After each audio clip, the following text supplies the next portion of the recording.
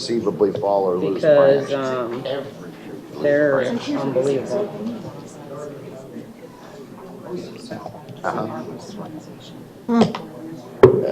I can't get my thing to work here. Or is it not turned on? Gotta go back. Did you go back Yeah. to join? I think we're, I'll leave and then rejoin maybe. yeah, I don't have, I know I had to be certified, but Maybe it it's just because opens up it's- another cache hole. we're live. Maybe because we're not on. Yeah, I don't want that tree. You know, not saying that it would happen in this town, but it will.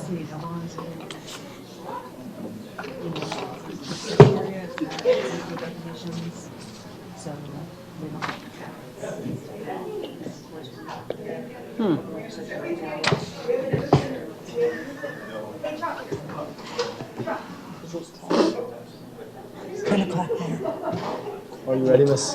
This place is getting busy. Well, good morning. Welcome to this commission meeting. Today's Tuesday, July 9th, 2019. It is 10 a.m. and we're in the city chambers. I call the city commission regular meeting to order. Those present with me are Commissioner Luke, Vice Mayor McDowell, myself, Mayor Hanks, Commissioner Carasone, Commissioner Emrich. We do have City Manager Lear, City Attorney Slayton, and our Deputy Clerk Taylor, along with Recording Secretary Hale. Chief of Police is back there, Chief Garrison. Just a couple of reminders, please turn your cell phones on vibrator off, and if you have a public comment card, they're right up here on the front. Just fill one of those out, give them to the officer, and you have 3 minutes to speak. If we could, let us stand for the invocation by Pastor Kyle Cannon. Yep, go ahead, sorry. I think the mics are on right here, so you can probably talk to them. Let's pray. Lord, we're thankful for this group of people here today who desire excellence in their city and strive for that. And Lord, I thank you for their expertise, their skills, and their willingness to serve this city. We pray for increased wisdom and understanding, cooperation for the greatness of the city of Northport. We pray. Amen. Amen. Pledge allegiance. I pledge allegiance to the flag of the United States of America and to the republic for which it stands, one nation, under God, indivisible, with liberty and justice for all.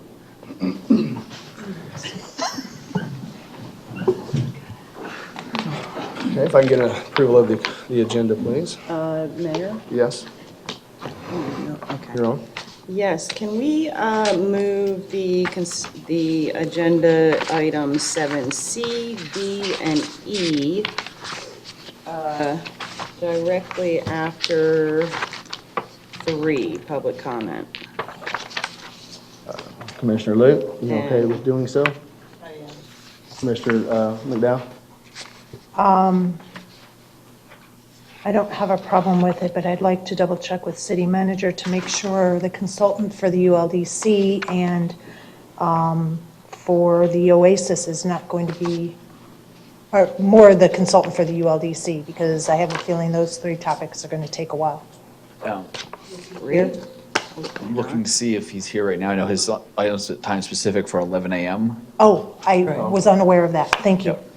I am not going to be here after 1. I have an appointment. Okay, That's why I didn't I'm- realize that was time certain for 11. I missed that part of it, so that's fine. You all right then? Yeah, I guess. Mr. Emmerich, you okay with Would you moving pull those up? 7, C, D, and E? Yeah, that's fine. Okay, and I'm good too, so we'll do that. If I can get approval of the agenda, moving 7, C, D, and E up to the front after public comment. So moved. Second. Motion on the floor by Commissioner Carasone, seconded by Commissioner Luke. Let's take the vote.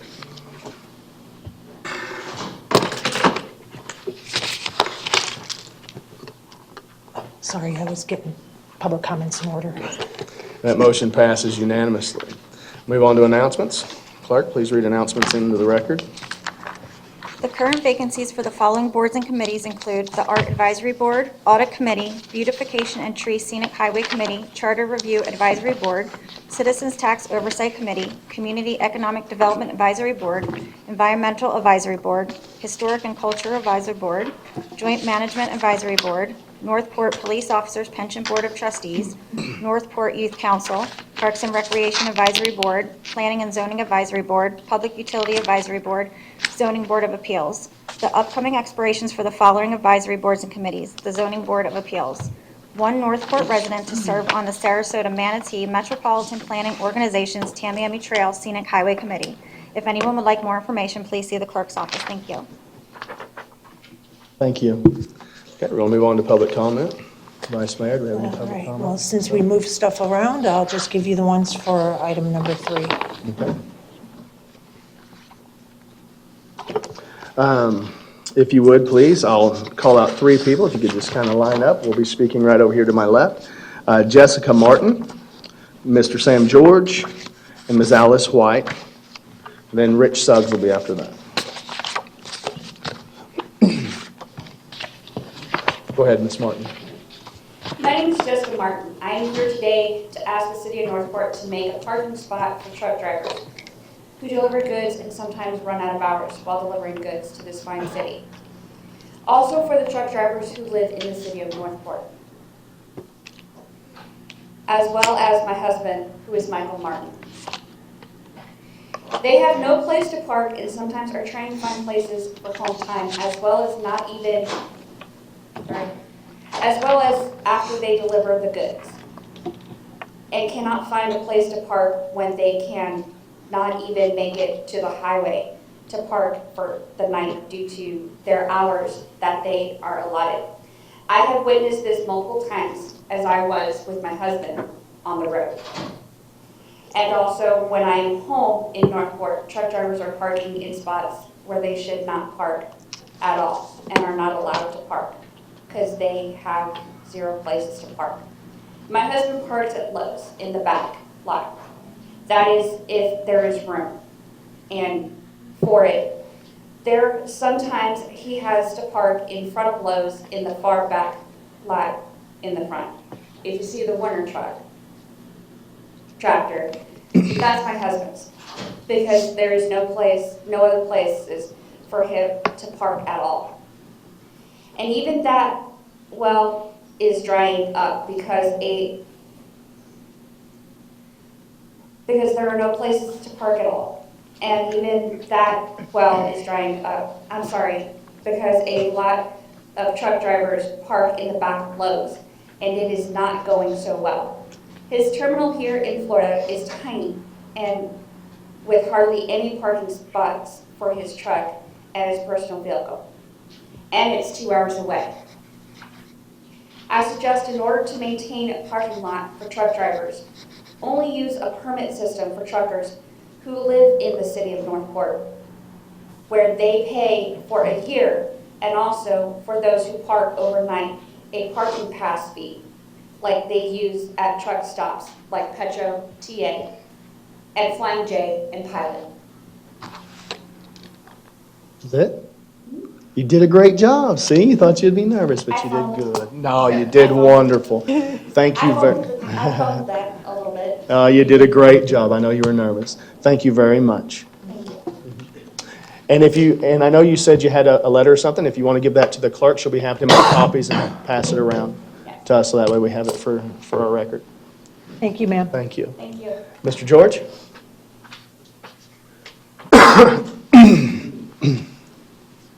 Thank you, Mayor. My name is Sam George, and I'm a resident of Northport. I came here today specifically to thank everyone in our city council and commission, legal department, and the management. We've come a long way.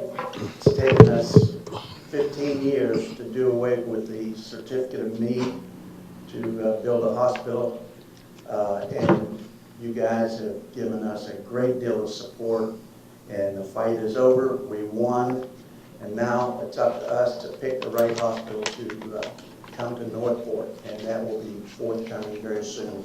But I specifically wanted to say thank you for all of your support. Our community health action team has been quite active, and just about every one of you have been a vital part of that chat group. And for that, we've been able to get the attention of those people that we need to get attention to. In the future, in the near future, we have our mayor who's going to be running for a county position, and I can tell you that the position that he's running for is owned by a commissioner who was a legislator at one time who does not care about Northport, has no collegial bone in her body, and for that reason we need to continue to grow and get tough and support our mayor when that time comes. Again, thank you for everything that you've done to help make Northport a great city to live in. Thank you, Sam. Also, Sam, do not sell yourself short for all the work you have done and Jim Blucher and them concerning this, because you guys have really worked hard for this. Miss you for Alice your- White? Hi, good morning. Good Hello, morning. Alice. Alice White, Frowell Street, Northport. I'm here to talk about the tree fund. I sent all of you an email, and thank you, those of you that responded, but I know these meetings are, a lot of people view them online, so I wanted them to know what was going on about the tree fund, which is money, again, that we collect when some trees are removed, and the purpose is to plant more trees. I know I sent all of you an email about that, how I requested that report for the last 10 years and how it seemed like everything, money was used for everything but planting trees, unfortunately. And I know that some of you responded, which is great, but I don't want that just to say, okay, this has to be fixed and leave it at that.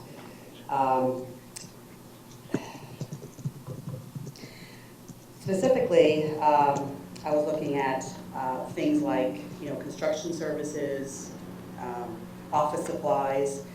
I know we were paying salary for the arborist for that, but it was also gas for the truck, benefits. It was just a lot of money taken out of that account for everything but planting trees. And just to put that in perspective, when People for Trees partnered with the city in 2008 and 2009, Commissioner Carafone, you remember this because you're in the pictures, that we planted over 300 street trees on North Salford over the course of 2 summers.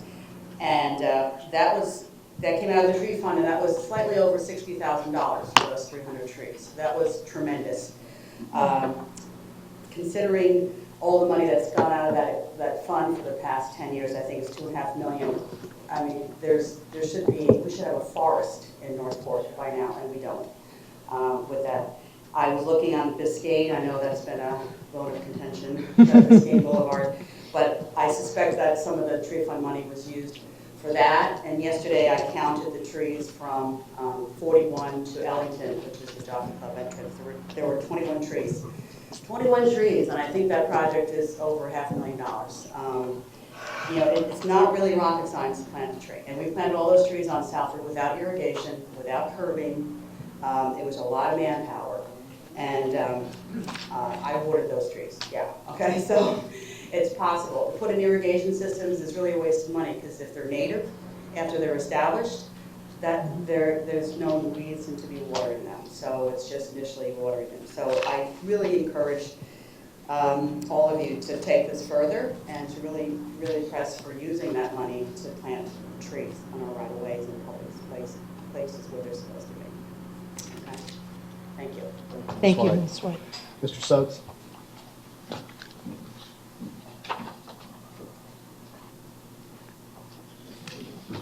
Hello, I'm Rich Suggs. I'm a resident of Northport, also serve as chairman of the Business and Economic Development Committee for the Northport Area Chamber of Commerce, and I sit on the Business and Economic Development Advisory Board for the city.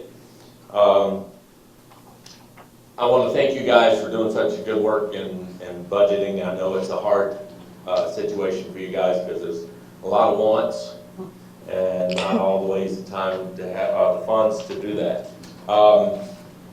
One of the things that we have learned in our Business and Economic Committee is that there is an effort that the city has put forth money to permit water and sewer running down Sumter Avenue out to the interstate. And They've already expended that money to do the permitting, but it costs about $2.8 million to run the water and sewer, and that's a harder nut to crack, finding those funds. Well, we also learned that the state of Florida has a Florida Job Growth Funds as a grant that they funded about 2 weeks ago with $40 million. The city is, at this time, we learned that the city is preparing a grant proposal for that. And unfortunately, the way this works is it's first come, first served. It's not like they wait till they get all the grants together and then decide. As soon as they come in, they kind of grade them. Once the money's gone, it's gone. Now, last year they had $80 million. This year it's $40 million. So really what I would like to do, Governor DeSantis says it's really going to be looking for projects that are ready to go. We have permitting. And we'll have a high return on investment. Well, there's already a developer that would like to develop part of that interchange out at Sumter and 75 that will bring medical centers, hotels, Class A and B office space. So we would have people moving into those locations. They already have people interested in taking care of that. What we need from the commission is a consensus to progress with the grant and a signature by the mayor, and then we just submit the grant. It would not be on the backs of these particular taxpayers, but would be paid out of that fund. So I sure hope that the commission would look at taking up this consensus in a timely fashion, and so we can submit that and hopefully get funding for something that the city really needs. Thank you, sir. Thank you. Ask a question Yep, about please. that? City manager, we have submitted for that? It is actually scheduled to be on either the July 23rd or September 10th meeting. Our grant writer is working on that application. My plan, as Mr. Sugg stated, yes, it's a first come, first serve.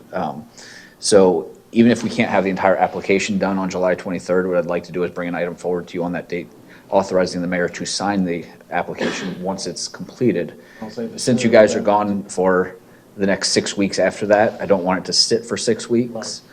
It's a lengthy application. We are working on it, but if commission's okay with that, we'll put it on the 23rd, authorizing the mayor to sign it when it's completed. Yeah, because it sounds like time is of the essence, and I was hoping that maybe there was an earlier meeting that we could get that Thursday. accomplished.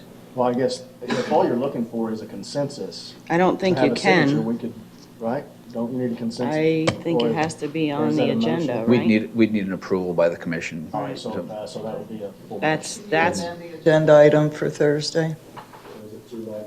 That's what I was, thank you, Commissioner, that's what I was You're kind a of little going bit more with. than Yep. 48 hours out Yep. for the If posting you're of just it. looking for the authority of a signature, That's what we're looking Right. for.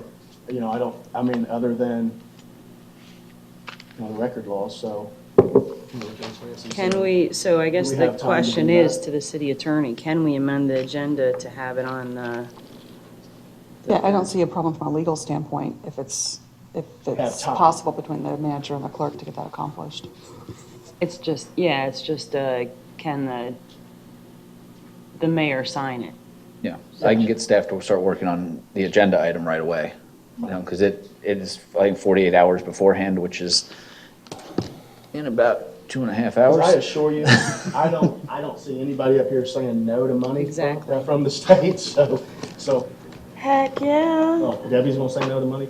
No, I'm just teasing. No, it's just, you were looking this way as you. Right now. Go ahead, Vice Mayor. Oh, God, I would never say no to free money. Oh, my gosh. I'm wondering, does this application have to have the mayor's signature? Yes. Okay. Because I was going to say, maybe we can instruct city manager to Right. sign it, but if Yeah. it had to have the No, city manager's. We've looked at that. I mean, historically, just so everybody is aware, applications, if they don't require the mayor's signature, I will sign those, as long as it's just an application. It's not a binding contract. This one wouldn't be a binding contract either, but it specifically asks for the mayor's signature. Gotcha. I was unaware of that, Yeah, that we- requirement. I Yeah, just the wanted to requirement see is, if. for most grants, that we bring them to you for acceptance. We try to get them to you for approval and acceptance if we have enough notice, but they have to come to you for acceptance because that's the binding side of it. But this one specifically asks for the mayor's signature, and the mayor can't sign without the approval of the entire body. All right, so I'll make a motion to approve, to have the agenda amended for July 11th, to have the job growth grant brought before us for discussion and possible action to have the mayor sign. Second. Motion You on want the to press your floor. button? Motion on the floor by Commissioner Carrison, seconded by the Vice Mayor. Let's take a vote.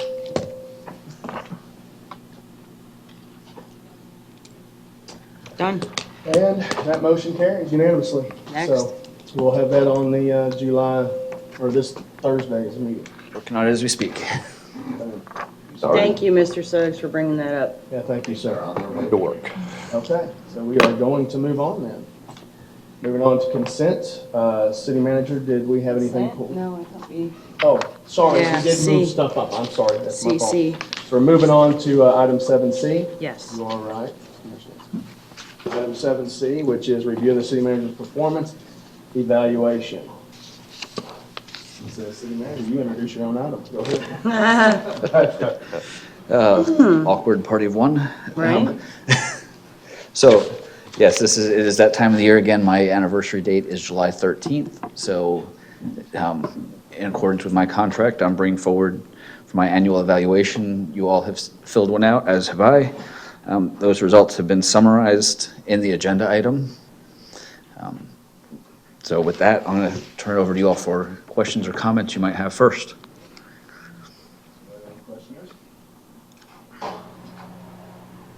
Nobody with any questions? Wow. Wow. Commissioner Mitch? Okay. Commissioner Luke, very good. No questions, We have just no comments. questions, so we'll move on to a discussion, because we do need to discuss percentages and. I things think of you that need nature. you would So we'll probably need need a- a motion. so we'll need a motion in order to do I'm such. trying to find the percentages. Commissioner McDowell?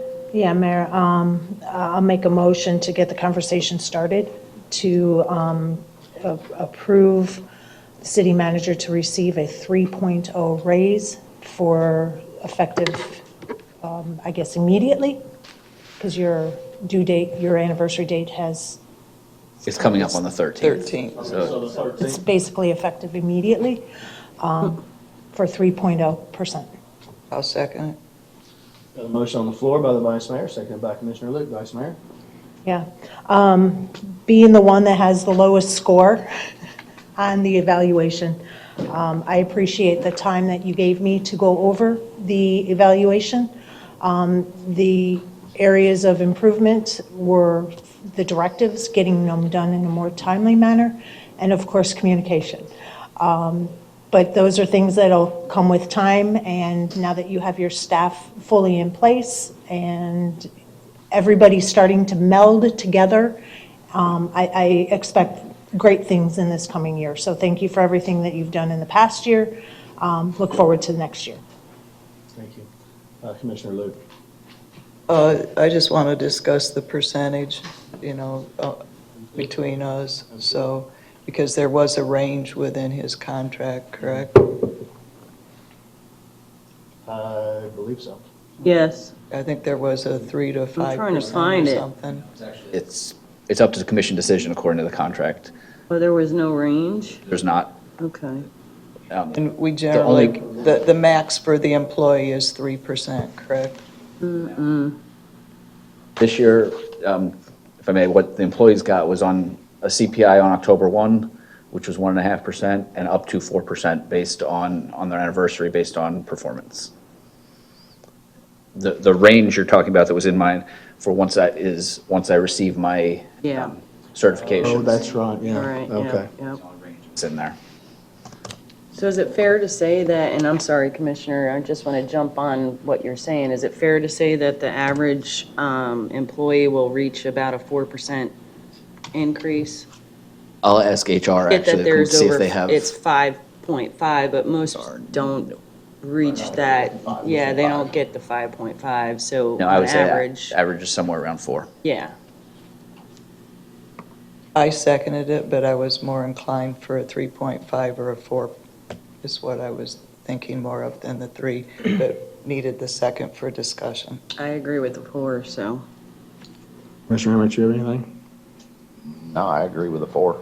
Yeah, I would have been more closer to the 4 too. We can vote this down and then I'll. So let's go ahead and take a vote on this motion. Oh.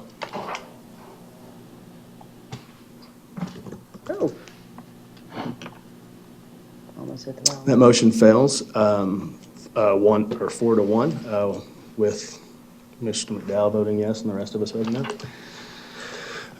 I'll entertain another motion. And I'll move to give the city manager a 4% raise effective July 13th, 2019, to reflect the average given to the city employee. Second. A motion on the floor by Commissioner Carasone, seconded by Commissioner Loop. Anything to that, Commissioner Carasone? Just think that it's what's fair is fair. Commissioner Loop? I'll agree. Thank you. Okay, Commissioner McDowell? Yeah,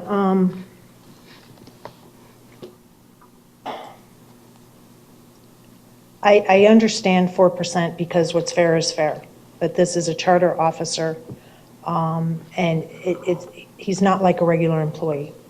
And for that reason, I think 4% is a little bit too high. So I just, each employee has to stand on their own merit, regardless if it's a charter officer or a regular employee. And I just feel that the 4% is a little bit high, so. Thank you, Commissioner McDowell. And it's understandable. As, as you looked at the evaluations, just as you said, my evaluation out of 5, I voted him a 4 because I think he's doing a phenomenal job, honestly. So that's why I support just a little higher raise. Anybody else? I don't have anything, so let's take the vote. And that passes 4 to 1 with Commissioner McDowell dissenting for reasons stated. And I just want to make a further comment. City Manager, that is no reflection on you, my vote against the 4%. I do think you are making great strides in the city. I cannot approve a 4% increase. It's nothing against you. Appreciate that. Thank you. Okay, now we're going to move on to item D, review and discussion of the Sky YMCA notice to vacate Algol facility. City Manager, please introduce the item. Thank you, Mayor.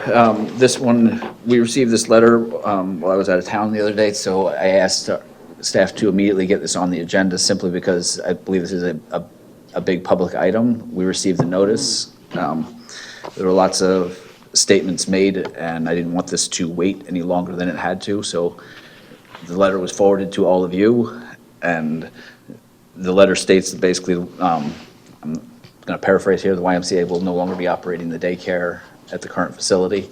They are invoking the 180-day notice in the contract. This commission wanted to have one. Okay. Anybody have anything they want to discuss on this? Have nothing from that side? Can I ask a question? Okay, Commissioner McDowell. It's question time, right? Okay. I appreciate you putting it on the agenda, but they invoked 180 days, so I don't think there is anything to discuss because it's their prerogative, and I'm just wondering, what is it that you want us to discuss, City Manager? Mainly because there's been a whole lot of comments as anticipated. As soon as we got this, I wanted to make sure that you all were aware, and if you wanted to discuss it, because you can't discuss it individually or as a group outside of this meeting. And since the letter came to you all, I wanted to provide the opportunity for you to discuss it if there was anything you wanted to discuss. Thank you. The last thing I wanted to do was get a letter like this and say, yeah, we're not doing anything with it. Yeah. Just let the chips fall where they may. I thought this was an issue that deserved your conversation if you wanted to have one. So I wanted to provide the opportunity, as your next one will be late July, and it's one of those things that if there's something you wanted to do, the more time that you can give me to do anything you direct would be more beneficial for me. Appreciate that. Thank you. Commissioner Carasone. Yeah, I have a couple of questions. One is, has to do with the budget, so you might have to look this up because I've been trying to multitask and apparently I'm not very good at it today. Our summer camp through the Parks and Recs, how much do we spend annually on the employees, the power, the water, and any other administrative costs that are specific to, or any other costs that are specific to that summer camp that we run, as well as the winter camp and all the other camps that we subsidize? That is something I would have to look up. I can tell you that Right. the power, all those utility items are not broken out separately just for the camp because the facility is already in existence. It's something we'd operate anyway. I'm sure there is an incremental cost due to the increased people at the facility. And we can look at what the changes are and try to get at least a rough estimate of those. The easiest number to come up with would be the staffing number. And I'm not looking for exact numbers, I'm just looking for a rough estimate that, what is it, 1 million? Is it 500,000? I mean, we run camps all year long, so what is that overall number? Our staff, I can tell you, are Okay. busy trying to find it, but. Thank you. I don't All have it right, off the top of my next head. question I have is that, where does this put us with our previous action requesting a P3 to refurbish and redevelop the Dallas White Park area? Staff is still moving forward with the direction we had. This does not impact that direction. It just means they won't be here while we continue that process. Okay, The commission gave direction to have something back to you within 6 months. I met again yesterday with staff to go over this. The only thing that would change as a result of this is if you gave me new direction today. Right now, we are moving forward to get a P3 solicitation out there. We discussed yesterday the options of how we could do that. What are the options available to us under our P3 ordinance? In our discussion, the number one option seemed to be putting out an RFP that we're developing a scope for right now to get that out there for a P3. What's your P3? so how long is it that is going to actually take before we have that back before us? I know I was given a deadline of 6 months, but Right. we're trying to get it sooner. All right, so let's just say it takes the full 6 months before that's in action. How long would it take to actually build or refurbish that particular campus?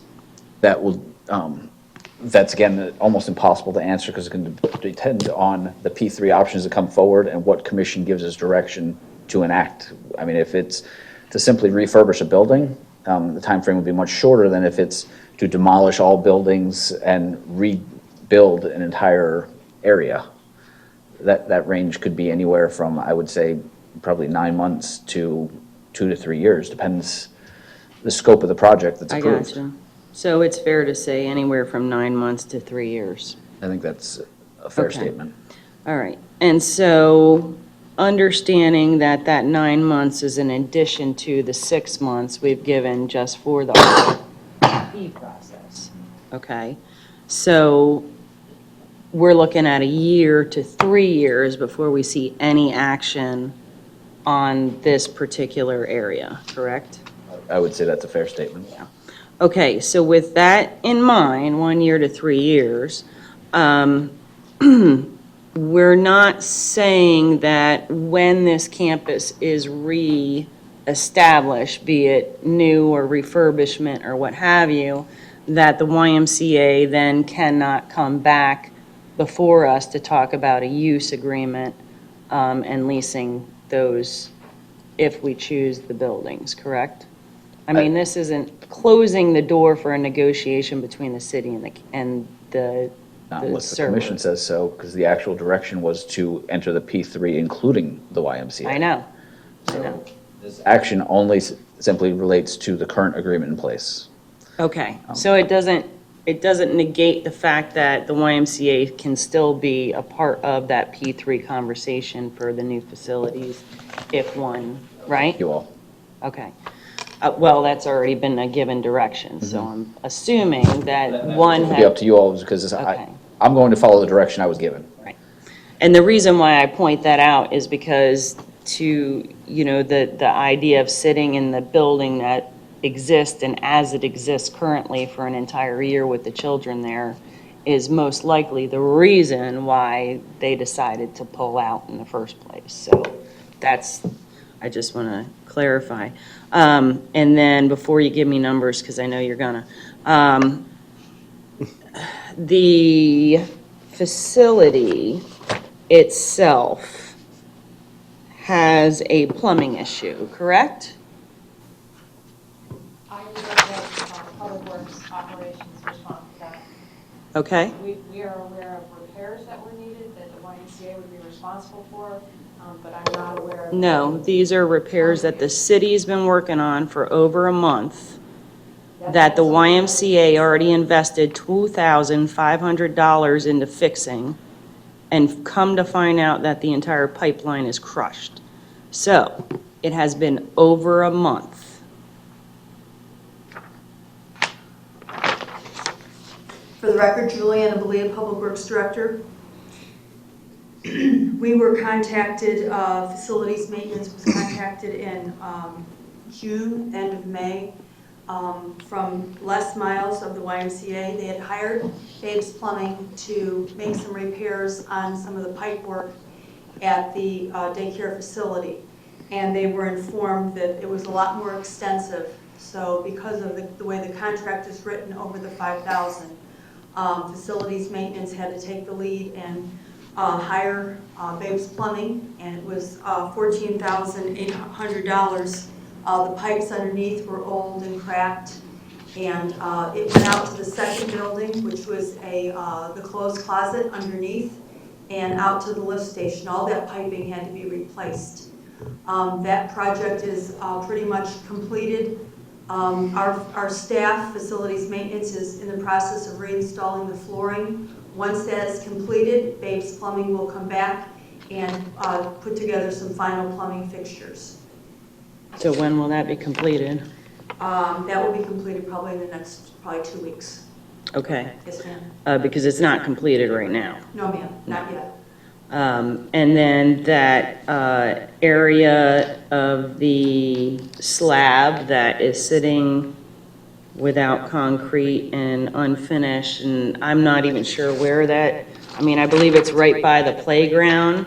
What's the deal with that? Do we know? I Don't know? have to check. I'm not Okay. sure. I have to investigate that. Okay, so there's that. Thank you. Thank you. Okay, numbers? All right, for Sandy Feinler, Parks and Recreation Director, for summer camp, and this is for both the GMAC camp at Mullen and at Morgan. The revenue was $148,000. Expenses were about $120,000. This does not include any of the utilities or any other overhead for that building. This is just direct costs for staff, supplies, equipment, field trips, etc. Okay, so 120,000 is what we're paying for staff. No, that is what we're paying for 2 camps for 10 weeks to operate for staff, for contracted services, for cell phones, for rentals, for printing, for food, for ads, operating supplies, uniforms, camp shirts. Right, Everything right, except, right. Electric, water. Okay, so electric and water, is it fair to say that 20,000 annually is spent, so you break even? You don't make money? I wouldn't venture to say what that is for the building. It's not something that's tracked separately per program. In fact, those bills are paid by facilities, not by Parks and Recreation. Okay, so we don't know whether we break even or not on that. Now, we have an analysis of the actual building Mm-hmm. and what it costs to run the building just to open the doors, which I can find, but we don't have it per program. Because usually there's multiple things going on in both buildings. It seems like in a workshop last year, we asked this question, and I think it came back, it was kind of a break-even point last year. Yeah, but I when don't we talked think- about it during a workshop. We talked about it during a budget workshop, and I want to say it was 2 years ago.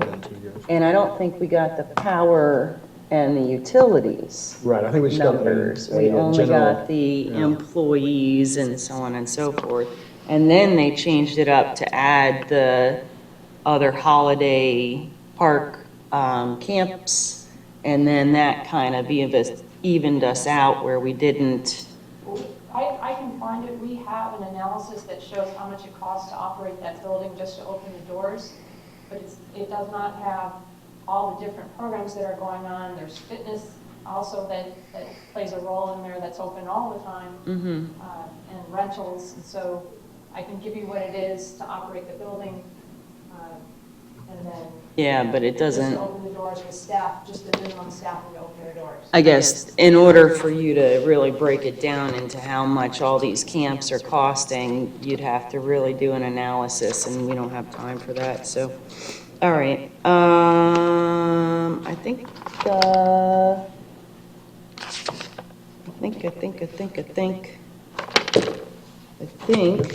that is about it for now, yeah. Thank you. I just have one follow-up question. I apologize for not asking it originally. City Manager, according to the contract with the YMCA,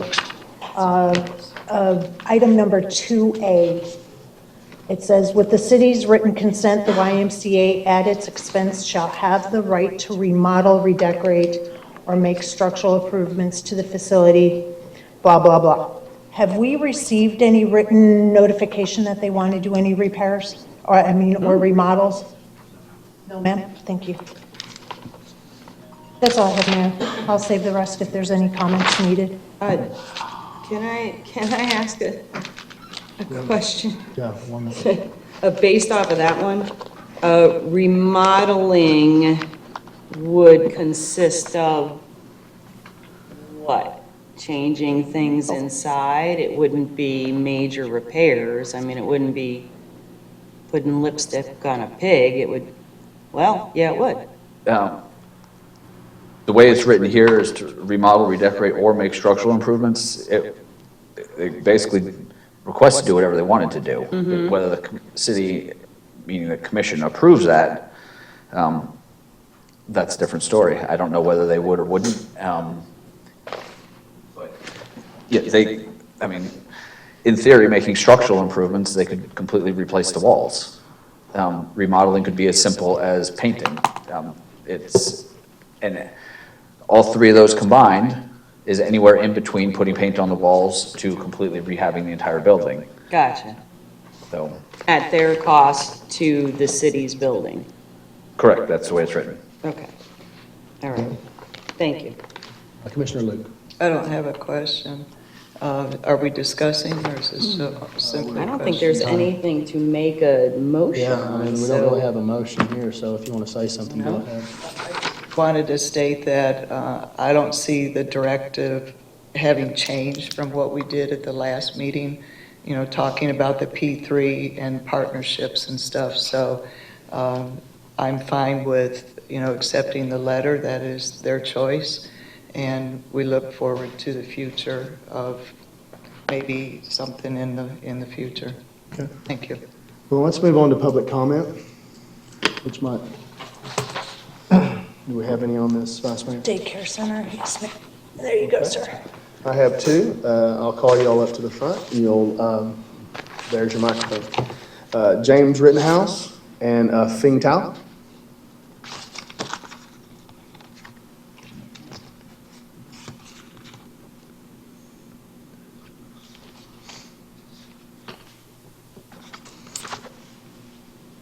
Yes, sir. Just right over there, and then please state your name for the record.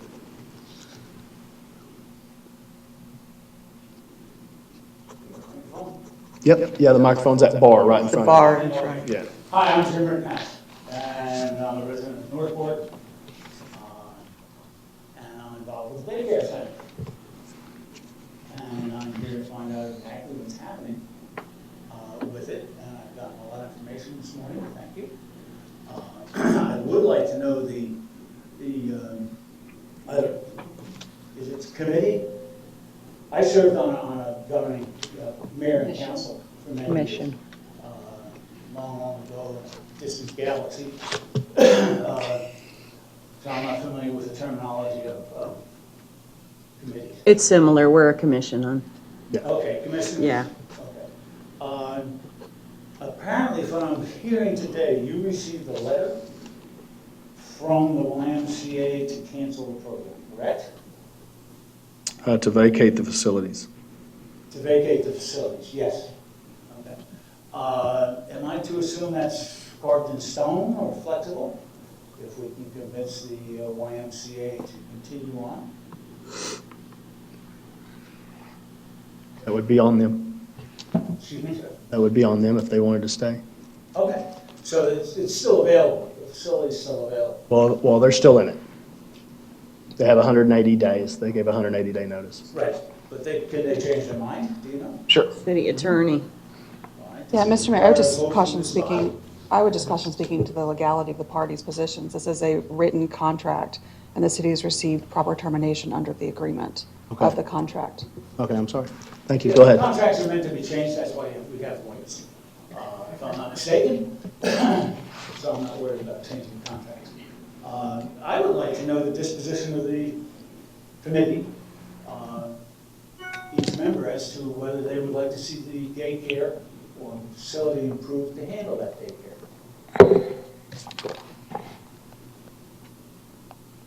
Is there any way to get any? Well, we're going to discuss that here. You'll hear everything out whenever we finish our discussion, exactly where we stand. Because I can't tell you what the other commissioners are going to say. This is the first I want to hear from You're going to have a them. meeting on it? Well, right now, we're having it right now. Good, I'm glad I'm here. I came to the right spot. I want to advocate that, especially the daycare, I have a family member in it. And she's doing absolutely wonderful in it. She had been in other daycare centers where it was not as successful. And I would argue for the continuation, and I know you're not really the ones I guess should be presenting, for the continuation of that program. Okay, this would mean the continuation of the contract for the use of the facility. All right, I don't know how I can advocate for that other than going through the YMCA at this point. Correct? Thank you, Mr. Rittenhouse. Wonderful. Your 3 minutes are up, sir. Well, we. Yeah, I know. I'm fully aware that I don't have all day. Summarize. And I thank you for your time. Thank you, sir. 3 minutes is not enough. Mr. Feng Tao. Thank you. I have a Mr. Feng Tao. Excuse me, sir. I have a Mr. Feng Tao that wants to give a, I don't know who that is. Do you want to go ahead and give a comment? You got to come up here. sir. Yeah, you have to talk through the microphone. I can't hear you. You have to be on the record.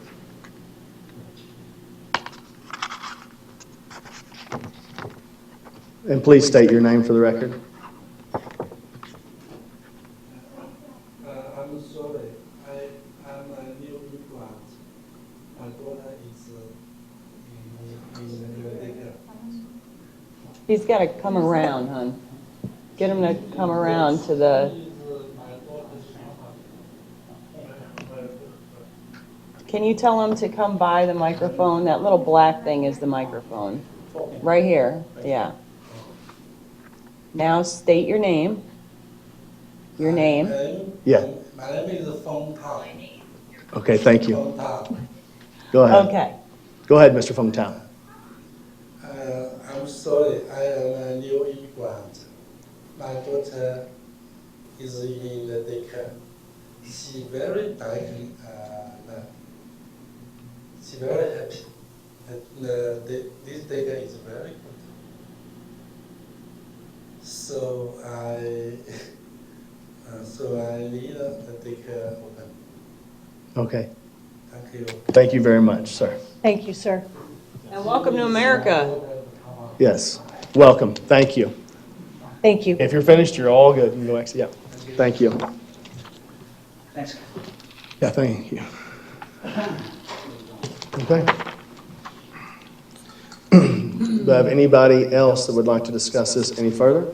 Or we'll move on to our next agenda item. Before you move on, Mayor, if there's no other discussion on this topic, okay. I owe our citizen a huge apology. I misread the item number he wanted to speak about. He wanted to give public comment during the city manager's evaluation. I misread the number. Okay. Commissioner, would it be all right to hear this really quick? Yeah, but I have my light on to Oh. kind of do a Thank closing you. statement on this. Okay, so Commissioner Carrison, we'll let you do that, and then I'll get to Yep. Mr. Martin's public comment. But that came in after I'm sorry. Mr. Martin brought his card in after the comment was done. Or after the, This one was sitting there. I Okay. think. The commenter gave me a card. I misread the number. He wanted to speak for the city manager's evaluation. so he sent his second card in? No, it's only card. Yeah, I think it was sitting there. Go ahead, Commissioner.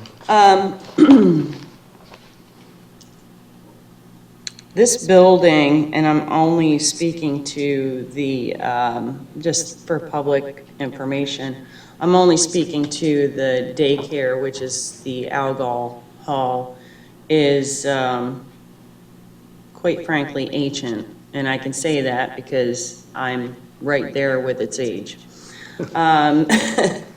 It is in dire need for extensive repairs, and just,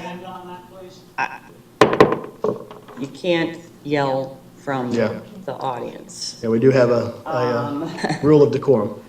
Anyways, the extensive repairs are not, I mean, we had a conversation and the questions today about the pipeline that runs underneath the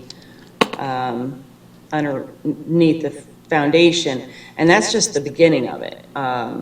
Having them fall apart, we haven't even looked into the electricity, the wiring, the ductwork, the AC ducts that may not have been replaced anytime in the recent history. So this could become quite an extensive issue. Not that it's illogical that we could go ahead and fix all these versus rebuilding something.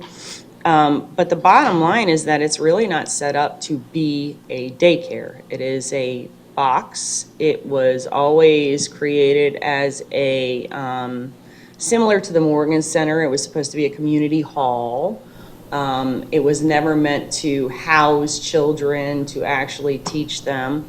There's no real daycare center area that would allow for us to have a, what am I talking about? The back of it is a very small portion where they get to play outside.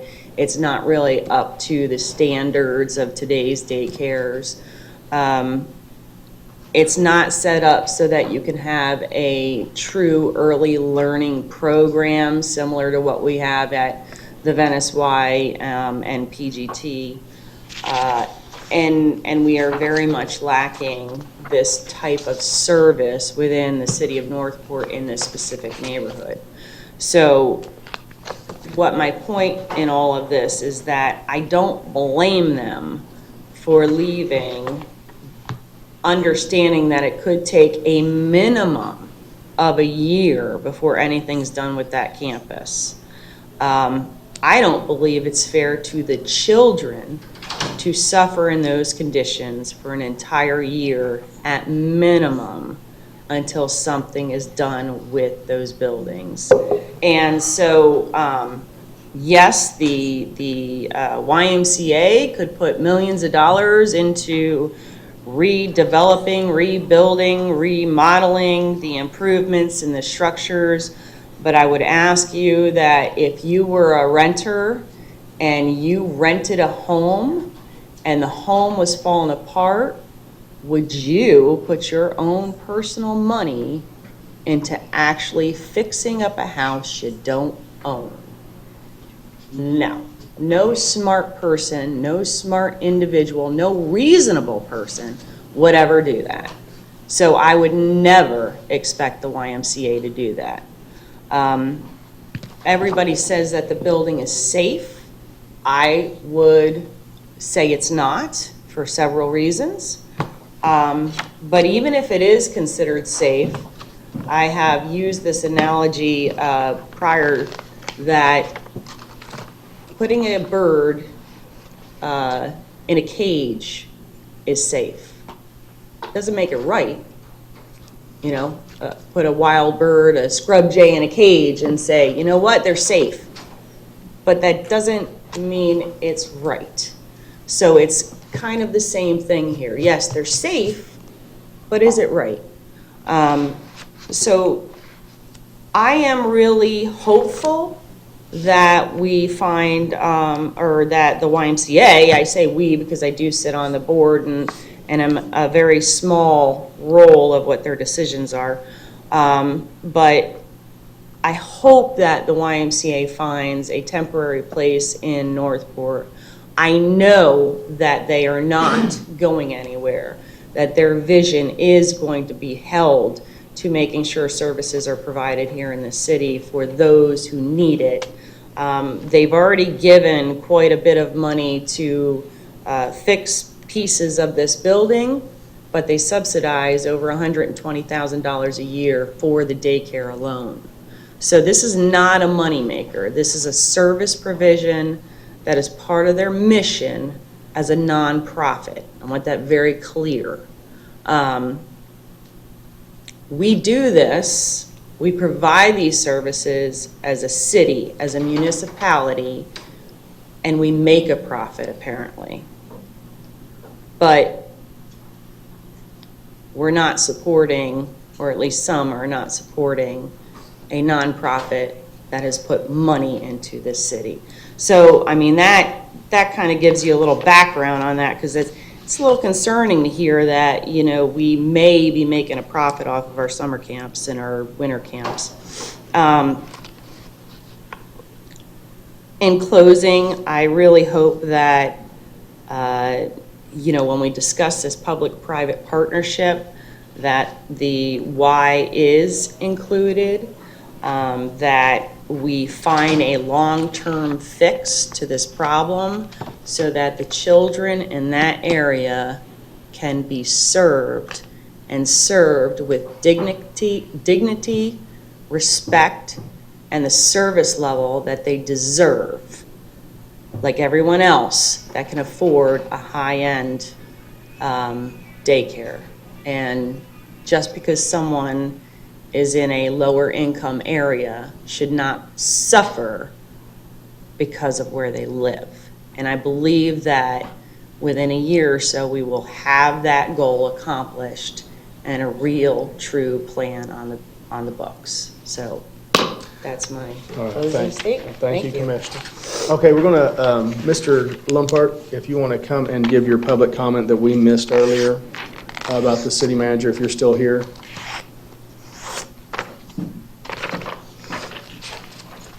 Mr. Lamperda, I'm sorry, I misread that number.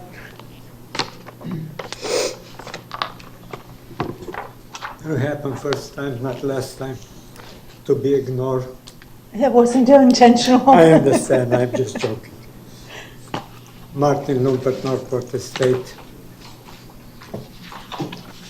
My position is nobody in city management, including your commission, should have any raise till they don't find out exactly what city owns, what you maintain.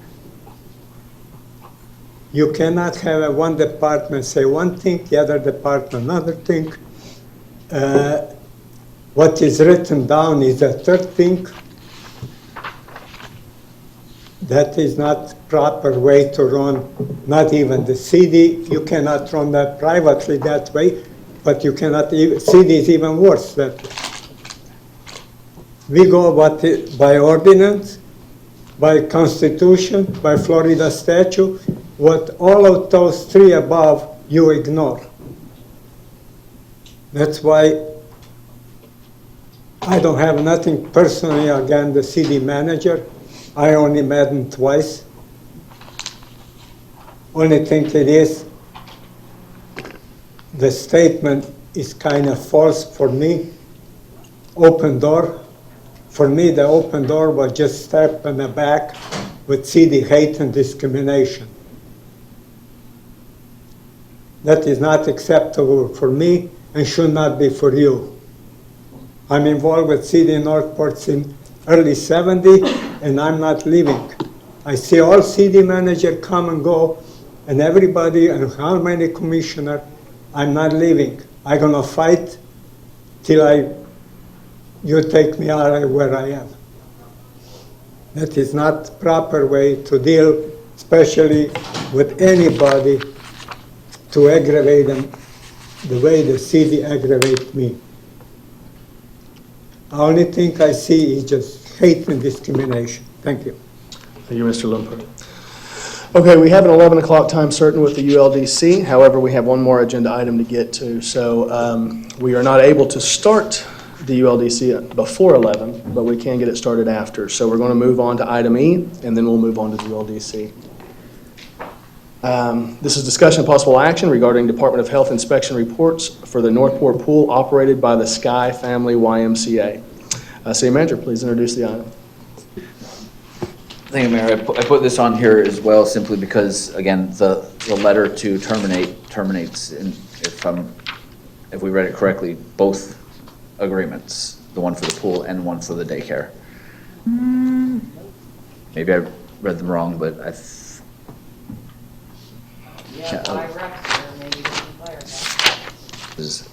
that was the way that we read the agreement. So. The termination letter, there are two agreements, facility agreements in place, one for the pool, one for the building, and each agreement has a number assigned to it. It's identified in the assignments where this YMCA entity assumed the agreements from another YMCA entity. The termination letter does not specify which agreements are being terminated. It doesn't mention the agreements by name or by number, but it does say that they intend to vacate the facilities. So a reasonable interpretation is if they're leaving the building, they're also leaving the pool. Okay. Can we, maybe we have somebody from the Y that can come up here and speak to that? Would anybody like to do that, please? Would you like me to hear it? Just right up here is fine. Yes, sir. Yes, sir. My name is Gordon Echtenkamp. I'm the interim CEO of the Sky Family YMCA. And our intention was directly related to the child care center. It was not, there was no interest in discussion about the pool. So your desire is not to vacate the pool? Our desire is not to vacate the pool. Okay, Our desire is to vacate only the child care center. That was the intention. Okay, thank you. And and that's part of what the city attorney recommended we get some clarification when in the email conversations that we had over this, because unfortunately these came in while I was out of town, so the best we could handle was through email.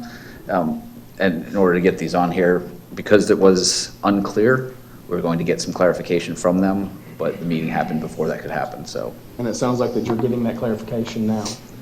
Yeah, and I'm reading, Mayor, if I may, I'm reading the letter, and it says facility, singular, and it specifically says the daycare, so I'm not sure how this could be confusing.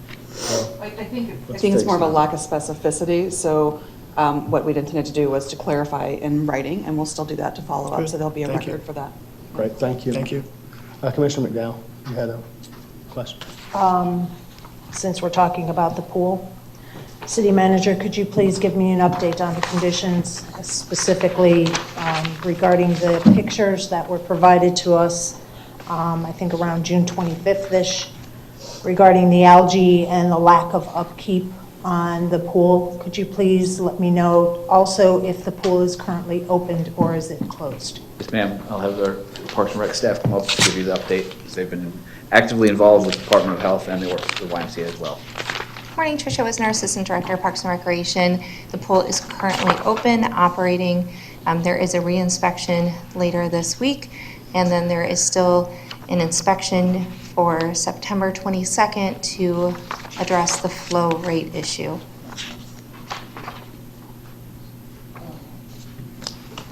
Could you please address the question about the pictures? Is the pool currently in these conditions? The pool is much cleaner. There are still some issues with the surface. The surface is cracked and is frequently has issues with pieces kind of falling off. The YMCA was trying to use a different epoxy to see if that would help that situation. However, upon inspection or re-inspection and aquatic staff went out to evaluate as well, it is much cleaner at this point. There's no more green or black? It is significantly less. Okay. Can you shed some light on how it got to these green algae things? Because in my untrained eye, it looks like just simple maintenance. Within the time from the inspection to the re-inspection, there was maintenance work completed and it made a significant difference on the appearance of the pool. We had contacted the YMCA. They had noted that they had staffing issues for a couple weeks and had indicated that that was probably the result of some staffing issues. So that brings me to my next question. Great segue. Who maintains the pool? I know it's the YMCA that is required to maintain the pool. But do you know if they have a company that does it, or do they have their own staff that does it? It's my understanding they do have their own staff that do it. And the staff is certified pool people? I don't know if It there's is my such a thing. understanding that there's a certified pool operator, and then they have a head lifeguard as well.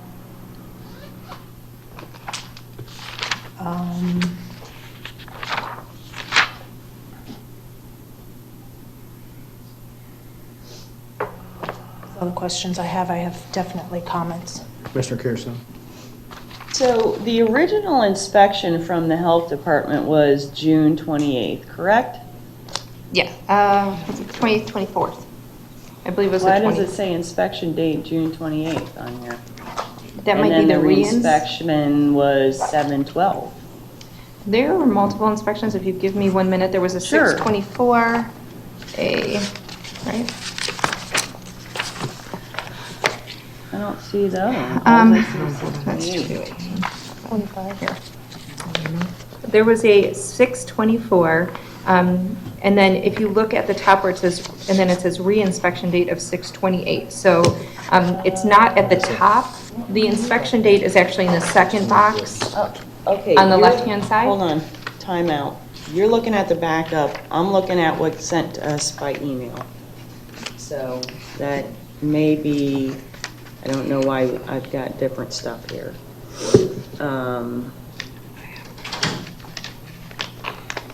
Look at the backup here, because I'm only looking at the email. And the email that we all received says 6/28. The email was regarding the re-inspection date of 6/28. So the original inspection But that's was not what it says. 6/24. This is from the state of Florida Department of Health. It's on their letterhead. It says, oh, I'm sorry, purpose is re-inspection on the 28th. Okay. Yes. So now, is the 28th even valid, that inspection? Because the 28th, I know for a fact that I don't know how they were there at 3:50 to 4:30, because between 3:50 and 4:30, you couldn't drive down the road. I did speak with the inspector. Thank you. She called me right afterwards, said that she was drenched from being out in the rain. Drenched? And did the best inspection she could under the conditions to meet the re-inspection requirement date. Okay, so the 28th is iffy, pretty much, because I don't know how you could have done anything on the 28th. I couldn't even barely see. And we lost power, I don't know how many times. That was crazy. So then the original date was what day? And 6/24 was the first inspection of this. 24th.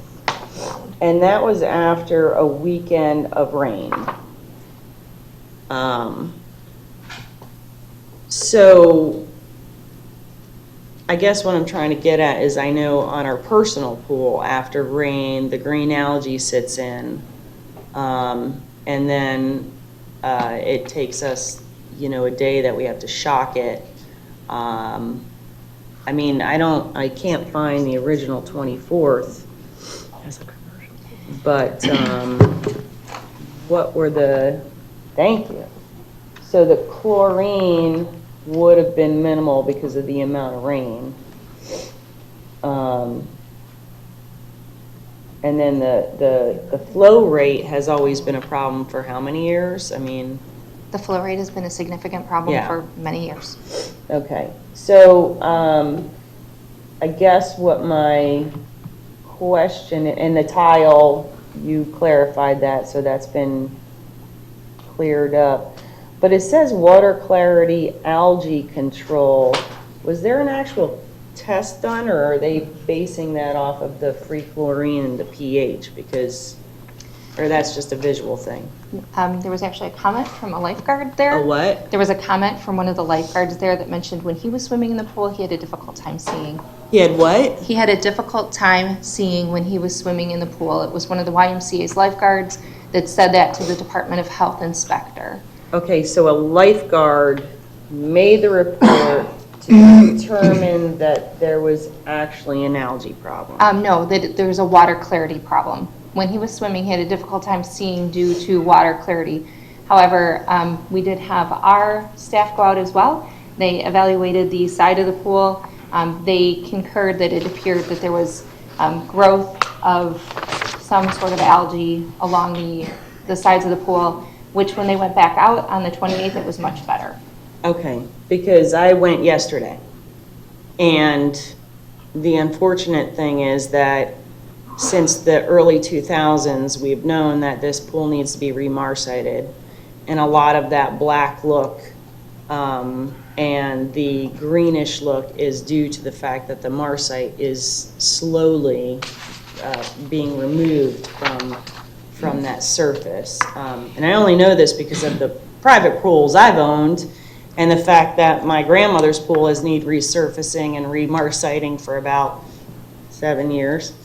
And they don't even do it anymore. So that's why we don't use marcite anymore. So how do you definitively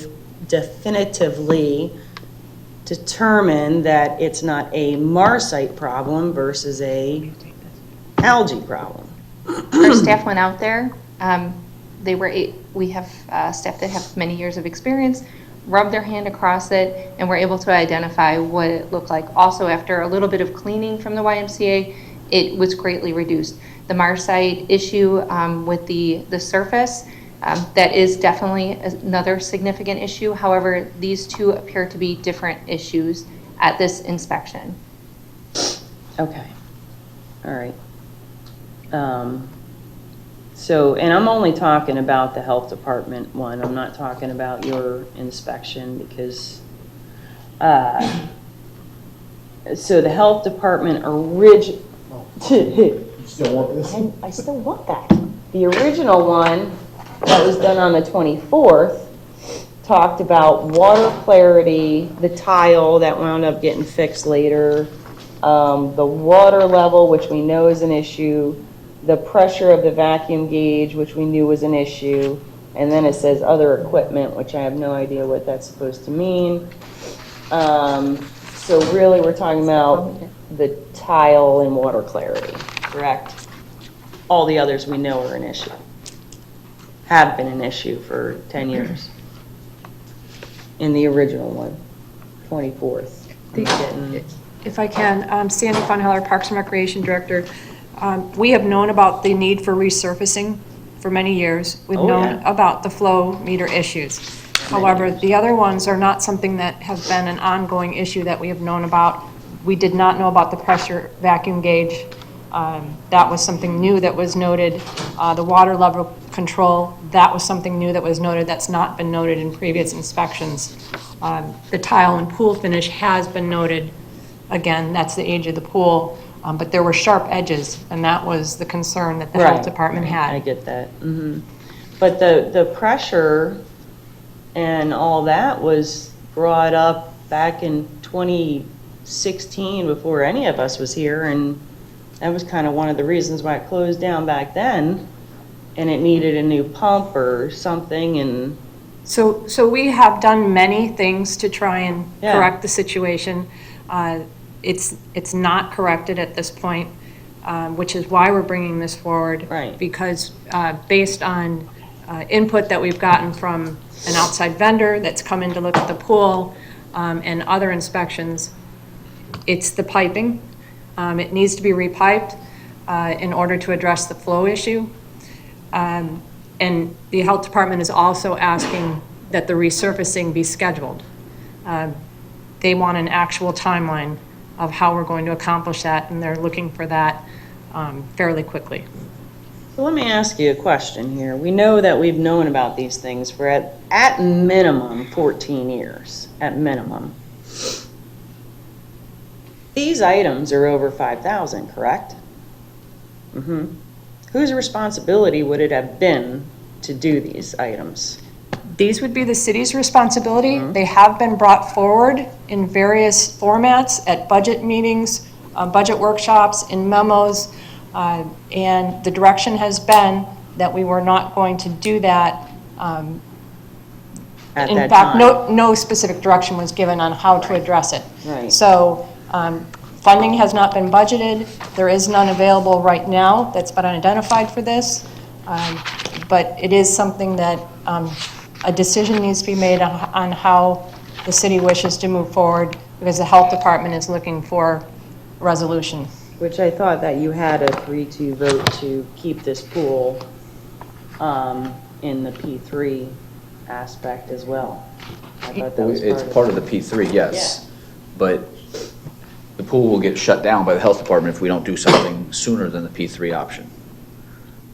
There is no, the timeline that, even if we went out for a request for bids to address the pool itself, which is going to be a $300,000 to $400,000 cost based on estimates, and I just want to make sure everybody understands, that is the pool only, the vessel that holds the water. It is not all the ancillary facilities that support it, that That's also where need that to be updated. 2.2 million came, was the whole Correct. facility, right? Correct.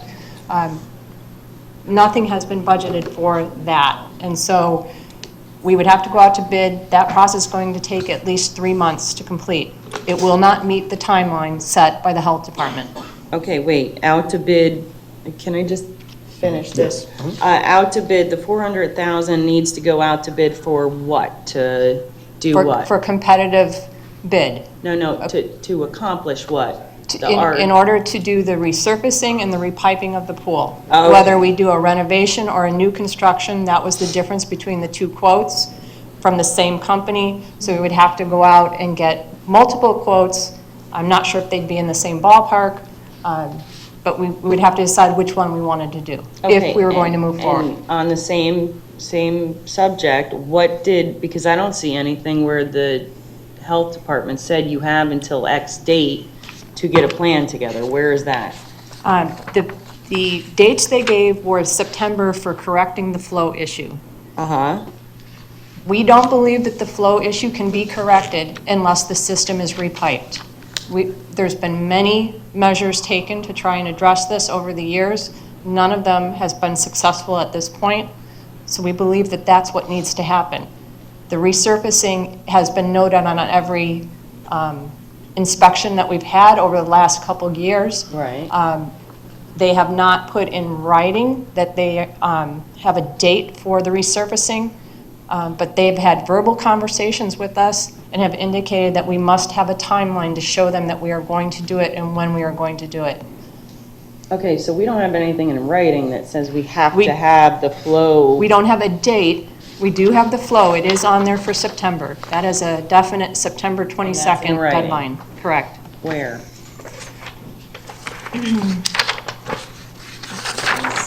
And that's September 2019?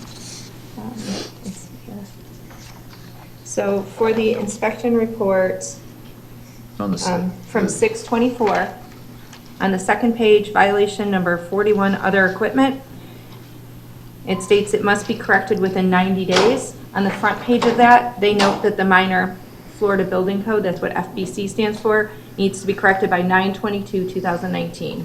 So There you go. that's Okay. that's the dates we're looking at. All right, that makes sense, all right. Sorry, go ahead. Commissioner Liu?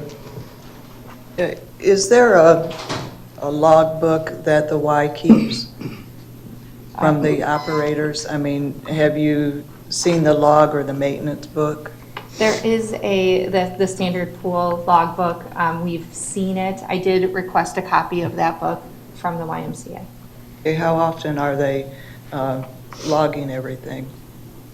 I've only looked at it a cursory vision. I've asked for a copy of it. I'll be able to answer that after I receive that copy.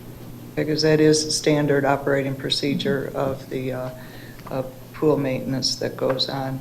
How about a membership list of who uses the pool? How many people actually have a membership for pool usage? I've also requested that and have not received that yet from the YMCA. Has the vacuum gauge been replaced since the violations? As of a conversation at the end of last week, it had not been replaced. Has the vacuum gauge been installed? No. Has the filter been cleaned? I do believe the filter was cleaned before the last inspection. And where does that wastewater run to after the backwash goes on? I would have to research that. Does the Y know where backwash water goes to? Where the DE water goes? The sewer line, what the YMCA is indicating. Okay, because that type of stuff is very important when it's backwashing, because that is chemical and can be viewed as being toxic.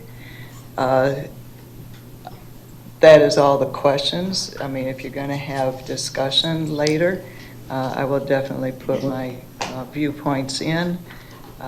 This pool has limped a long time. I've got people who cared for this pool years ago when it was redone have reached out to me and told me how poor it is. So, Commissioner later. Luke, Thank you. Director Belia has an answer to that question.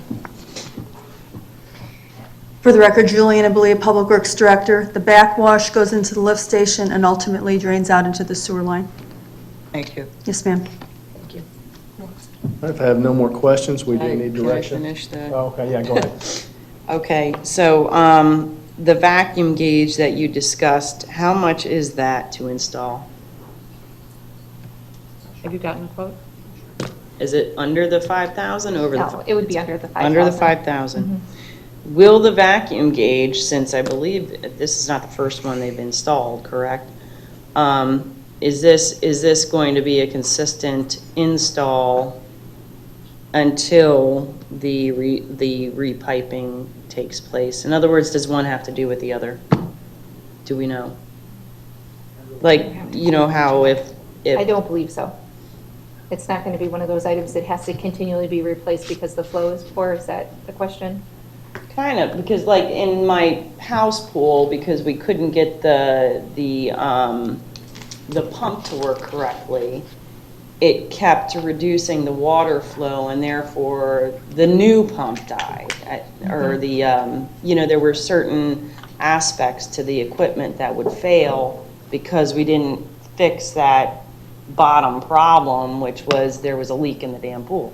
So that's what I'm trying to get at. Is this going to be a continual issue until it's repiped, that this gauge is going to have to keep getting replaced? The vacuum gauge itself should not be a repeat problem based upon that. However, we have seen issues with the heater and the pump Right. and other items because the flow is so poor that they are not meeting the standard life. Life expectancy, okay, yeah. All right, I guess I just have to wonder I mean, we already have a conversation about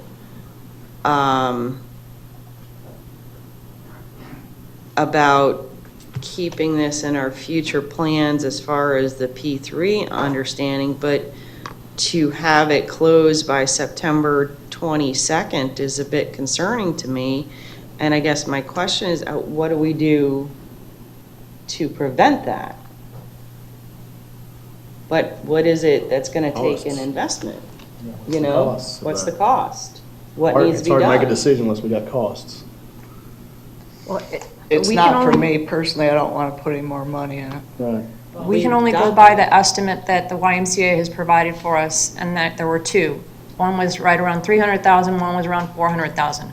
I think the issue right now is that our procurement code requires a certain process, and through that process, we will not be able to meet the deadline.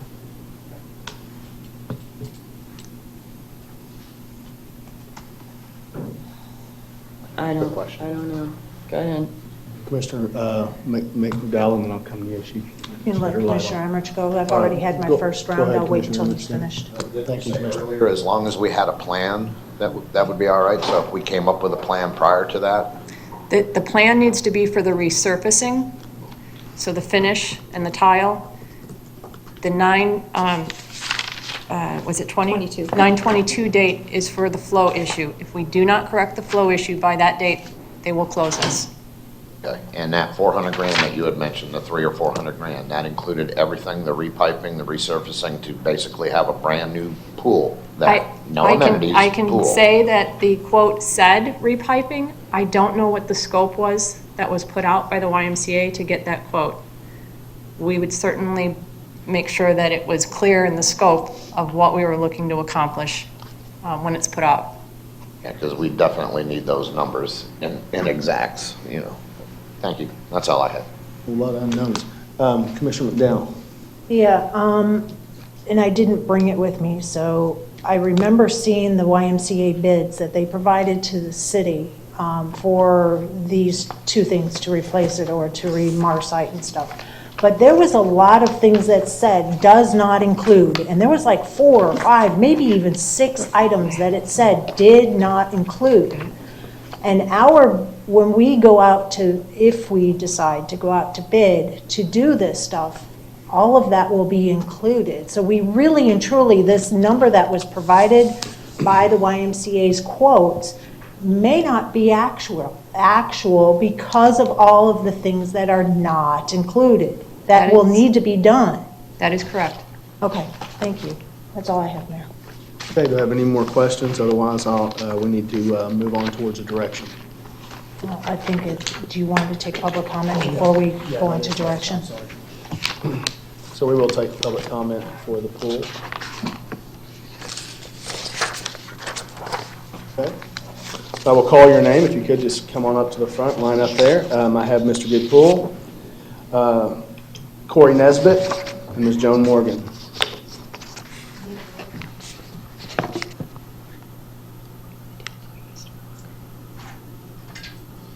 Okay, good morning, Mayor. I'm Vanessa. I didn't expect to be called first. I've been listening to you guys talking about all this. I've been going to this pool. Did you state your name for the record? Oh, Corey Nesbitt, yeah. Oh, you've got okay, it thank right, you. Yeah. I've been going to this pool for 17 years. I volunteer there 5 days a week, and it's the best I've ever seen it, to be honest with you. The lady, you were talking about why it gets green. When it rains a lot, we get the algae problem, and that's why it gets green, and then the lifeguards will clean it off. That's always been a problem, and when the water's warm. But my thing here is what's happening here with the pool. The daycare is quite shocking to me, that we no longer have daycare. You're talking about bringing in low-income families into Toledo Glade. Where are they going to put these children? These people cannot afford daycare for their children. So the closing of that is a problem to me. But the closing of the pool, all the retirees and the snowbirds and the kids learn to swim. It's quite shocking to me that a city as large as Northport will have nowhere where the kids have to learn to swim. And it's the leading cause of death amongst children in Florida. What we're going to end up is what I see, if we don't get this pool straightened out and work with the YMCA to help out and do something about this. I don't know what the ramifications are behind the scenes of what relationships you have, but I'm always hearing the why against Northport. We're going to end up being known as Northport, the city of fast food restaurants and gas stations, because that's all I see happening here. And this can be a beautiful city. I'm already having all the snowbirds calling me from Canada and from up north.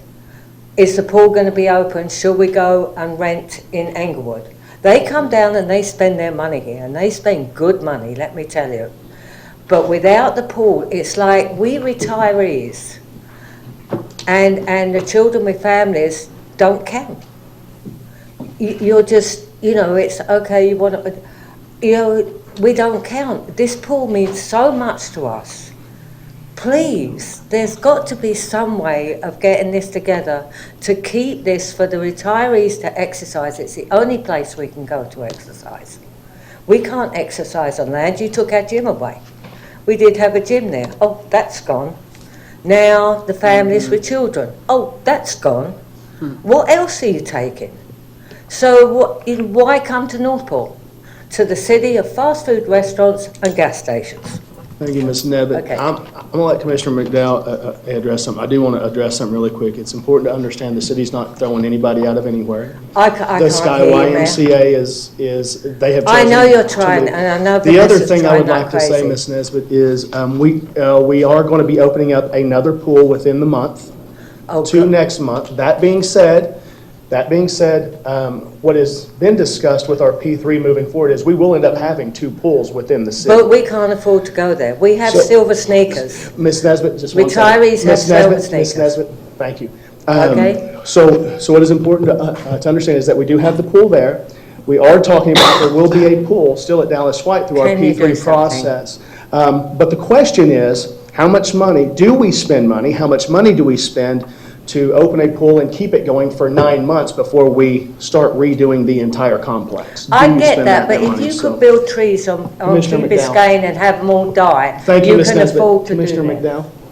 Yeah, I just want to remind everybody that the gym that the public commenter was talking about, we have a Morgan Center, Mullen Center, that does have gym facilities. It was the YMCA, when they changed ownership, that closed the gym over by Winn-Dixie. So I'm looking forward to our new aquatic center being open so that people can learn to swim and adults can go swim there. And I know staff is working on silver sneakers. That's all I have. Okay, thank you. Mr. Poole? Hi, Gid Poole, Northport, Florida. I stayed up all last night writing this, and you guys started talking about it, and now you've talked about half the stuff I was going to talk about, so we're back to winging it. No, a couple of things. As most of you know, I worked for a pool management company in New Jersey for years, and we managed over 127 pools. Everything from indoor senior citizen pools to outdoor pools, including the Princeton University pools. When I looked at the health report on that pool, what I saw was a dead pool, period, dead, done, finished. The health department has given you a list of things that when they come back and inspect, they will close it down immediately. Some of those are low chlorine, low flow rate, wrong pH levels, things like that. We were talking about algae earlier. Algae is really, and I'm going to read this so I get it right. Algae is a function of phosphates in the water, lack of circulation, or low chlorine. You can have good chlorine and still get algae if you have dead spots in the pool. And because you got a low flow rate, there's a distinct possibility that you're not getting the circulation inside the pool that you require to get the chlorine to some of those spots. So, and I remember what Commissioner Carasone said, when I was here 3 years ago, that vacuum gauge was the big discussion. Vacuum gauge. It's like, does anybody make a vacuum gauge? Because we can't seem to find one. You know, see, and so, and the commissioner's been through this long before any of us got here. You know, she was probably like 12 or something when they started this discussion. You know, and just to say, Commissioner Carasone, I will give $50 to your favorite charity if when they open the water park, you'll go that tall water slide that I can see from the highway and go down that sucker. Just so, I want to see that. I will pay $50 for your favorite charity. But anyway, where I was going with this is one of the things that concerns me is the P3 thing is sort of a latecomer to the party, because I don't think the city needs to spend money to build a second pool. The aquatic park was built because you didn't want to repair or replace the Dallas White Pool. And now all of a sudden, it is almost like you're watching a late-night info commercial. The commissioner wanted the aquatic park. The commissioner's got the aquatic park. But wait, there's more. For only $2 million plus shipping and handling, we can give you another pool. Okay? And I don't think that's the way to do business. I think eventually there will be another pool somewhere in Northport, but I think at this point, given all the other problems with the reconstruction of Dallas White Park and things like that, I don't think the new pool needs to be considered, period. Thank you, sir. Ms. Morgan?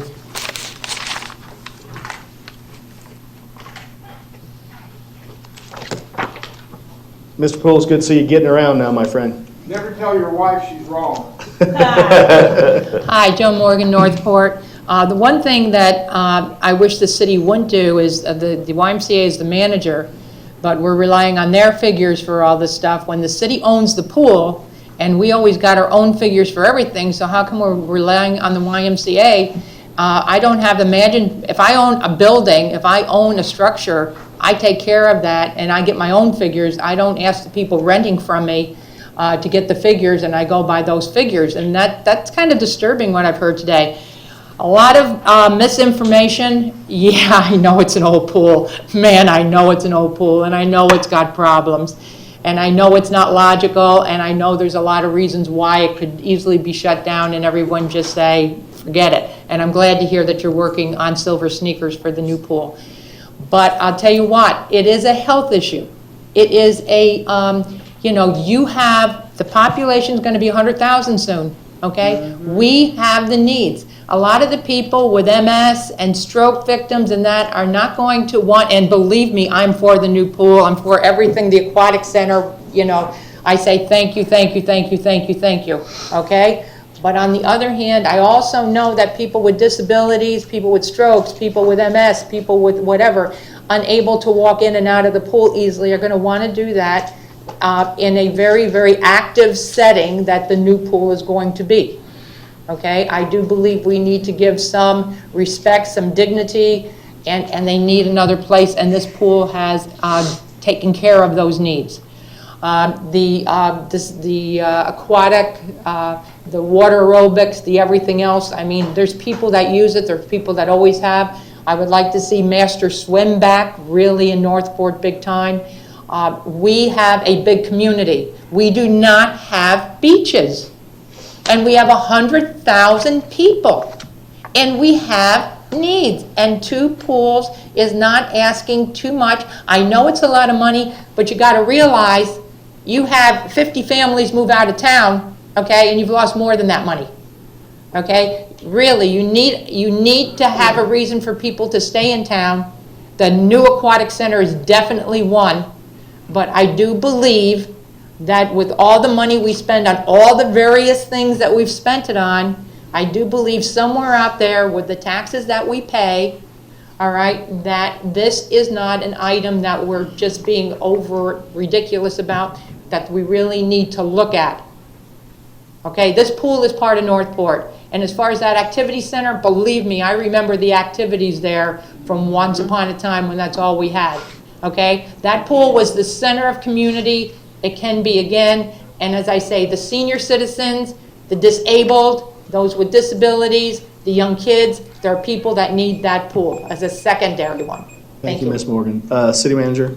Yeah, I just wanted to clarify, because the statement was made that we asked the tenant for these numbers. We did not. They were brought to us, so I understand that would be disturbing if we asked them to provide us numbers to rebuild something that was ours. I just don't want that to be clear to the extent not ask for these numbers. They were provided and presented to the commission.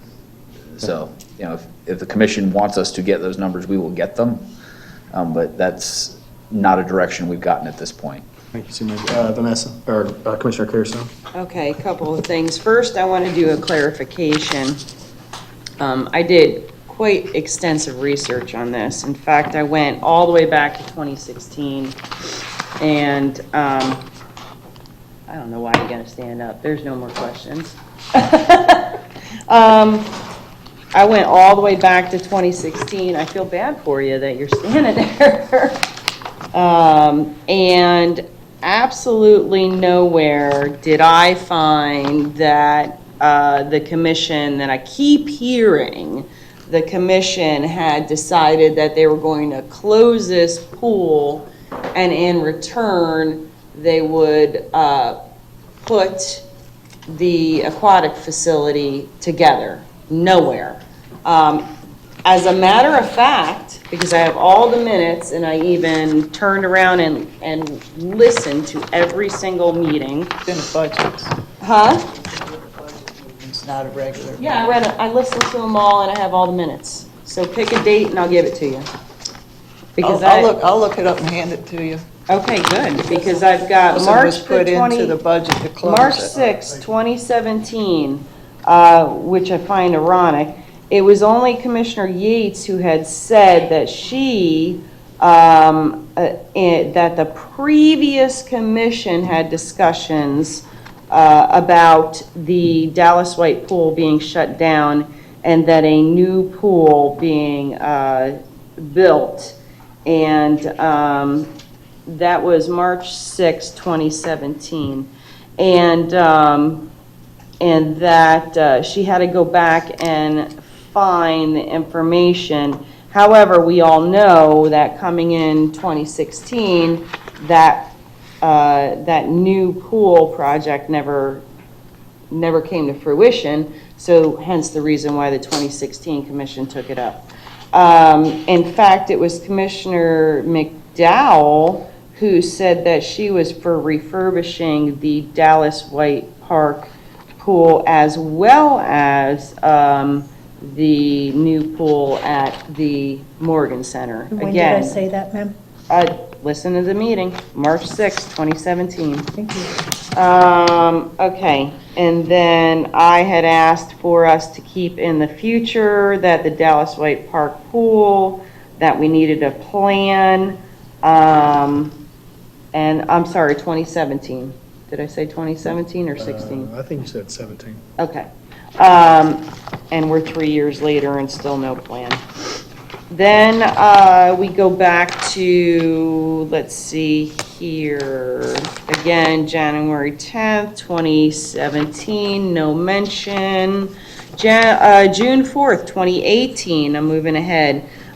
Yates is the one who yet again suggests the closing of the pool when the aquatic center opens, but yet she also says to close the pool during a determination phase of what do we plan on doing with that pool in the future.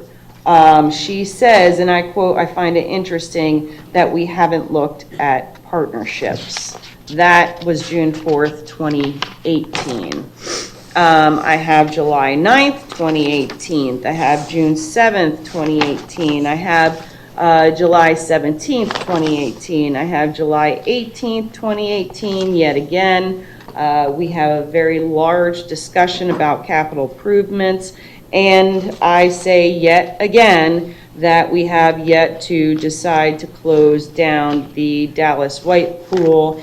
In fact, it is mentioned that $100,000 was actually put into the budget in 2016 to rebuild the pool at Dallas White Park, which was at that time taken out of the CIP because it needed to be shifted into usable funds for the aquatic center. Going on, July 24th, 2018, it says specifically in the minutes, and the pool may possibly remain for citizens who do not want to utilize the aquatic center. I can go on and on and on. My point is, at no time did this city, as a commission, in consensus or by vote, ever decide that that Dallas White Pool would be closed. So, we have neglected to put the capital improvements in this pool as needed, and as required by that contract. Folks, it's time to pony up. And I am very, very much ready to ask that, I'll even make the motion, that we get some clear and concise estimates for the repiping and the resurfacing by 3 companies, and not necessarily that it'd be an RFP, but that we have a general idea of how much that would cost to keep it going until such time, because I assume, knowing how government works, because I've been in this business for a little bit, it's not going to be a year. It's not. Let's be realistic. It will be 2 years before we even see, we're still waiting on Eldron, and that's been 4 years. So, I mean, the sidewalks, we're still waiting on many, many, many projects that we have budgeted through this city that has yet to be accomplished. Senior center expansion of the parking lot. I could go on. My point is that to say that it's going to take 1 year to accomplish this goal is unrealistic.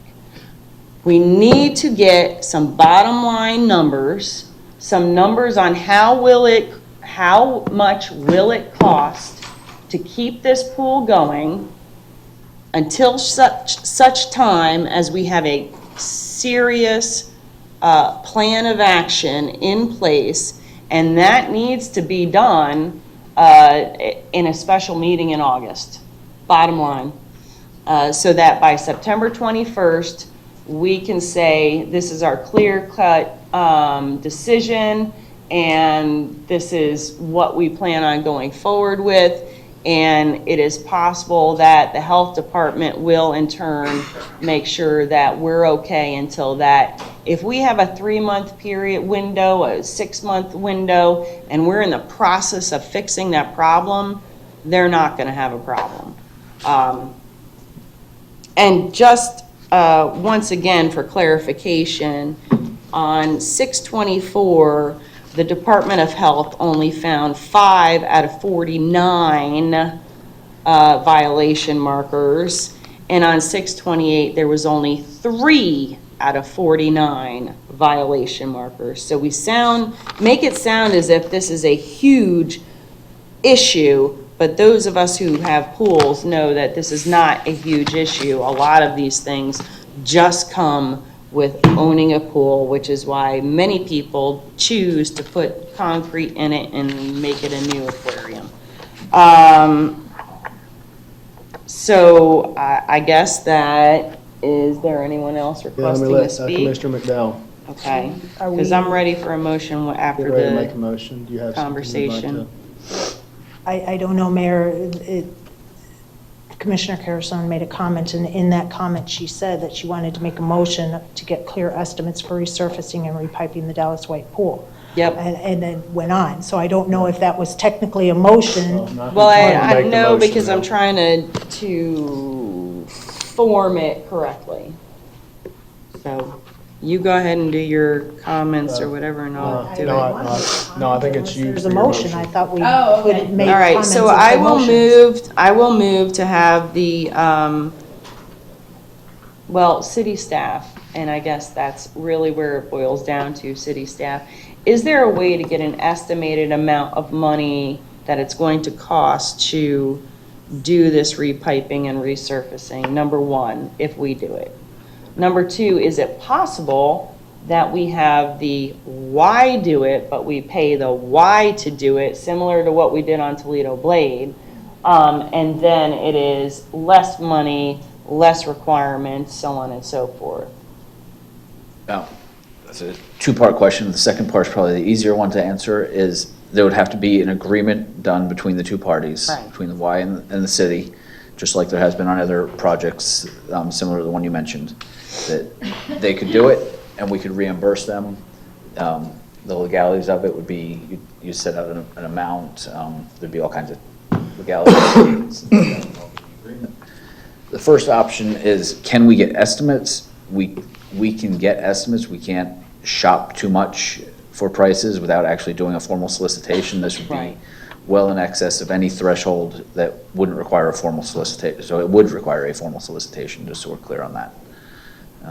If we were to do this, it would be timely. If Or we're the time-consuming. ones who If- have to If we're go the out one and to do do it, it, we yeah. would have to issue a formal solicitation Right. to get that done. So we can have it done by the Y with an agreement, and then we would reimburse them. Just so you know, there would be all kinds of technicalities that have to go with that to make sure that any contracts transferred over, any warranties. I mean, there's a lot of legalities that I would want to make sure were in place if the commission directed to do that, because if the Y is doing that, but the city's owning it, can be a headache. Well, and I would assume the Y would want some concessions as well. I mean, looking at some of these agreements with Charlotte County, I'm like, there was absolutely no protection for the YMCA in those agreements, and I can't believe they signed it, you know? I mean, it wasn't you guys, of course, but the previous Y, but that's another story. So yes, we can have it done, and that would expedite the project a lot, and reduce the cost, correct? It would, well, I can't promise it would do either of those, because it would take a legal agreement that has to be worked out before anything could happen.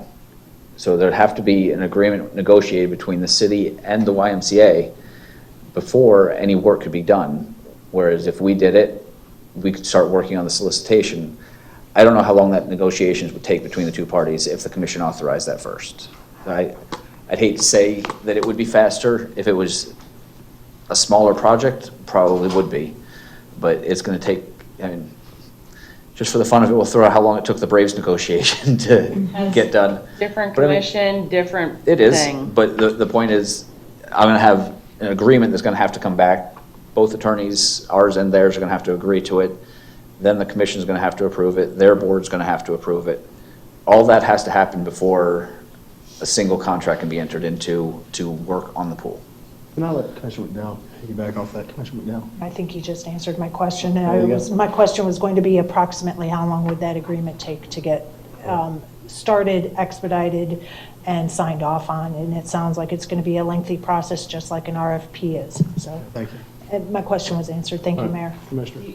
So would it be as extensive as long, I mean, it sounds like an RFP is 3 months. So you think it's going to take 3 months to actually work out an agreement with the YMCA? I wouldn't be shocked. I mean, there's no meetings in August. You know, we would continue to work. I said a special meeting in August. But there's also the work. The city attorney can answer how fast they could get something done. I can't answer that for them. I know that they have a ton of work already. Well, So this is kind of a priority. We have till September 21st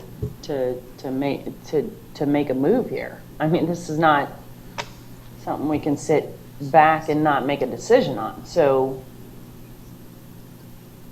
I mean, city attorney? What's the question?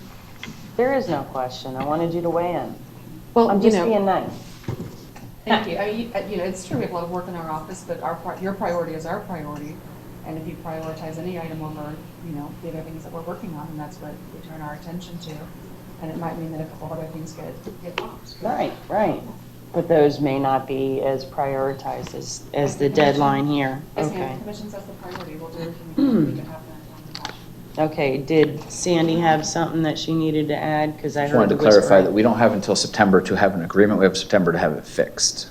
But I believe that, similar to the other conversations we had since 2015, that if you talk to the Department of Health and explain that there is something in place, and mind you, it's going to be shut down in order to get these things accomplished.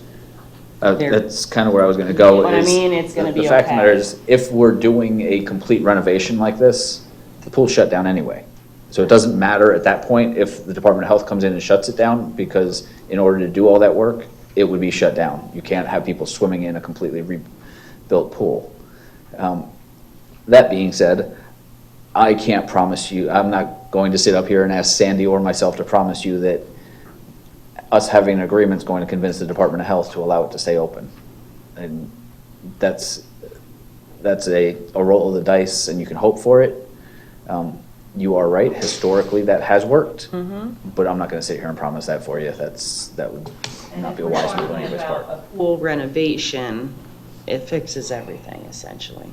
I mean, Yeah. So, I mean, I think ultimately, if the body decides that's what they want to do, it's going to shut down anyway.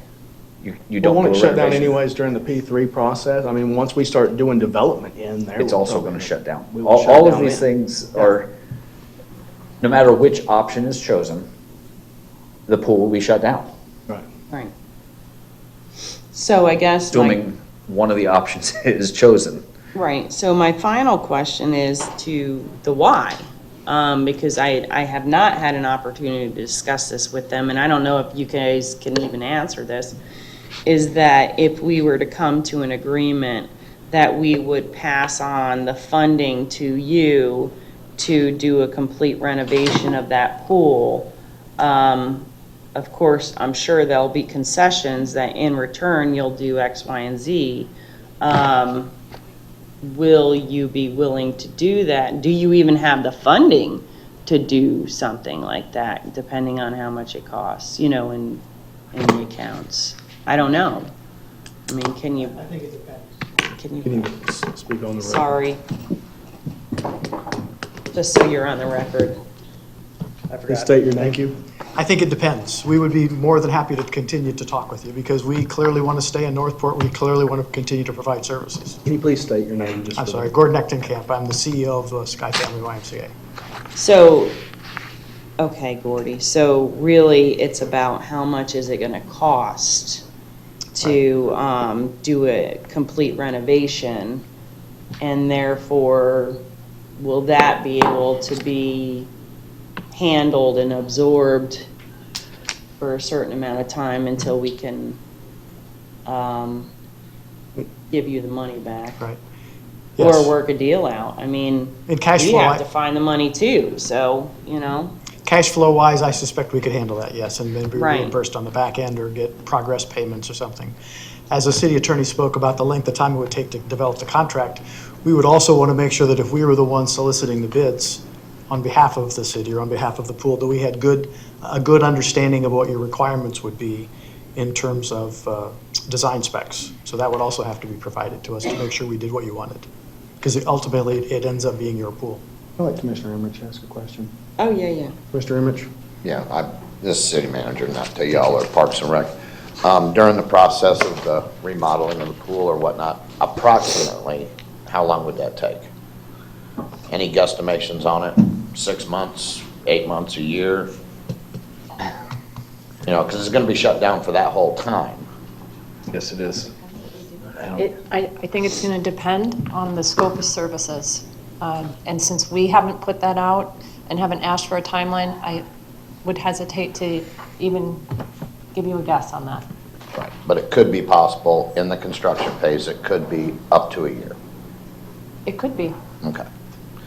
I asked that for a reason, because if we are still, pursuing the P3, then this could all be incorporated into that, because the pool's going to be shut down for at least a year anyways, if it's being remodeled or reconstructed.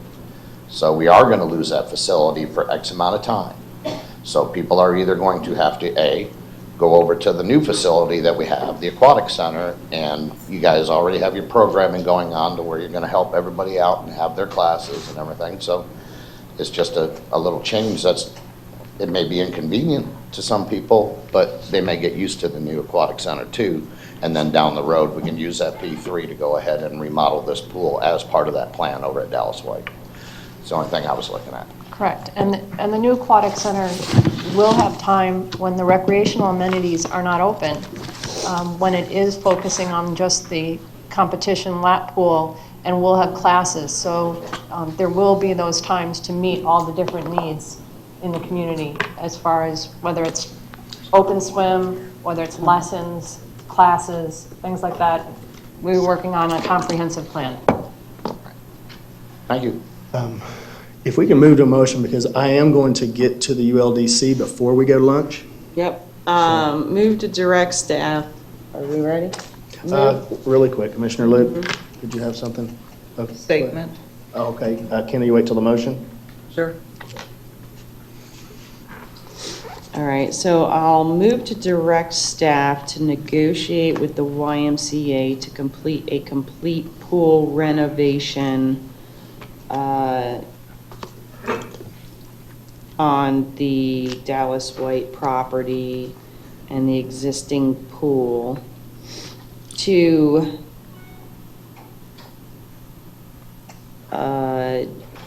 receive at minimum 3 estimates for a general idea of the cost, to consider progressive payments to the Y for consideration of fronting the money for the pool renovations, and to contact Department of Health to make certain that if this goes beyond September 21st, they will be okay with that as long as a definitive plan has been approved. Does that make sense? Your progressive payments, are you talking about just progress payments, so that as they spend $100,000 on the pool, we pay them?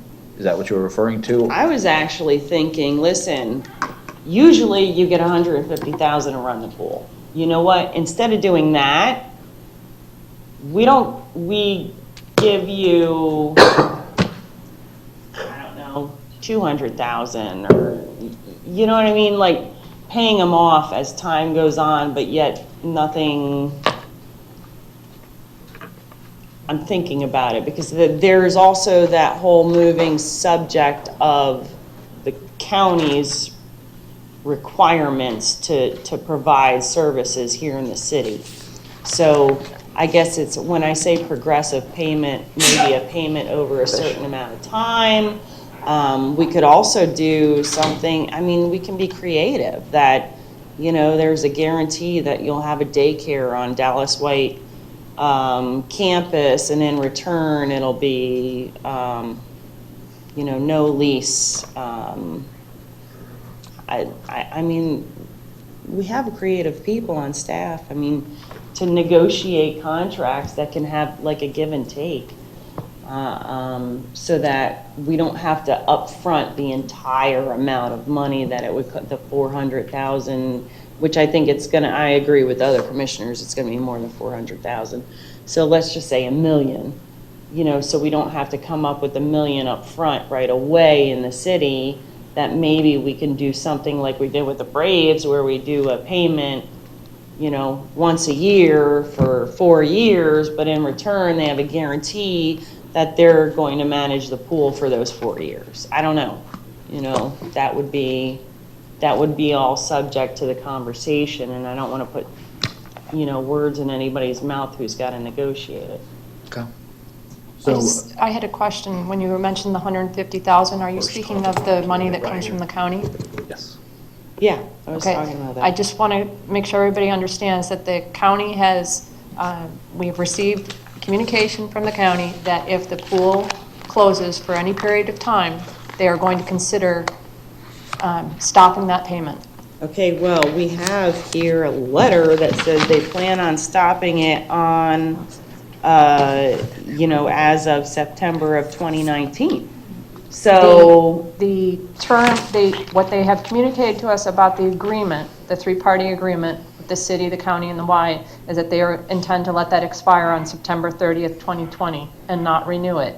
However, right now, that's not what I have here. if the Y closes for any amount of time, they said they will consider stopping their payment. The $150,000 that they pay annually is paid in monthly installments. And we received an email from them that indicated they would consider stopping that payment if the YMCA closes for any amount of time. We never received that email, ever. No, it was not sent to commission, it was sent to No, staff. it sure I just wasn't. wanted to make everybody aware of Isn't that it. nice?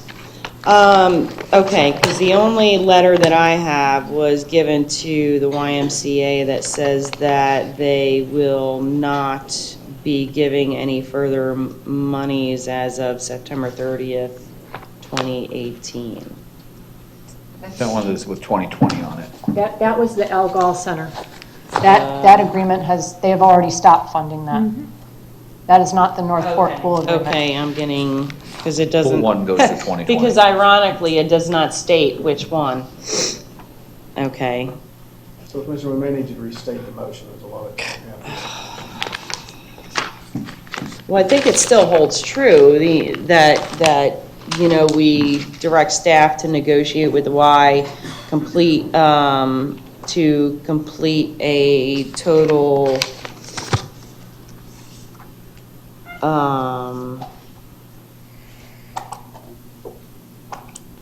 what's the word I'm looking for? A total renovation of the current pool, and to have a conversation with both Department of Health and as well as Sarasota County Commission or Administrator to find out how that plays a role in their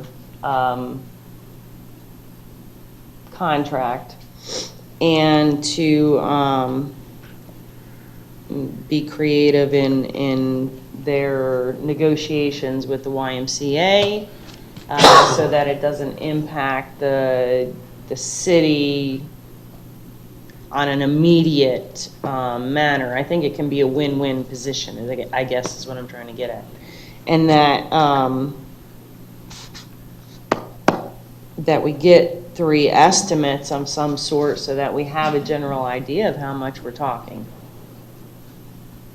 Does that make sense? Get ballpark ideas. So I have a motion on the floor by Commissioner Harrison. Do I have a second?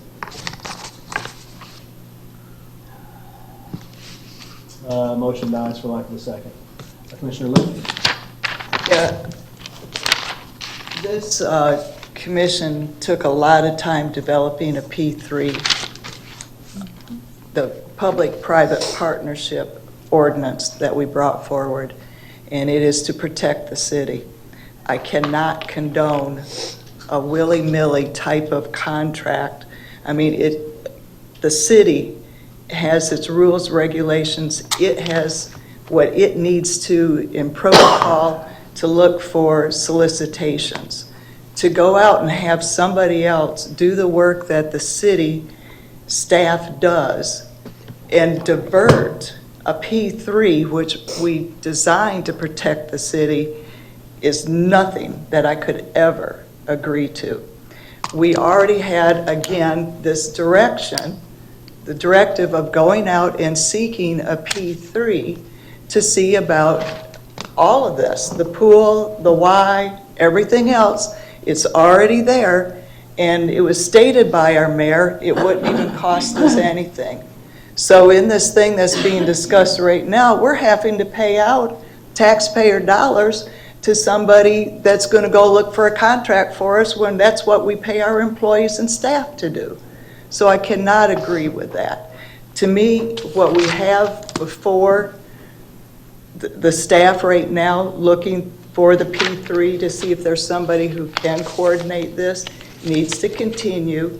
I don't think we need to rush ahead and go outside of the parameters that we have put in place to protect our city and our taxpayers. We need to let it play out. Do you have a motion or anything, Commissioner Lee? I don't need to do a motion because we already have the directive that's already there. To me, we don't do anything. I mean, I am think not. that's a direction they're looking for. Well, Do we go, or do we continue to do our? I cannot put any more money into that pool. To me, we have the directive that is looking to try to find the best answer for it. We don't need to negate that or jump ahead of it or do anything other than allowing it to go as it needs to proceed because it's the best protection of taxpayer dollars. Val, do you have a motion? No, everybody's making comments, so I'm going to just, if I can, This Mayor. will be my last time of getting weak on this deal. Well, I waited a long, long time. I know you did. Go ahead. Yes, and so have I. So I'm going to make a comment, and I agree with Commissioner Luke. While Commissioner Carasone said that I said something in 2017, I'd have to go back and listen to the tape. But definitely a lot has changed since that conversation in 2017 about 2 pools, because we hadn't even made any final plans on the aquatic center at that point. So based on the information and what we had done since that conversation, I could never condone keeping that Dallas White pool open. Yes, we do need to have 2 pools, but not 2 pools 5 miles apart from each other. I firmly believe that we need to have a second pool out at the east end of town. This Dallas White pool, and I've said it before, we need to stop putting money into it. And as much as I hate this phrase absolutely applies here. This pool has definitely met its end of useful life. We cannot keep putting this money into it. We have this direction of a P3. The new pool is going to be opening within months, weeks even. So close the Dallas White pool, follow the proper procedure, do the P3 like we had given direction to do, and be done with it. Stop putting money into something to limp it along only to have a P3 come back and say, hey, we could have done this. Exactly. We don't know what this P3 is going to give us. The vote was 3-2 to go through a P3. As much as I don't agree with this P3 idea, we have to follow the direction given. The Dallas White pool has met its end of useful life. It needs to stop getting money put into it. If the Department of Health closes the pool September 22nd, then that's fine. We have the aquatic center that's open for the citizens to be able to use. And then we can figure out what we're going to do with that general area. I, for one, am not in favor of putting in a pool 5 miles away from this aquatic center, which will be in direct competition with our city asset. Put it at the other end of town. I'd like to make a motion. I'd like to make a motion to let the pool ride itself out until it's no longer. Second. Well, I pushed it before you said second, so second. So I have a motion on the floor by the mayor, seconded by, I don't know who it was. Excuse me, Mr. Mayor, if you're making a motion, you need to turn the meeting over to Vice Mayor for that. Thank you. We have to actually pass the gavel. It can't be significant. Or metaphorically, just on the record, either way. Okay, on the record, I passed the gavel. I don't know who seconded, Commissioner Luke? Oh, so it's you, sorry. No.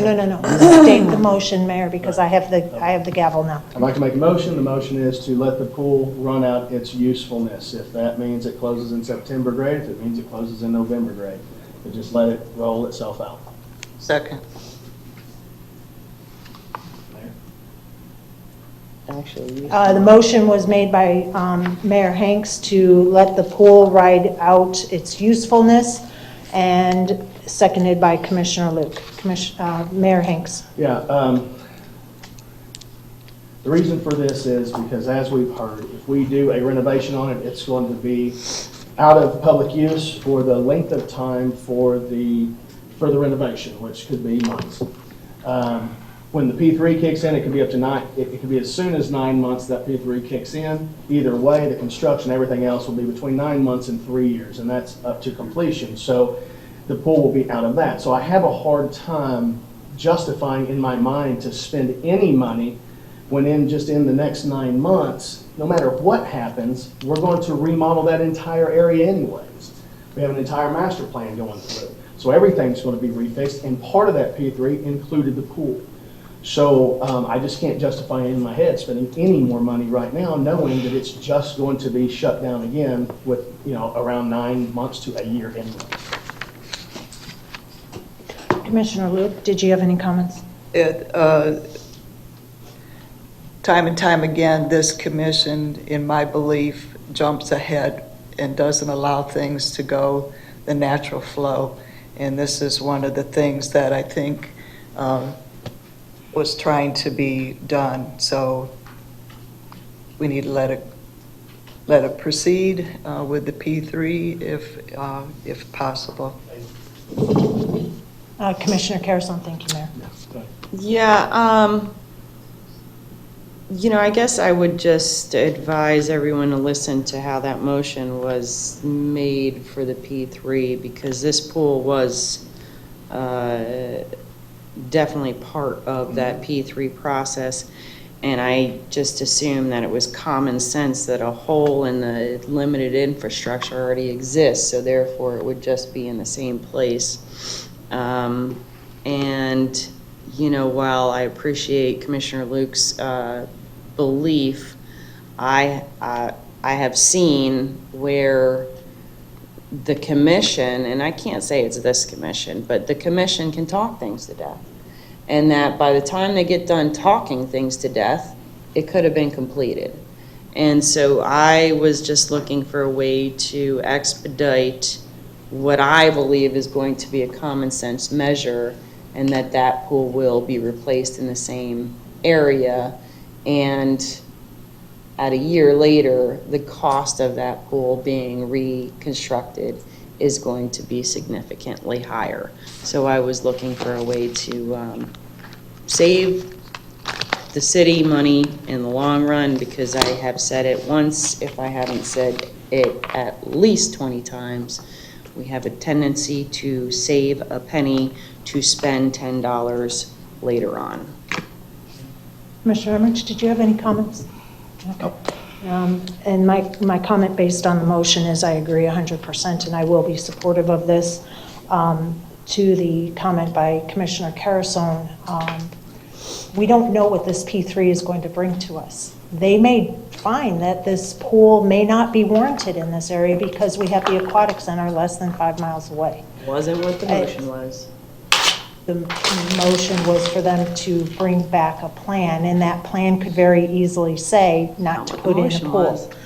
So I still stand by my original comments that we do not need this second pool so close to the aquatic center, which will be a direct competition to our aquatic center. So if there's no further comments, let's call the question.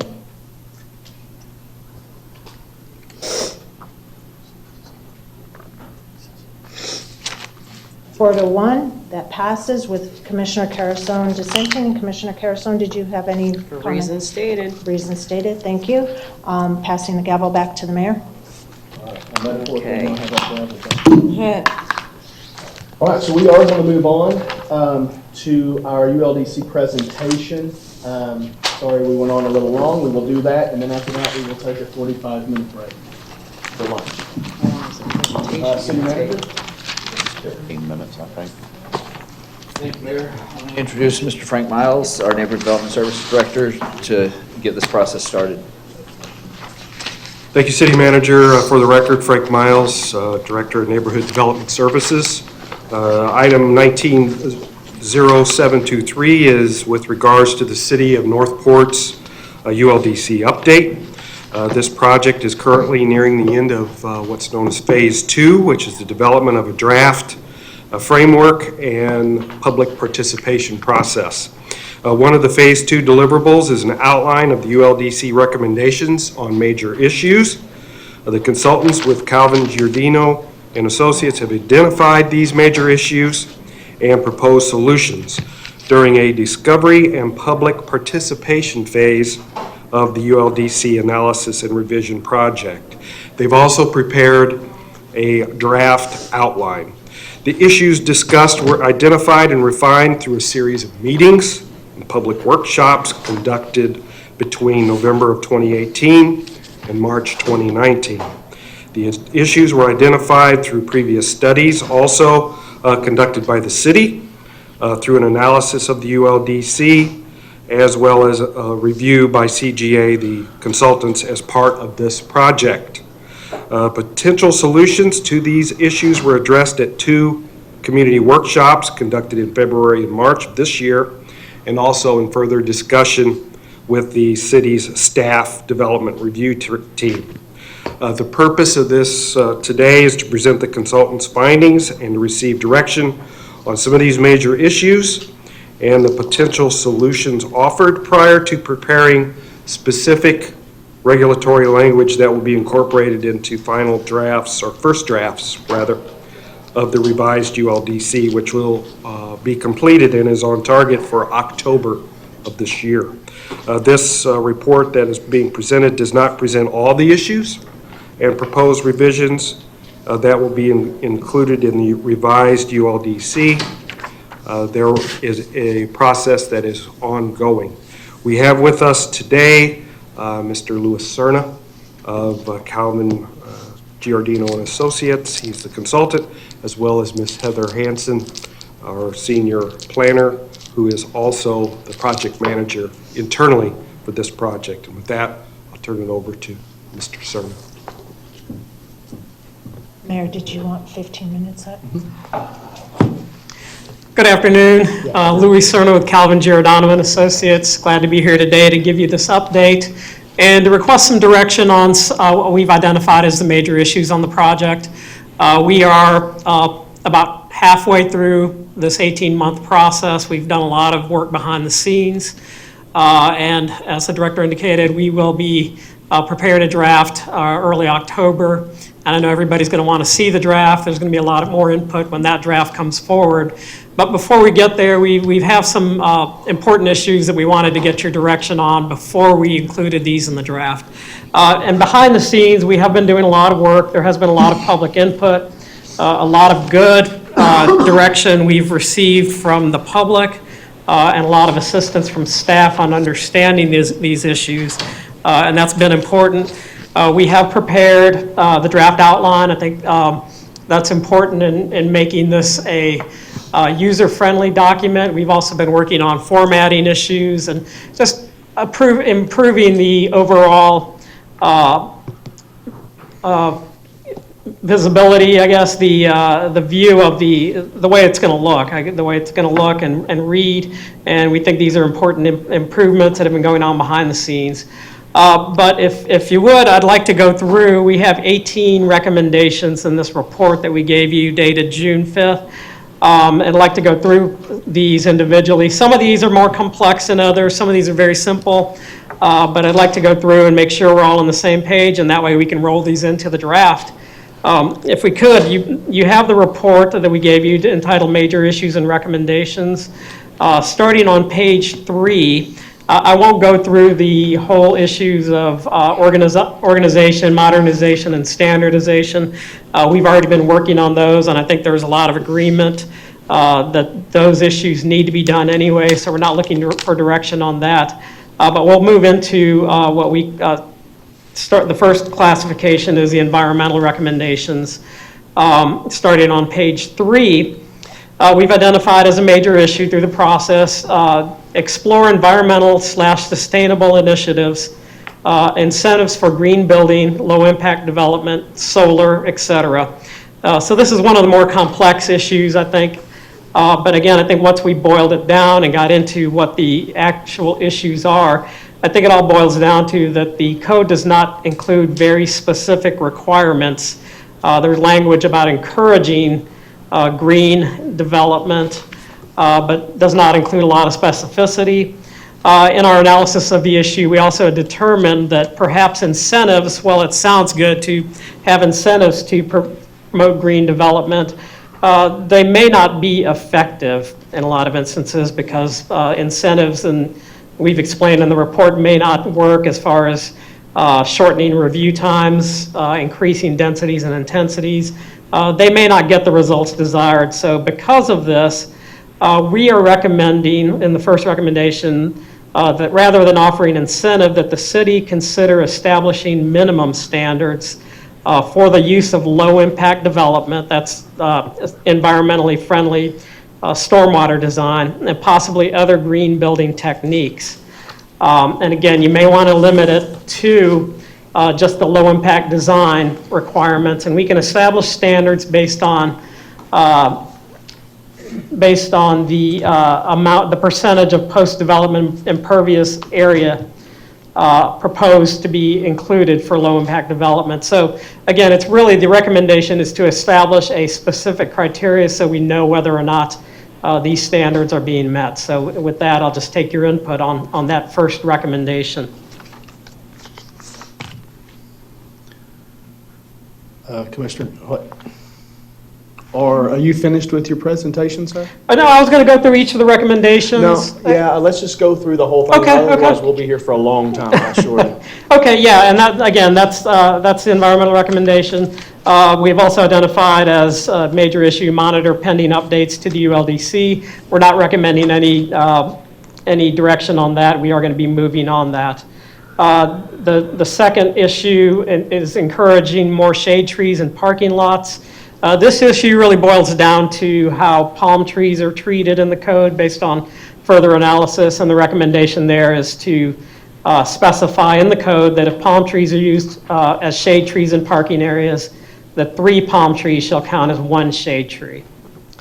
The next issue, examine earth moving and dredge and fill standards to ensure that ULDC standards are not conflicting. This boils down to the issue of borrow pits and how they're treated in the code. We're recommending that borrow pits be included as prohibited or prohibited uses by zoning districts. They're not currently listed in the code.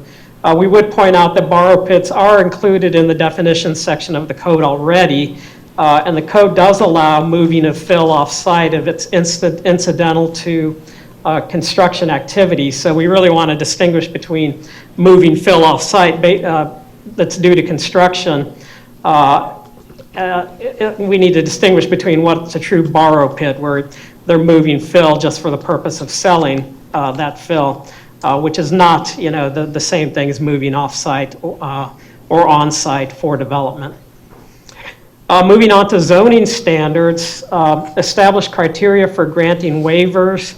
The ULDC, as you probably are well aware, has a waiver process for planned community development districts, master development plans, and village district pattern book review processes. The concern is that the existing language is fairly subjective in the code.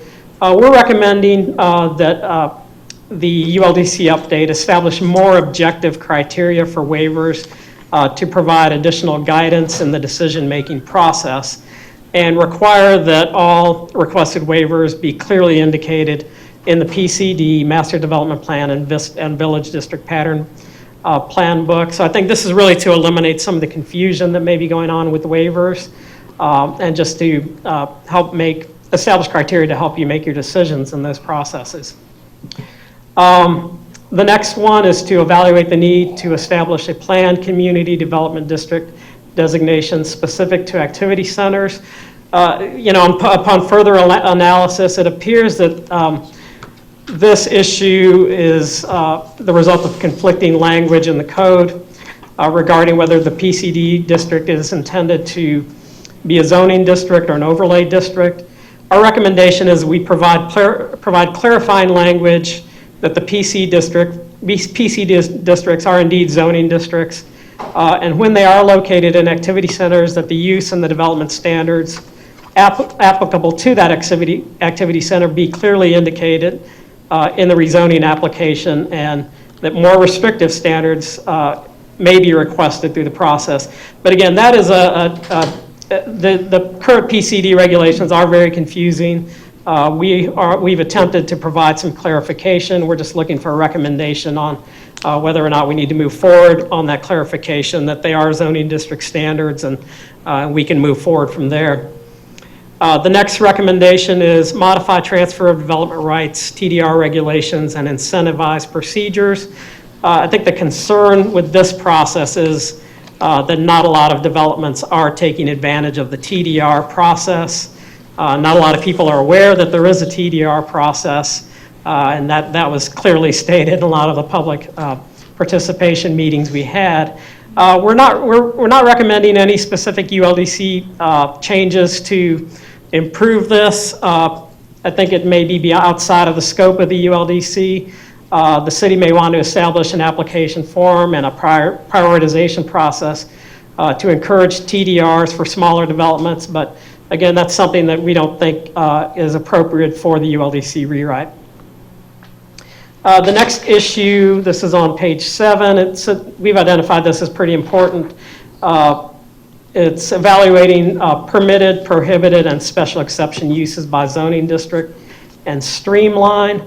The current structure of the ULDC is that in most districts, any uses that are not specifically listed as permitted or prohibited may be approved through a special exception. Certain uses are special exceptions in all zoning districts. And the recommendation here, or the search for direction on this is, I guess prior to 1990, the city had a process where special exceptions were specifically listed by zoning district. There are advantages to doing this, but there are also disadvantages to doing this, and I suspect in 1990 it was changed for a reason. But again, this is something that we want to request direction on, whether or not the city wants to go back to the older process where special exceptions are listed specifically by zoning district, or do you want to keep the current process? So that's the recommendation. That will have some major impacts, so we just want to make sure. Give about 5 minutes. Okay. All right, next item, review certain uses for inclusion and exclusion with each zoning district. We're not recommending direction on that one. Review the ULDC for opportunities to encourage employment centers. At this time, we're not recommending direction on that. It's sort of outside of the scope of the ULDC. Housing options. Encourage mixed use and a variety of housing options. Our recommendation on this one is that the code allow attached residential dwelling units in the commercial general, ILW, OPI, and CRL districts, and this would treat these uses as they are currently allowed and regulated in the commercial general zoning district. This would be to encourage, again, mixed-use development and increase housing options. That's a comment we heard a lot through the process. The next recommendation is to provide incentives for workforce housing, to permit tiny homes or accessory dwelling units in specific districts. We have a couple recommendations on that one. Did you say prevent? No, permit. Oh, sorry. Permit tiny homes? Okay. So yeah, I hope I didn't misspeak, but anyway, it is to permit. We've provided a couple recommendations there. The first is to change the definition of multifamily to allow detached residential units on a single parcel. We think this is an important change. It would allow greater flexibility. It would allow things like detached single family as condo units on multifamily parcels. Really wouldn't affect the nature of the use, but really just allows more flexibility. The second recommendation, one for careful consideration, is for guest houses or guest apartments to reduce or eliminate the minimum lot size requirement of 20,000 square feet in the RSF district, and to eliminate the 750 square foot minimum living area requirement for all districts. So again, very important for your consideration. Process and administrative,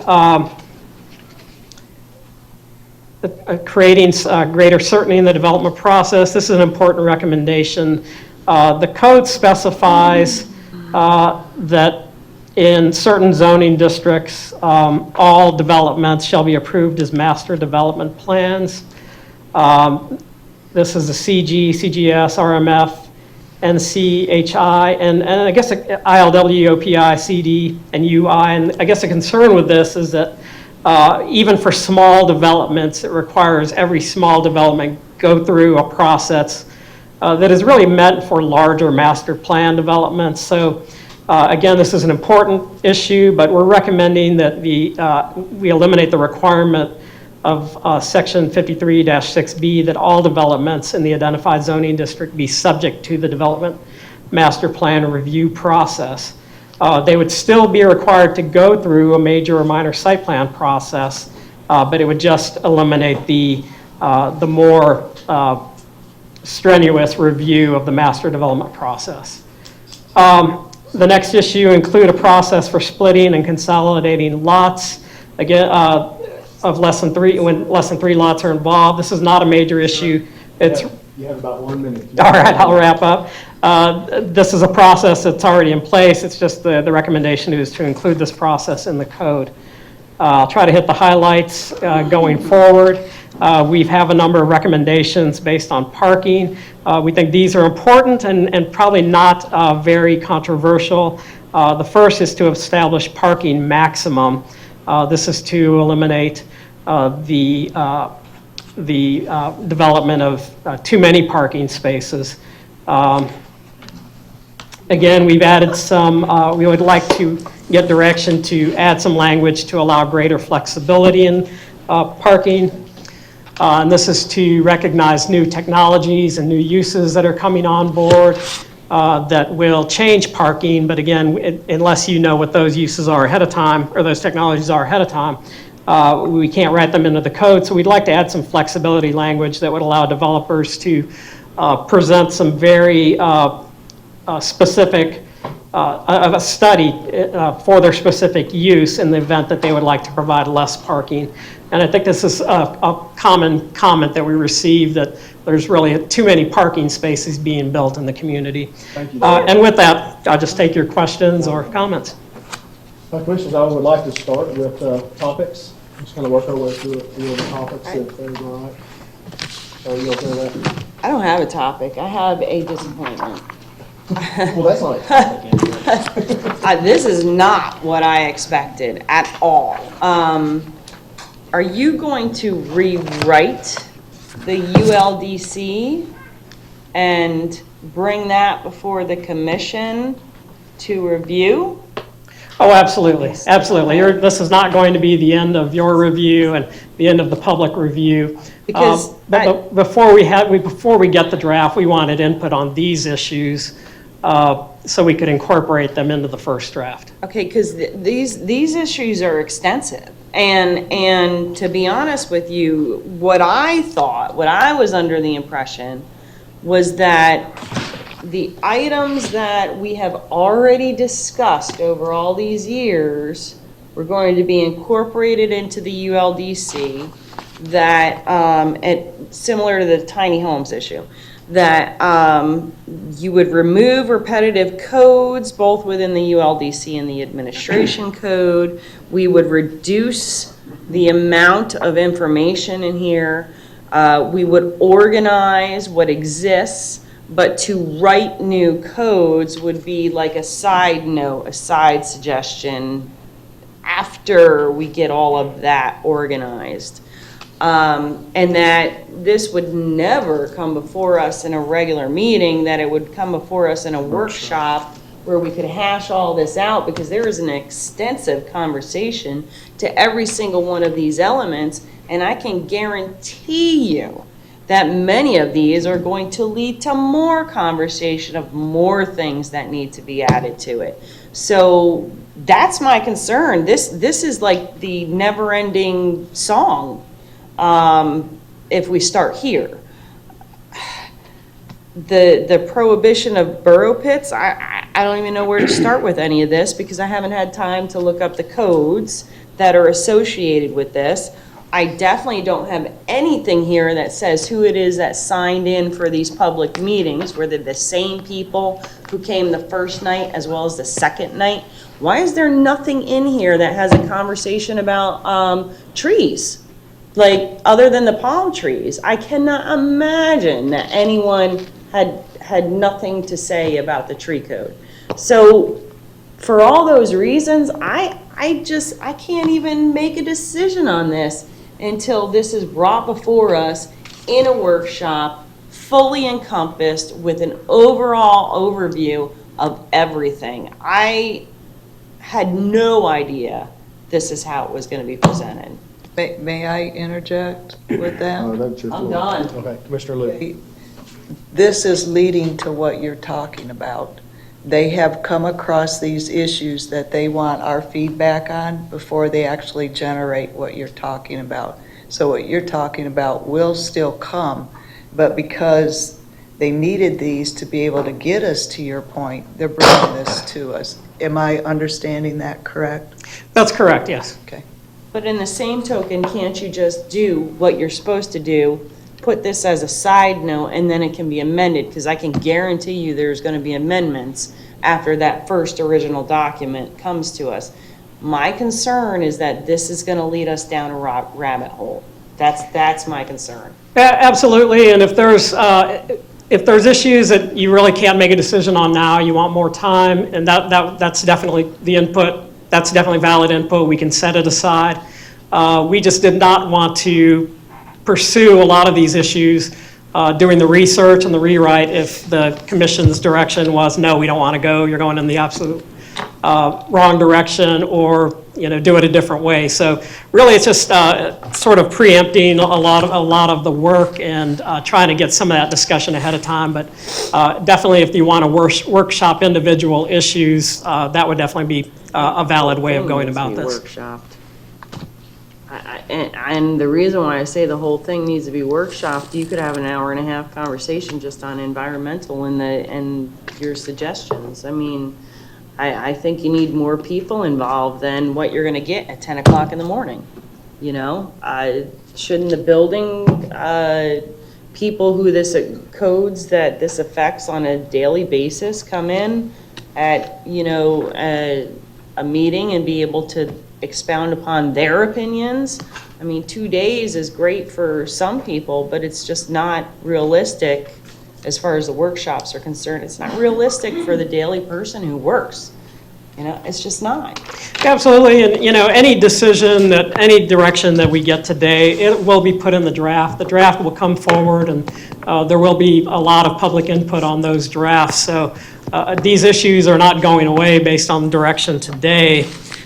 They will be moving forward, I guess, and we're just looking for some direction or letting you know the progress we've made and the issues that we have identified and that you'll be seeing again. Mr. Luke? Well, I need to ask you, Mayor, before I have questions. You were talking about going one at a time. Well, I won't jump ahead. Yeah, I was going to say, if we'll we could just start follow- in the environmental, and if follow some of what that you is, want. there's no decision that we can make right now, then that's the decision to be made. So, When you go each of those, I have a couple of them I have questions on. so let's start with the environmental. Okay, I have a question. Can I ask Mayor a procedural question before you begin? Do you want to hear public comment first on it, or do you want to continue with the path that No, we're on? let's continue with the path. Thank you. Okay, Commissioner Luke, we're starting with environmental.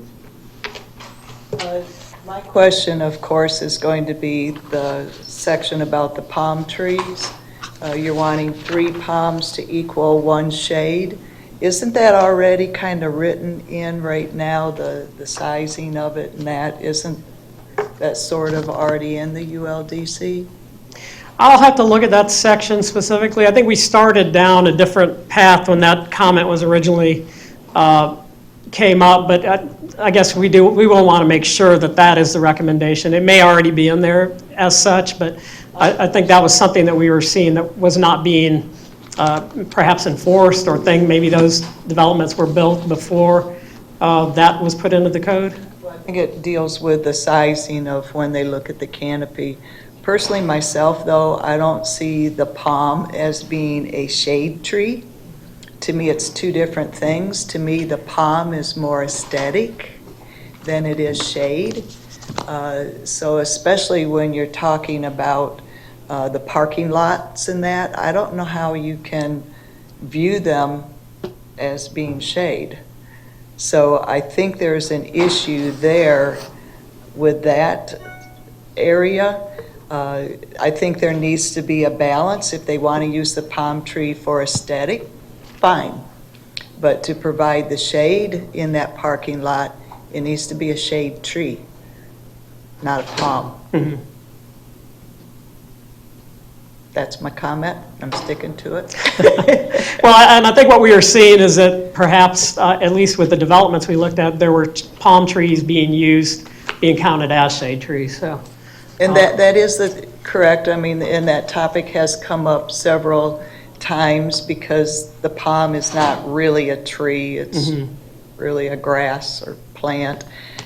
So that has come up that we were wanting to correct that and kind of quit using it, the term of tree with it, except for aesthetics. I mean, it definitely is something that is Florida. We identify, aesthetically within Florida, have no problem, utilizing them. But when we're looking for shade, and that is the definition and the goal that we're trying to reach is shade, I think we actually need to look at a shade tree or a tree that provides real shade.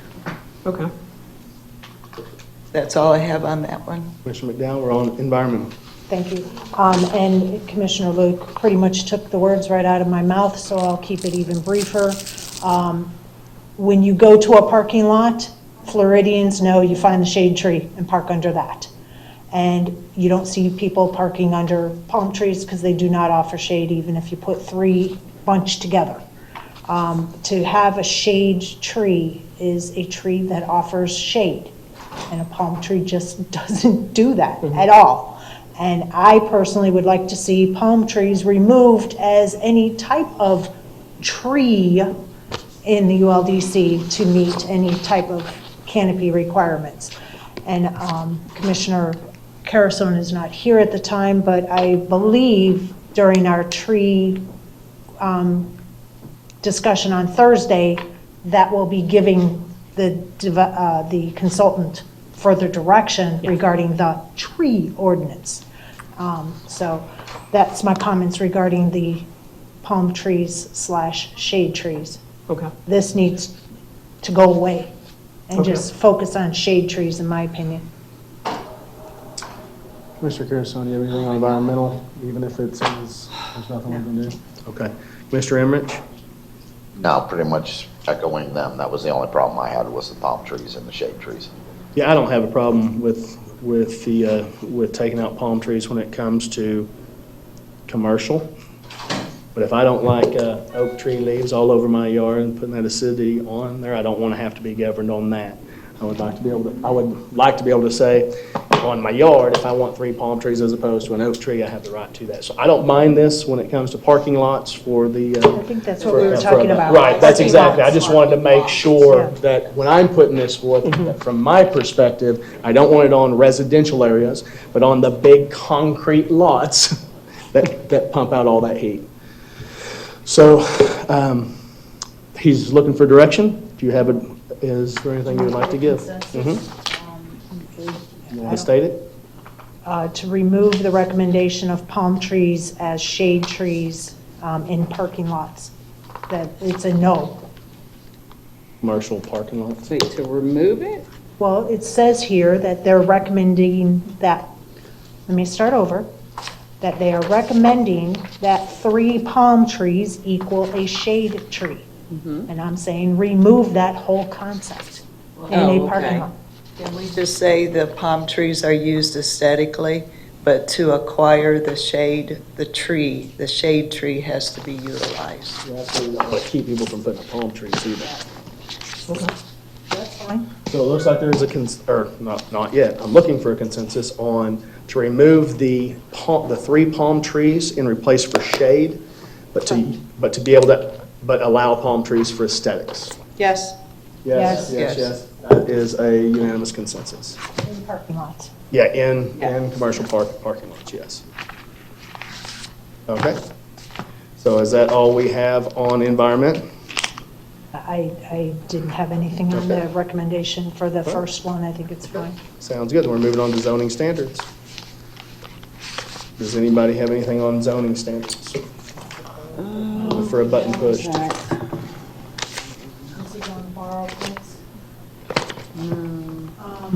I have a question on this.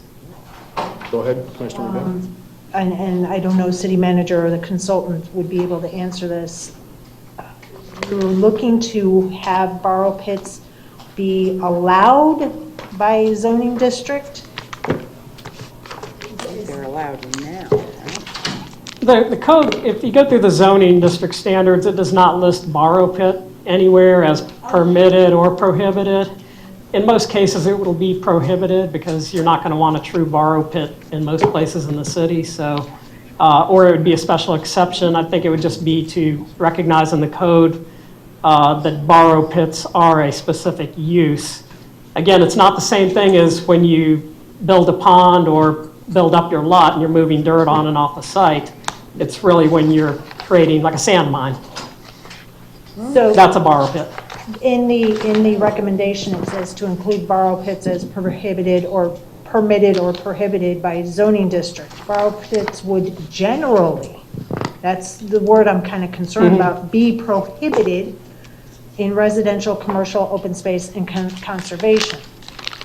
When would you generally allow it in a residential? Are you talking about that pond? But that's not a borrow pit. No, and I think in residential, it would be always prohibited, so So yeah. maybe just removing that word generally? Sure, Is yeah. what you're, is that what you're looking for? Yeah, I think so. I think, you know, we just didn't write that section of the code yet, but yeah, the intent would be in residential, you wouldn't want borrow pits. We would have to go through each zoning district and decide whether or not it's prohibited or permitted. And again, that would be part of the draft. I would also like to make sure that neighborhood commercial is included in the prohibited because they are in surrounding neighborhoods, and also industrial. I disagree with those comments because the burrow pits, and I don't understand how they're prohibited because we have several that have been done here in the city, burrow pits, and then they get turned over to lakes, and they're usually in planned development communities, and one of which is actually out in the estates right on Tropicare. So I'm not real sure how this got muddied, but my point is they exist, and they have existed since the 50s. So when you're working on okay, just an example, the residential, if you have a residential area, I mean, I wouldn't say blanket residential, I would make sure that it's the correct use. Like a PCD should be allowed a burrow pit because they're gonna turn it around and use it as a point of discharge. You get what I mean? Like, Yeah, and what we'll do is, we can go through each zoning district and well, this was list kind of what I it. thought we were gonna get, and that's why Yeah. I'm kind of disappointed, that I thought we were gonna get the idea that, okay, the burrow pits should be limited to X use, and here is the draft, and these are the uses we suggest. That's coming, I guess. You're gonna get, the issue's not going away, I guess. We just want to make sure we're moving in the right direction for that draft. So we'll go through each zoning district and list them. And again, if they're building a pond and they're hauling dirt off-site, we don't consider that, the code does not consider that currently as a borrow pit, so. But it could become one, and that's Well, my if it's concern. incidental to development that's going on the site, I should say. I'm Are you fine talking with the about as a commercial recommendation. use thing?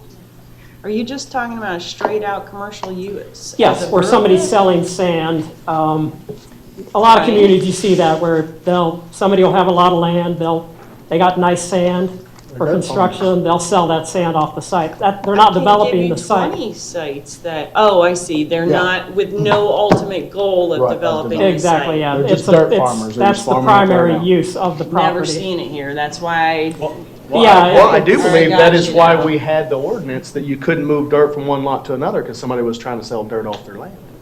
When that was the case. Right next to the public works yard. that was a personal thing. There's a lot of, there's several people that consider themselves dirt movers or sold dirt and stuff like that. Really, this is the first I'm hearing that.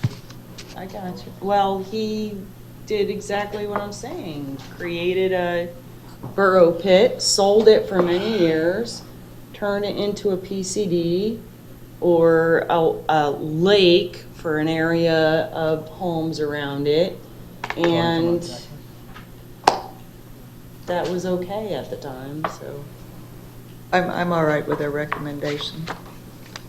Commissioner McDowell? I'm all right, but I would definitely like to make sure neighborhood commercial is added to that list. Yeah, I think Yeah. definitely where there's smaller lots and residential nearby, you wouldn't want somebody Agree. selling dirt off that.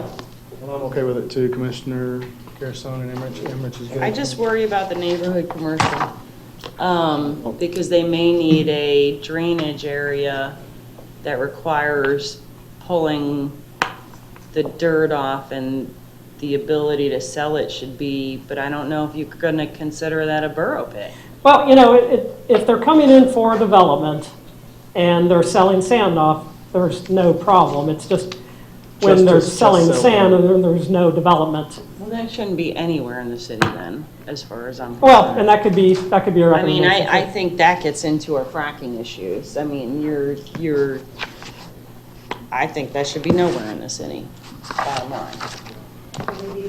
Without development associated to it. We'll go back and look at that. I mean, there is a section of the code that talks about phosphate mining and things like that, but I think it's mainly prohibiting it, but Yeah. it's not listed in a lot of areas, so we'll go through each zoning district, and it may be where it's not allowed as a true borough pit.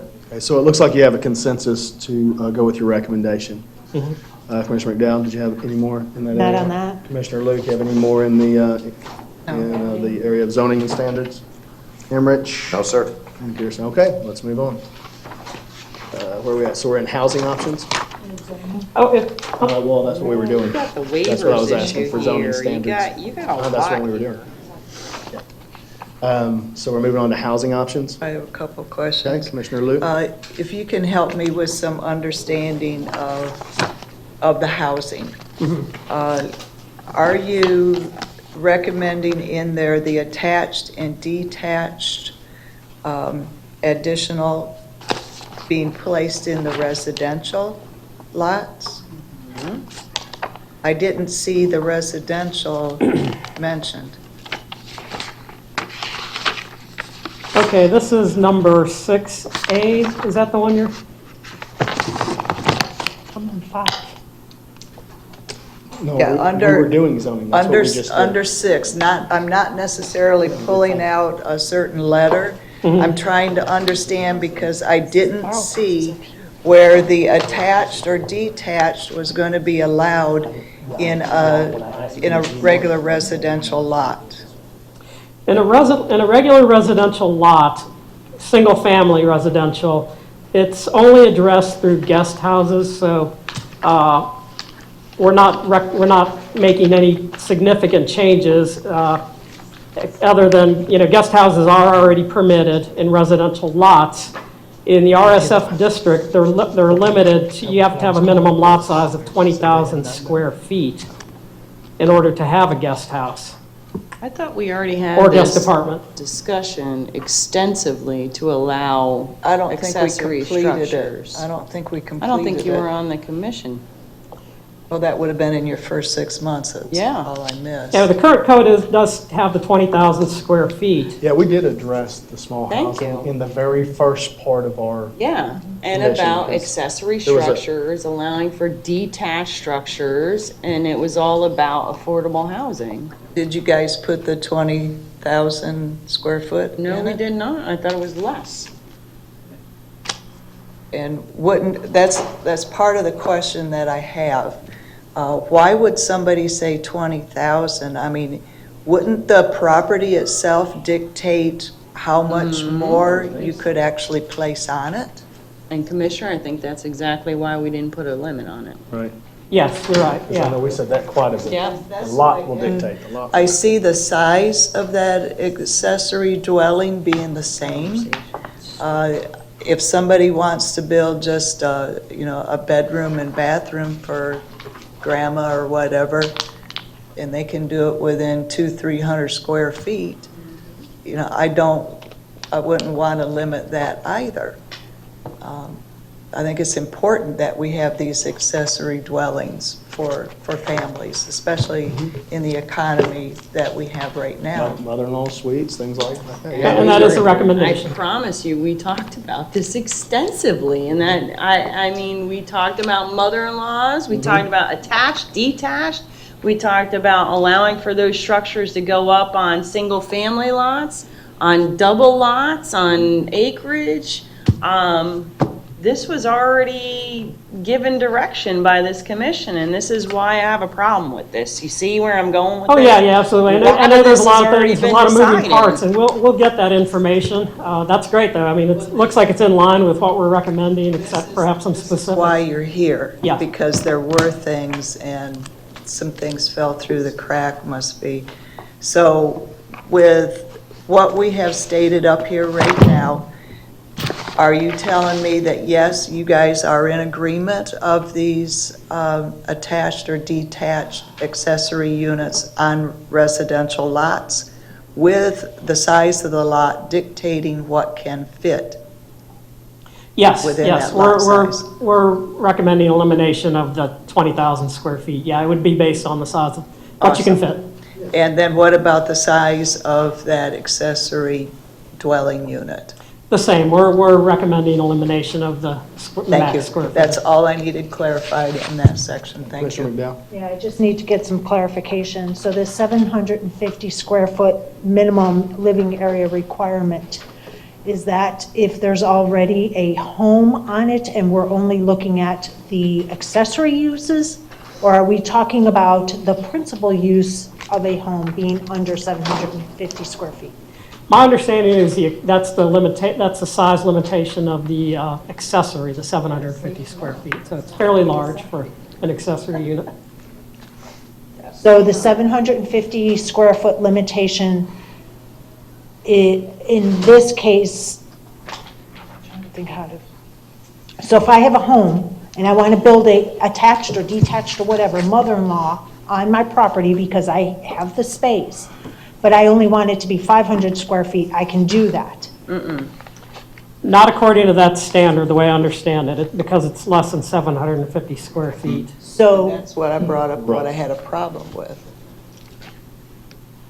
what I'm trying to prevent is a home, is a piece of property. Let's say I have 3 residential properties and I want to put 6 little homes on 3 pieces of property. Or even 2 pieces of property, or 1 piece of property. Yeah, it would have to be an accessory to That's a what I single needed family. clarification Yeah. on. So it has to be a accessory. It's Yes. not the primary home. Yes. Thank you for that clarification. And then it Okay can with be, that. then it can be less. Then it can be less. Mm-hmm. That I can agree with. Okay, yep, I'm good with that also, Mr. Chairman. So you I'm gotta okay go. with eliminating both of these that's recommended in number 2. Both the square footage of the residential lot as well as the minimum per living area. I'm all right with any of that. I am too. Honestly. Again, Where that's we're what we going. talked That was the about. direction Yeah. in the beginning of our commission. So, Commissioner Luke, are you good with getting rid of the other one also? Okay, I am too. Commissioner Emmerich? Yes, sir. McDowell? Yeah, I'm fine with that. Right, And so I we're gonna want, get rid of both those. Yes. I want to go up to letter A if we can before we move on. 6A, the mixed use of residential housing options. Was there a reason that neighborhood commercial was left off? Because neighborhood commercial, you could possibly have like a small office or a Dollar General and want to put on top of that in a neighborhood commercial. Oh, yeah. Yeah, it's already allowed, I was told, so yeah. That's already allowed, right? Yeah. It's not on the list, that's why I'm asking. That's why I was asking what I did too, is I didn't see it listed, but clarification. Yeah, and so this recommendation is to also allow it in CGS, ILW, OPI, CRL. Doesn't list neighborhood commercial, that's why I'm asking if there was a reason neighborhood commercial was left off. Yeah, and we're not recommending the change to that existing, so yeah, that it would remain as it is, where you could already do it in neighborhood commercial, so. I'm looking. If, I don't have anything more on 6, but I skipped over 5 and I prematurely said nothing, if you were quick. Okay, Commissioner Carasone has to leave, so she's looking for questions. Can we move Yeah, I to know. 5 so You you can guys ask go a ahead. couple until she gets hers in? Yeah. Okay, so So- we'll move back to 5 for. Commissioner 5, McDowell. letter A. It's my understanding that you're requesting that we remove commission authorization for waivers and DMPs. Is that correct? Is that what this recommendation is saying? No, it's really just saying, establishing criteria. Now, the commission would still be involved. We would just give more objective criteria for you to make your decision on whether or not to approve or deny the waiver. I think the concern is without objective criteria, decisions may not be being made on a consistent basis, or perhaps there's not a lot of direction that we can, that the code can provide you. So this would just give you a little more criteria on which you could base your decision. We don't want to get it into a situation where waivers are just a way of getting around regulations, so anybody can ask for one and take their chance in getting it. There has to be, we want to provide reasons for granting or denying the waiver. And Commissioner, if I may, yet again, I think we already had this consensus that, and I can tell you that in the past, prior to 2010, there was a list of things that you had to comply with, like 13 lists, 1 through 13, in order for you to qualify. And if you met one of, or 3 of the 13, then it supported the reason why you allowed it to move on. One of which was, comprehensive plan. It matches your comprehensive plan, or it doesn't hurt any neighborhood, or it complies with the design standards of your neighborhood, blah, blah, blah. You know what I'm talking about. Yeah. That used to exist. I don't know how it went away. So, I just want to make sure commission approval wasn't being removed. That's all that question was relating to. It will not be. Thank you. Going on to 5C. It says here to consider TDRs to smaller developments, and I've heard you say it during your presentation. I see it in this document. What is considered a small development? What criteria determines a small, medium, or large development? We would have to determine that, I guess. It would, we don't have a specific code recommendation on this right now.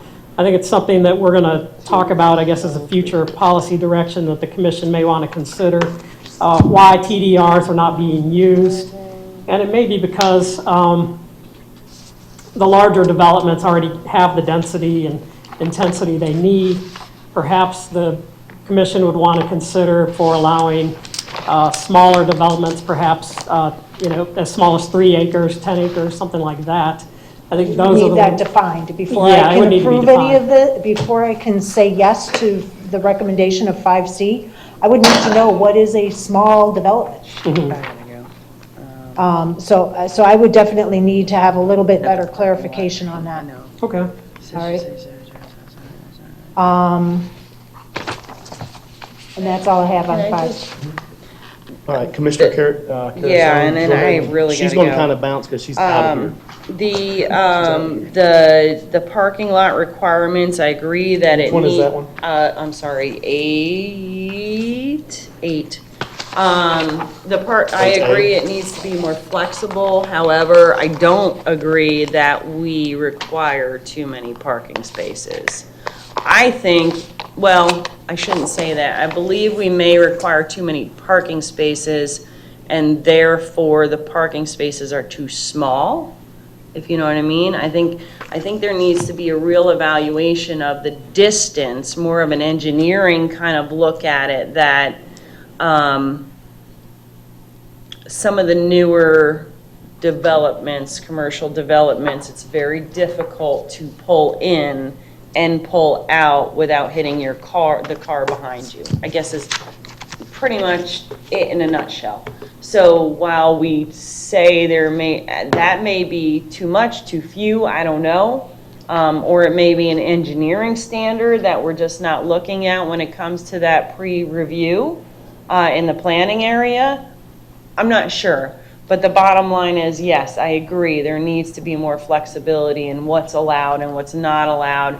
And it's not a one-size-fits-all. We have to look at the development overall, what is the future plans for it? Because, I mean, for a perfect example, Coco Plum, they had all those spaces paved, and then they went and they were never used, and then they built out certain portions of that parcel, which were always planned to build out certain portions of that parcel. So why did you have to pave it in the first place? Imagine how much money that was just a waste, you know?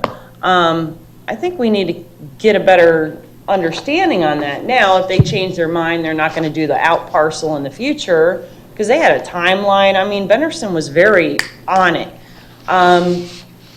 If you're not gonna do that, why are we requiring it if you're gonna build a building on it in a year, 2 years? So I think you should be more flexible, and the less or more, I think, needs to be individualized. That's what my point is. Thank you.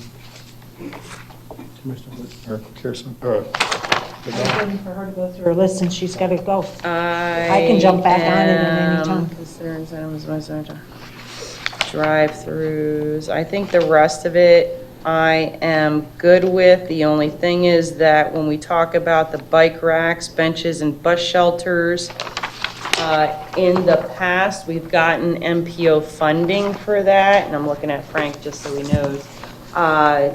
We've gotten a lot of MPO funding for that. We should probably look back into that and see how we can recoup some of those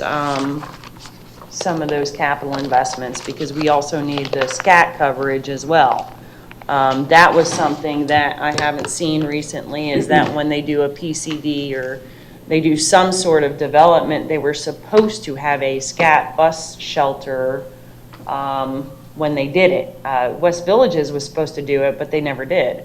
That was all part of our requirements. So I don't see that anymore, or at least not being adhered to anymore. And where did that go? And how does that apply today? Do we need to do something about that to make sure that the developers are putting those shelters in there? I don't know. So just kind of a keep an eye out. And with that, I bid you adieu. I will get back here as soon as I can. Thank you, Commissioner. Okay, Commissioner McNeil. I believe we finished housing. I just want to make sure. Yeah, did we finish have housing? finished Okay. housing, we're over on 7 now. Okay, so 7. Process and administrative procedures. Says here that for 7A, eliminate the requirement that all developments in identified zoning districts be subject to a master development plan. Here we go again. If we are changing our process for review, this is going to eliminate commission. And by eliminating commission, you are also eliminating the public to be able to come and talk about a development that's happening in their neighborhood or around their area. And I do not like relinquishing commission responsibility and community input. So I would never be in favor of 7A. That's just me. Commissioner Luke, do you have anything on that? I was waiting for a response from him. Is that what you're doing, is eliminating? I mean, here's Okay, Nicole. sure. Because I don't think it was eliminating it. Hello, Nicole Gale, House Planning Division Manager. I just want to clarify a piece on that. So what we're talking about here is really these single-use sites where you have one use coming in on one piece of property. So not like a Coco Plum where you have everything coming in. If the concern is still citizen feedback, we could always tweak our neighborhood meeting process to still require neighborhood meetings for those. So I just want to kind of put some other perspectives in there. I could never approve it either way. You want to slice that piece of pie? Because this is our job.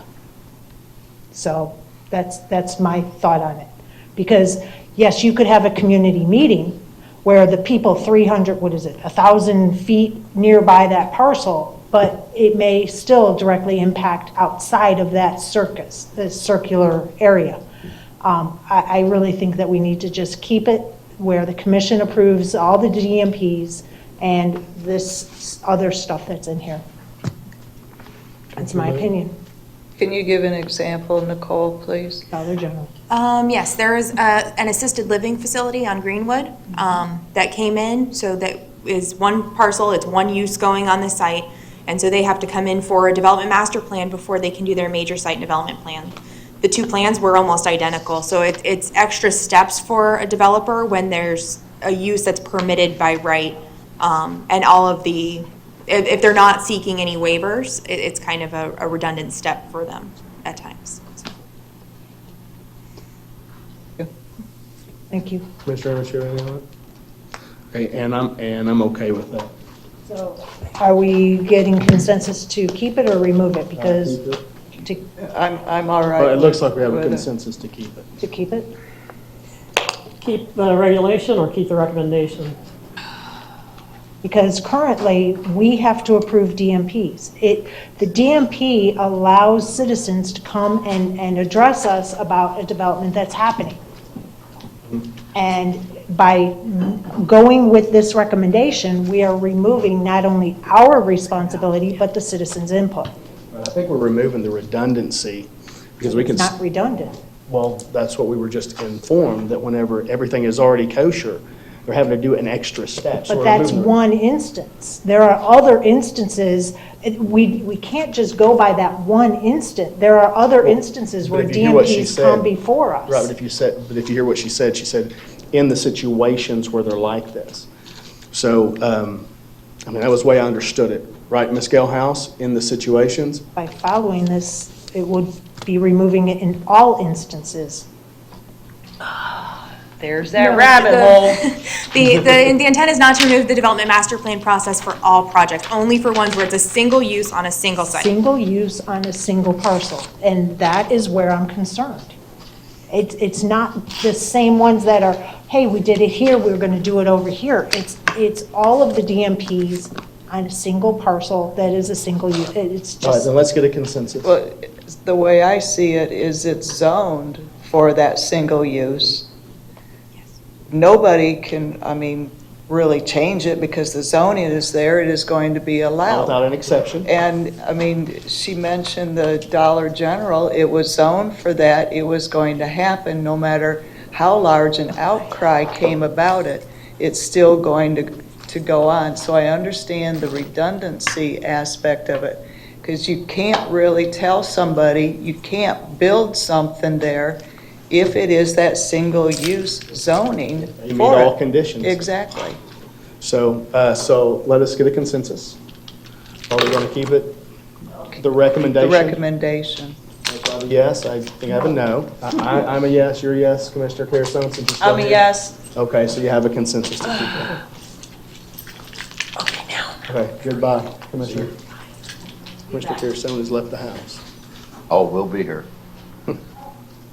Anything else, Commissioner McDowell? I don't understand 7B, include information in ULDC regarding the necessary processes for splitting and consolidating lots that are not subject to plating requirements.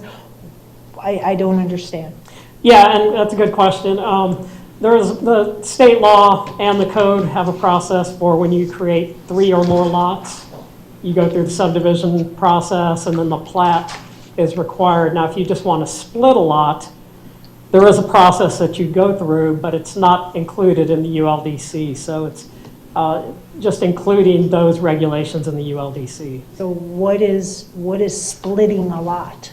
Isn't that replatting it? I don't understand the difference with splitting versus platting. It's, technically same thing. it doesn't fall under the subdivision regulations of the state, so they're not regulated by the state, but locally, there is a process for tracking when somebody wants to divide their property. You got to make sure, of course, they're not dividing the middle of a house or, creating a lot that's non-conforming. So it's really just adding regulations for a process that already exists.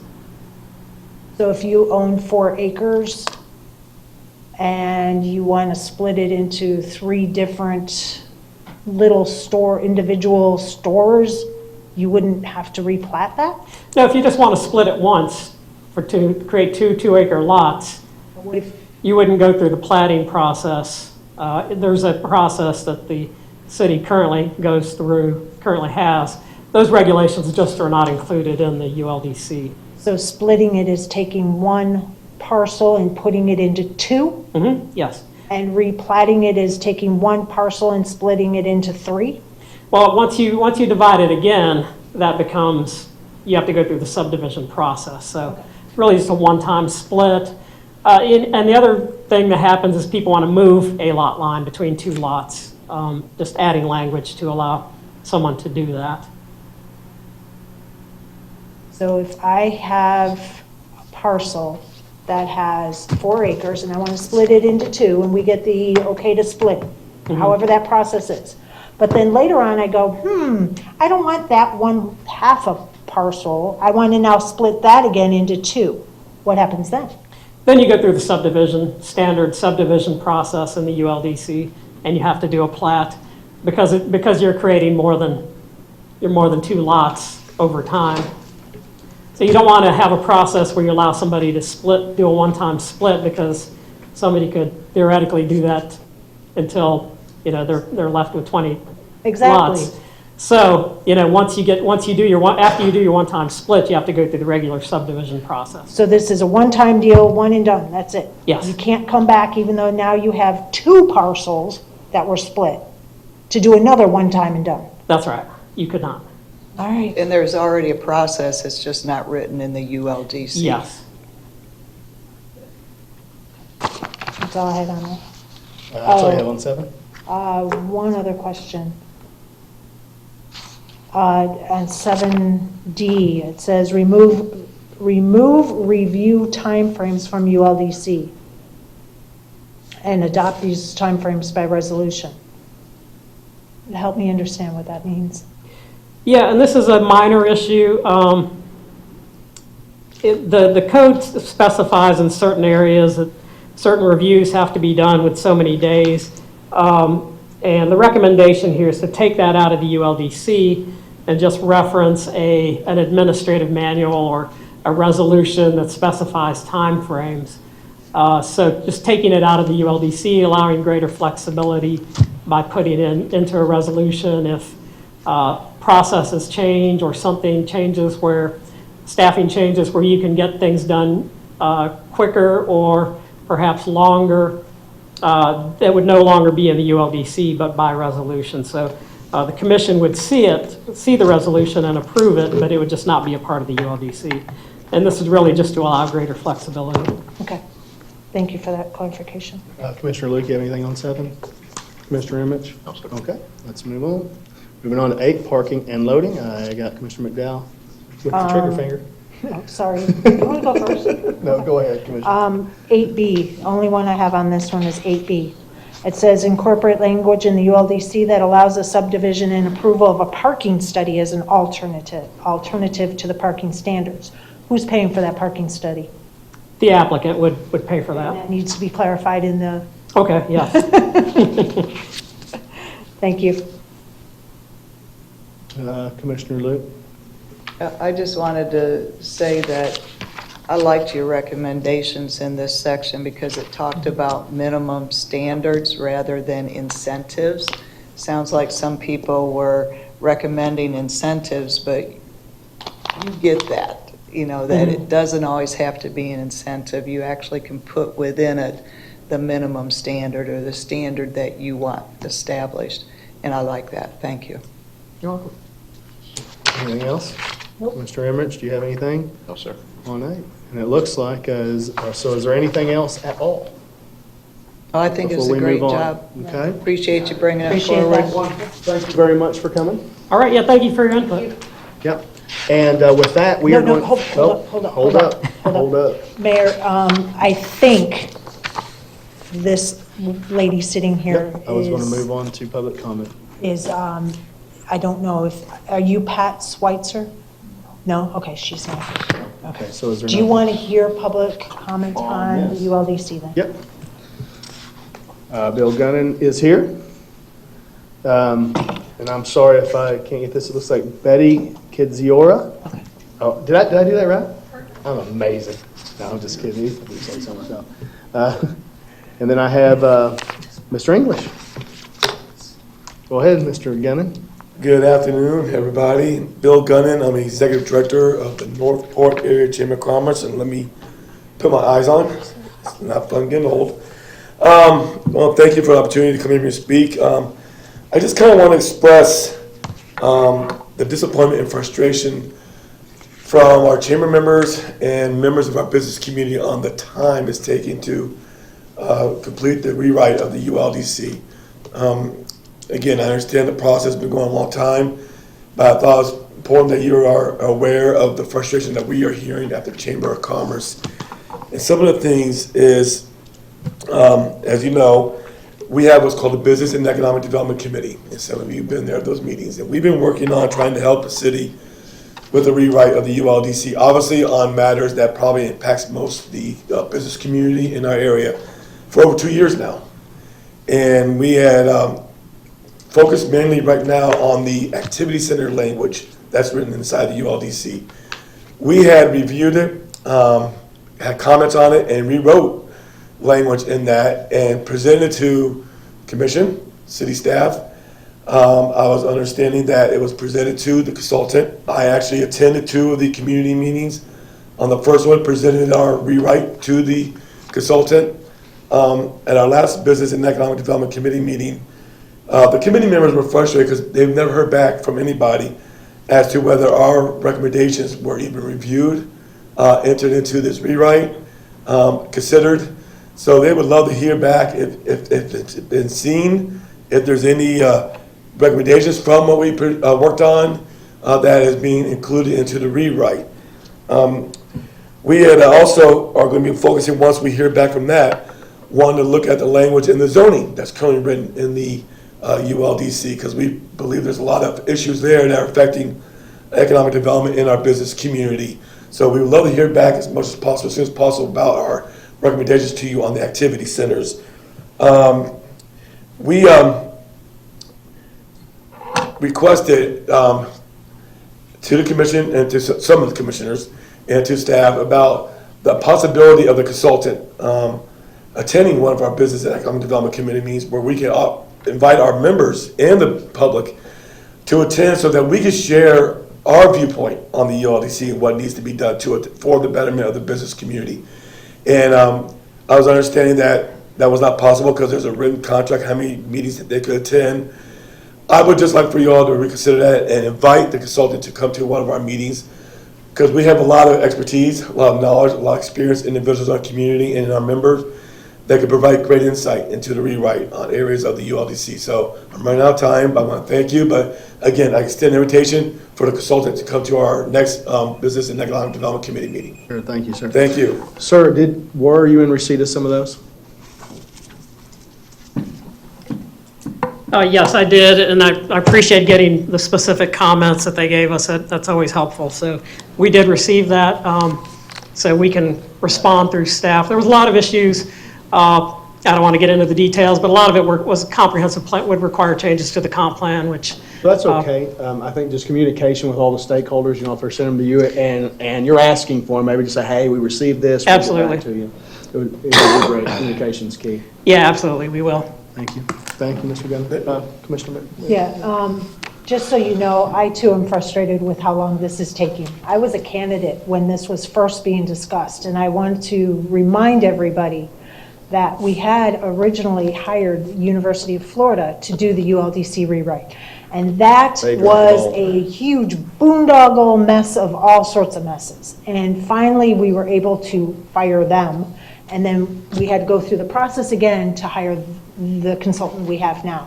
So yes, it has been a long time, but there's a reason that it was long. It has nothing to do with this consultant. No, I understand. that. Okay, I just want to make And they're sure. right on target with their So schedule. far, yeah, they're right on No, this schedule. was not directed at the consultant. Okay, I just wanted to No, make it's- sure that it's was for the clear. record. Just in general. Because for the record, I've been quite pleased with the way this company Oh, has. yes, very I much mean, so. maybe it's because of the last one, but I've been Yeah. quite pleased with this No, one. again, no, this is not directed to the current Yeah, consultant. okay, I just wanted to clear that up. And city manager, the chamber is looking to see if the consultant is willing to meet with them at possibly at the chamber's expense, or maybe at the consultant's. If the That'll be current up to them. contract does not have a provision for that, that's been explained, they're invited to all of the public meetings, just like the rest of the public Exactly. is.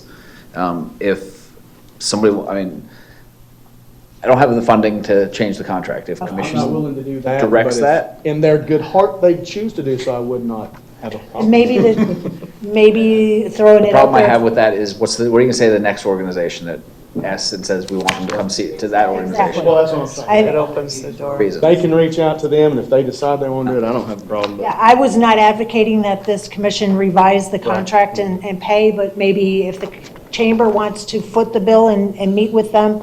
But that's up to them, That's- whether or not they want to Yeah. step outside of the Chamber and the consultant, Yeah. if you want to pay the consultant and they want to accept it, have at it.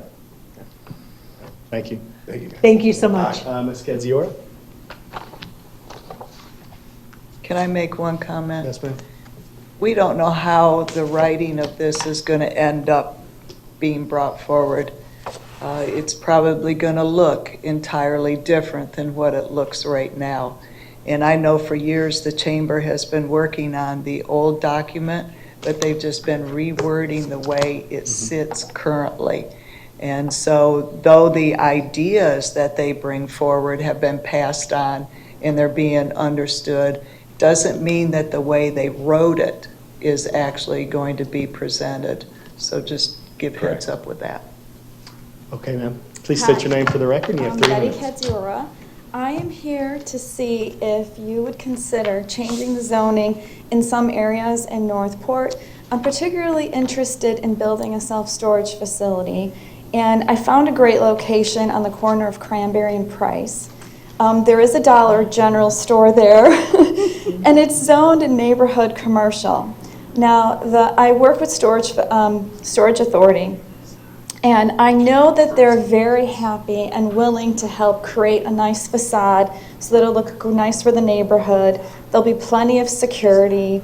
It's a great business for the area. It'll bring tremendous revenue for the city. So if you want to rebuild the pool for the YMCA, it'll help out with that because it's the highest tax per square footage that you guys will earn.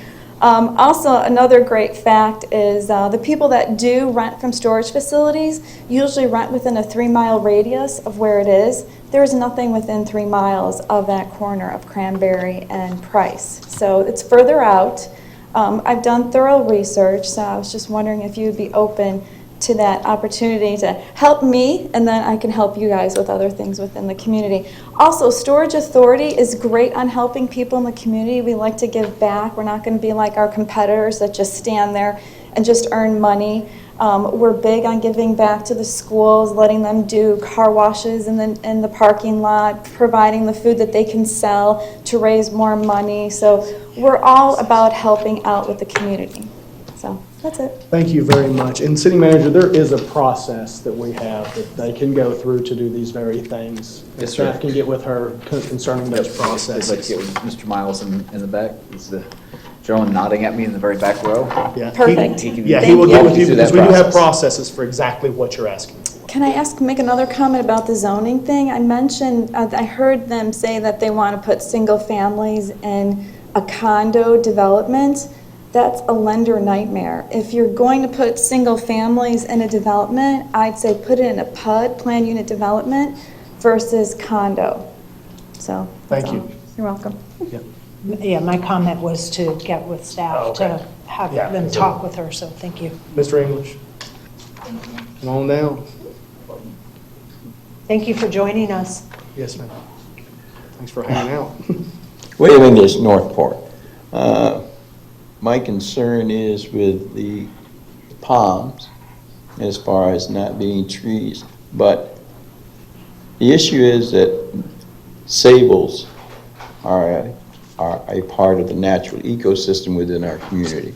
And therefore, maybe some kind of special exemption could be made, but they're still not trees.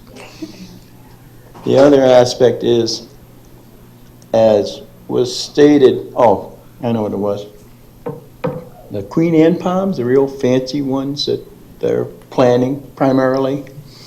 I think Alice told me the other day, Alice White, that they are now considered a Class 2 invasive species. Do you know why? Because so many of them are being planted. They're not growing, but because so many of them are being planted. Mr. Lewis and his people have been very, very excellent in answering my questions, and you know I ask a lot of questions. A concern I have is with the rewrite of the tree ordinance, it seemed like you would consult the consultant as you rewrite stuff to add to the Unified Land Development Code, and would not be continually making amendments as the code is being written. Do you understand where I'm coming from? Which seems to be a process. And another issue with the Unified Land Development Code is the number of amendments that have been made. It seems like you've made, I asked him what the number was and I didn't quite get it yet, but a significant amount of amendments. And every amendment that you do has cause and effect within the code. It doesn't appear that anybody's been keeping track of the cause and effect of the amendments you've been passed on the overall code. One other issue that was brought up is the fact that you're putting too big a house on too small a lot. That is one of the biggest issues as it relates to the environment. Having the ability to split lots would alleviate a lot of that problem. That's about it as far as that, and I know I'm forgetting something, but that's about it. But the amendments are the key, way too many. The inconsistency is what's ruining the Unified Land Development. Thank you. Thank you, Mr. English. Okay, and with that, we're going to take a 45-minute lunch break. What time does that put us at, Ms. Taylor? About 2:30. All right, so we'll be back here at 2:30. Well, that's 1 hour. That's An hour. That's an hour. Look at this guy trying to squeeze 10 one after in. 2. It's almost I need to ask the accountant. 2:10. So like 1.5 hour. All right, let's do 2.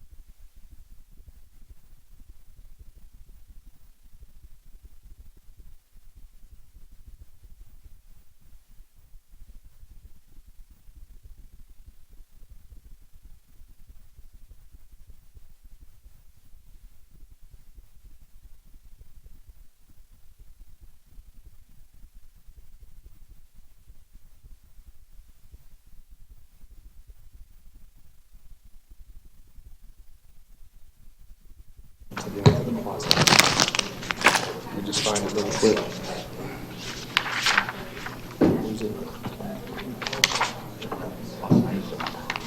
Which item is that? I can't find it on my new sheet. Call the prescription right into D and D on Sandy, all right. It's freaking awesome. Okay, welcome, we're back. Everybody had to get a little lunch break. We're going to move on to, Commission, if you guys don't mind, I'd like to move on to a couple of these petitions we have, C and D. Just kind of jump over to that as the petitioners have been waiting here for a while. If you're okay. Of course. West Villages, C and D, the quasi stuff. Looks like it. Right, that's what we're doing, the Oasis. Yeah. Okay. Are you good, Mr. Emmett? Yeah. I just looking for where you were at. I got it. Okay, so, City Clerk, if you would please swear in those wishing to provide testimony for item C.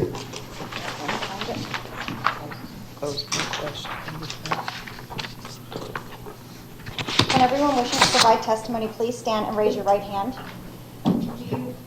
Do you swear or affirm that the testimony you are about to provide is true and accurate to the best of your knowledge, so help you God?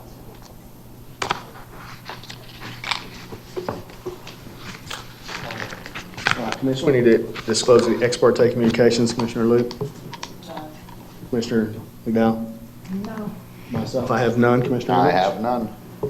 All right, then, applicant presentation, City Manager? Thanks, sir. It's the applicant. Huh? Yep. We know what I said? I'm not the applicant. Oh. You're yanking my chain. All right. You were looking at me, I was in serious mode. Well, I was breaking the law. We don't talk about it yet, that one bag of chips you had for lunch, so. Okay, thank you. You have 20 minutes? I don't plan to take that much Thank time. God. Thank you. I'm Tara Saul with the West Villages. I'm here to discuss the Oasis at West Villages Phase 2 plat. This is a single-family residential. It's an extension of an existing subdivision that comprises of a little over 19 acres.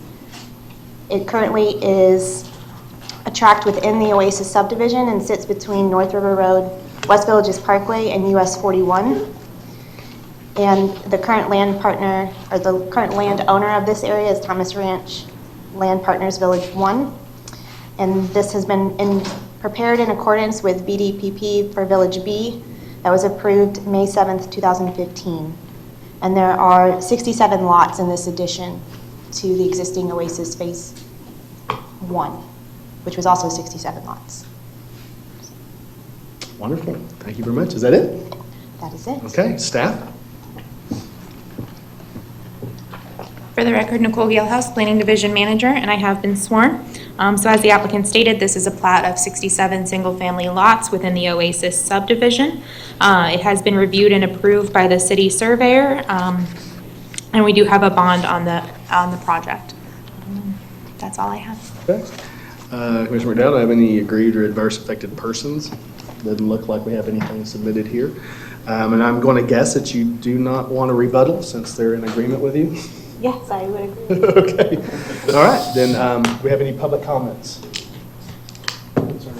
No, but I do need to make a correction, Mayor. Okay. I did have ex parte communication. I am sending it right now to the clerk. There's so many West Villages things. I thought this was the one I did not have any, so I do apologize. And it's, actually, it's not for Oasis is what we're doing now? Yes. It's not for Oasis, it's for the next one. So I'm safe. Forget it. Forget you heard that. Strike all that. Approved. Have fun with it, folks. What can I say? Then we are going to move on to questioning, and I have Commissioner McDowell again. I've got nothing. Thank you. Okay. Commissioner Luke? The 67 lots were already in this development plan, correct? Correct. And do you have more phases in Oasis remaining? We are currently in permitting for Phase 3, which is 13 additional lots, but that is going through staff review now. Okay, and that all fits within the original plan? Yes. Thank you. Anybody else with questions? No? Okay. I will Motion, move. whoops. Huh? Well, let me move to closing argument. You have any closing argument? No, just thank you for letting us be here. Thank you, staff. No closing arguments. Wonderful. Then I'll take a motion. Move to approve ordinance number 2019-21 on second reading as presented, and I believe that would be July 25th, am I correct? Third. There's no second Yeah, there's reading. no second reading on There's no plat. second reading. Yeah. They were on petition. There's no second reading. Excuse me. Strike that. Forget you heard that. I'll second it. Move to approve petition PLF, am I on the right one now? 19-086 for 67, this is the right one, single-family lots with associated road, right-of-way drainage and utility easements within the Oasis at the West Village Phase 2. And I'll second that. We have a motion on the floor by Commissioner Luke, seconded by Commissioner McDowell. Anything to that, ladies? Nothing. Nothing. Thank you very much. Everything good? Let's take a vote.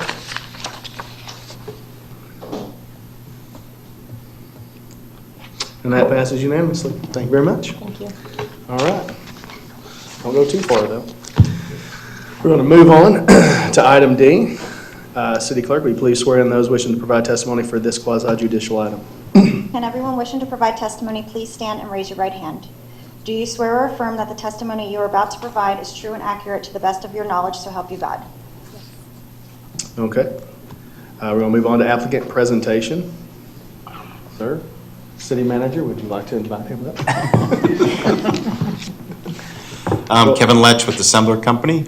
We're the applicant, the developer of the Marketplace project, and we're presenting our plat that was approved at planning in June. So if there's any questions, be happy to answer any questions you may have. Thank you. City Manager, does staff have anything they'd like to present? Again, for the record, Nicole Galehouse, Planning Division Manager, and I have been sworn. So this is a plat of the commercial property with out parcels. It's about 25 acres. We do have a bond on this project, and it has been reviewed and approved by our city surveyor. Okay, wonderful. Do we have any public, well, I'm guessing you have no rebuttal. Sorry, it's in our little list here. The staff is good, and I don't see any agreed parties, so we're going to move on to public comment. Do we have any public comment on this? I do not, Mayor. Commissioner? Wonderful. All right, commission questions? Oh, we need to do ex parte Oh, communication. I'm sorry, you are right. Any ex parte disclosures, Commissioner Luke? None. Commissioner McDowell? Yes, I did have one. It was an email that I sent, and I did forward it on to the city clerk, and I will ask the same question just for the record. Okay. Commissioner Knapp, just for the record, can you disclose who the communication was with and what it was concerning? It was concerning this item, and More specifically. asked the question specifically. It had to About do, there now. it had to do with the plating of this and the development that's going on right now. Okay. And I sent it to city manager. All right, Commissioner McDowell. So looking at the plat and the way that it's going to be platted, that's where the construction is going on right now. Correct. So I don't understand, and if you could, for the record, state why is there construction going on and now we're platting it? So originally, this site was planned to be done under a unified ownership. They were not planning to subdivide. After construction began, they changed their minds, decided they wanted to sell off the out parcels individually, and so now we're coming in after the platting. Thank you. Is that it? Yeah. Commissioner Luke, do you have any questions? Yeah, can you be a little more detailed as to the selling off of the lots? I mean, is this part of the commercial, or was this always residential? This is part of the town center portion of Village D. So it's part of the commercial. There's 6 out parcels on the site that originally the property owner was going to maintain ownership of, and they've changed their mind and decided to sell them all. What do you mean by ownership? They were going to own it and... They were going to own everything as one site and maintain everything as one site. Now it's being split up and subdivided and sold. But it's staying commercial? Yes. Okay, thank you. That's all. Mr. Emrich? No, sir. Wonderful. Then I'll take your closing argument if you have any. No, just thank you for your time today. Appreciate it. Yeah, okay. Then let's entertain a motion. I'll make a motion, Mayor, to approve the plat for West Villages Marketplace, PLF 19050 as presented. I'll second. Motion on the floor by the Vice Mayor, seconded by Commissioner Luke. Anything to that? Nope, Vice Mayor thank you Luke? very much. Thank you. Okay. We're all good, so let's take the vote. And that passes unanimously. Thank you guys very much. Okay, now we're going to move back into our list for the public that are watching. Sorry for the bouncing, but we had some situations we had to deal with up front. So we're moving back to our consent agenda, which is item 4. City Manager, did we have anything as of yesterday noon to be pulled for discussion? Yes, sir, there was a request to pull items 4C and 4F. 4C and 4F. Vice Mayor McDowell, so if you still want to use them. And A, sorry. And A, so A, C, and F? Okay, if I can get a motion to approve the consent agenda item excluding A, C, and F? I'll make a motion, Mayor, to approve consent agenda items B, D, and E. And G? And G. All right, and I'll second that one. Got a motion on the floor by the Vice Mayor, seconded by Commissioner Luke. Let's take a vote.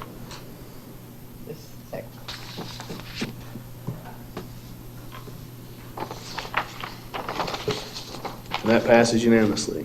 So we're moving on to item A, approval of contract with Andrew Sitework LLC. City Manager.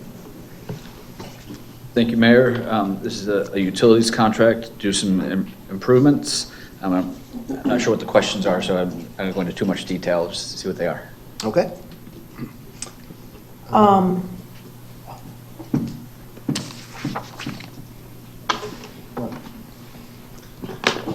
do I get that on? Say it again.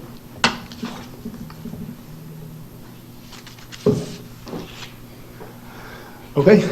Did you have a question? Yes. Go ahead. Since I pulled this item, Mayor, I just wanted to bring, I think everybody saw the email about the questions that I asked regarding the project. Because this is a looping project, I asked specifically if there's going to be any houses that will be able to connect, and I was told that there would be 44 homes that would connect. The questions went further that were those homeowners notified, and the answer was? No. Oh, for the record, Rick Newkirk, Utilities Director. And I'm sure that the costs for those citizens to hook up is going to be very similar to what was for Madagascar. That is correct. What I'm concerned about is we are in the process of discussing the Madagascar project and coming up with like incentives to hook up within a year, payment program after a certain amount of time. And if we approve this looping project and these citizens are required to hook up, they may not be part of our future discussions. And I'm concerned about that because this $8,000, $9,000, $10,000, $11,000 cost is quite expensive for the citizens. And I just want to make sure, can we delay this until after the conversation with Madagascar? Can we, I'm looking for some options here. Okay, first of all, this is a looping project. It is for water quality issues. In this area, we are dumping approximately close to 1 million gallons of water a month in this area. This is not a neighborhood expansion project to hook up customers. This is for water quality. We did receive a grant from the Southwest Florida Water Management District for a water quality grant, not to hook up customers. We are on a very sensitive time schedule to get this completed. If we do not get this passed, we will, in fact, lose the grant funding for this project. Thank you for reiterating that, and I appreciate that. This grant, is it 100% or? Sorry, Assistant Utilities Director Jennifer Droscher. It is a 50-50 grant, so they split the costs with us. So, while I appreciate the grant part of it, I'm still concerned about the citizen part of it. So maybe we need to do this in two different directions. I think, if I understand your question right, is not can we delay the project, is can we delay the requirement for them to hook up? And that's Yes. one of the things that I'm thinking about. I think the concern is if we delay the project, we'll lose the grant funding. Correct. Now And that I I don't think that was your understand. concern. I think your concern was can we delay forcing people to hook up? Correct. If I may also, you had brought up a few things such as payment over time. That requirement already exists in our current ordinance. We are allowed to do that for any customer. So right now, if someone wanted to come in, even if they weren't in one of those pilot project areas or anything like that, we do allow them to pay over time if they choose to. So that option is already available for the customers.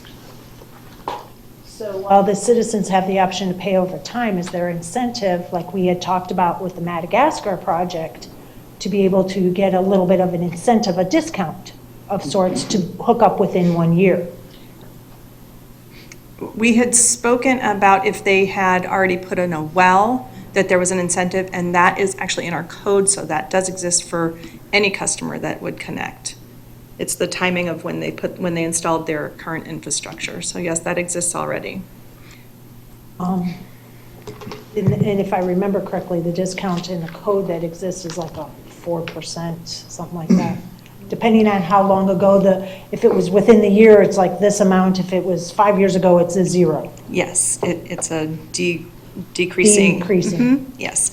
And we're working on the sewer side of that. So we do not currently have the sewer side of that, but this is for specifically water only, this particular project. Last question, Mayor, thank you. When do you expect to notify the citizens of this project that are going to be affected and hook up to this? Before we begin construction on this project, they will be notified. We need to remember that once they receive a letter from the utility department or city telling them that water is available and you have 365 days to hook up, then they will be required to hook up. Our plan is, and I understand what you're saying, until we get the Madagascar area worked out and everything, go ahead and put it in, but do not give them the notice at this time, the 365-day notice, telling them they have 365 days to hook up. My vision is to let them know we're constructing it, and once it's completed, you will be able to hook up. Later on, once we get things worked out and everything, we got a plan in place, then we will send out a letter giving them 365 days. So we have a plan to do it.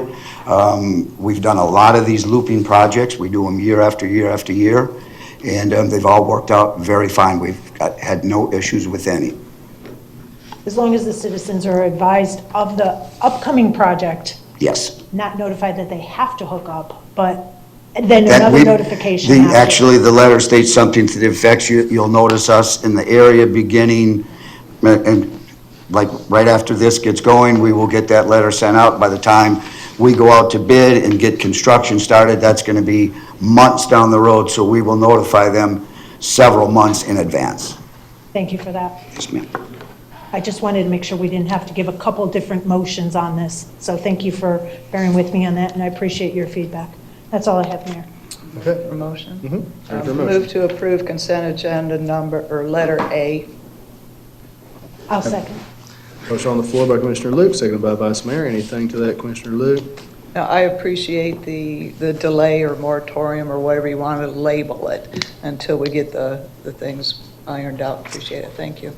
All right, Commissioner McDowell? And thank you, staff, for the questions, answers. I have nothing else here on the board, so let's take the vote. Sorry. Try that again. Do it again. Looks good to me. That passes unanimously. We want to move on to item C, approve the technology services agreement renewal and amendment 1 with Sarasota County. City Manager. Thank you, Mayor. This is, it's exactly what it is, a technology services agreement with Sarasota County. This one will actually save us money over what we're currently paying, but I'll open it up to whatever the questions were. Okay. Commissioner McDowell? Yeah, Mayor, the only reason why I pulled this item is because not only are we approving the agreement, I wanted to make sure everybody was aware, we are also authorizing the city manager to execute any future renewals under the same terms and conditions. And I go back to, this is one of those things that this is our responsibility to approve agreements. If that last little sentence wasn't in there, I wouldn't have had to pull it. We keep relinquishing our responsibilities to the city manager, and I just feel we need to stop doing that. It's our job, not his. I think as the city grows, that will continue to be a necessity in certain areas, not in every area. But I think as the city grows, it's going to need to be in order for our city staff to function properly. But Yeah, he could have just kept it on consent without that last bit, and it would have been fine. That's all I was getting at. So I just wanted to make that statement and go from there. okay, I'll take a motion. But I have a question Oh, yeah, on go that, ahead. though. I mean, that's just talking about renewing a term of this particular agreement, correct? Yes, it's this specific agreement, as long as the terms and conditions don't change, it's just a renewal. Thank you. How are we going to know if it changes? Well, it's not Well, legal for because me he'll to bring it to renew us. it if the terms and conditions change. So I'll make a motion to approve consent agenda number C, letter C. I'll second it. I have a motion on the floor by Commissioner Luke, seconded by myself. Anything to that, Commissioner Luke? No. I've already stated mine. I see nothing else. Let's take the vote. And that passes 3-1. Commissioner McDowell dissenting for reasons stated, or? Absolutely. Thank you very much. All right, we'll move on to item F, approve the Parks and Rec Master Plan. City Manager. Thank you, Mayor. As part of our accreditation process, we needed to have in our Parks and Rec Master Plan actual stated mission and vision. We did have one, but it just was not in the master plan. So add here through this appendix. With that, I'll open up to any questions. Commissioner McDowell. Yeah, I pulled this item because I noticed in the master plan that there's a section called 5.0, and it has all these appendices, A through I. I is actually the mission vision statement, but those items are not attached to the actual document. And I wanted it stated on the record where they are, how we can get them, because it's not all inclusive of the document. Sandy Feinheller, Parks and Recreation Director. So when we originally submitted the master plan for approval, those items were not attached. They were provided in a binder to commission because there's over 1,000 pages with the appendix. So we have put those on the website. They're all labeled there with the master plan, so if anyone wants to access those, they can. And just for the record, City Manager, I never got a binder. I don't know when that was presented to commission. It might have been before my time. A complete binder with Section 5 in it, I never got one of those. I don't know if anybody else did. I'm just letting you know. Okay, we can make that We'll make happen. sure we get that to you. We'll get you one. Move to approve consent agenda letter F. And I'll second. All right, a motion on the floor by Commissioner Luke, seconded by Commissioner McDowell. Anything to that, Commissioner Luke? No, sir. Commissioner McDowell? Nothing. Okay, let's take a vote.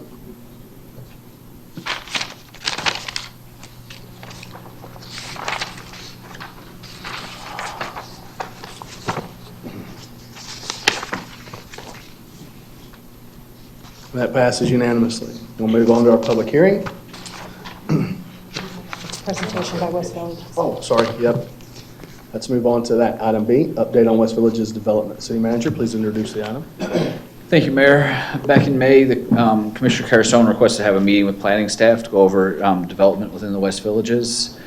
And subsequent to that, I brought up to the commission that we thought it would be a good idea to have it for all of you. And so we're going, one of the planning staff is here to make that presentation to you today. Huh? Ironically, the one who asked for it's not here. We'll make sure she gets the information.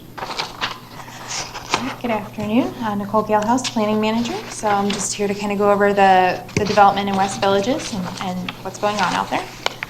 So the first thing I wanted to do was talk about the development review process in the West Villages. It's a little bit different than the rest of the city.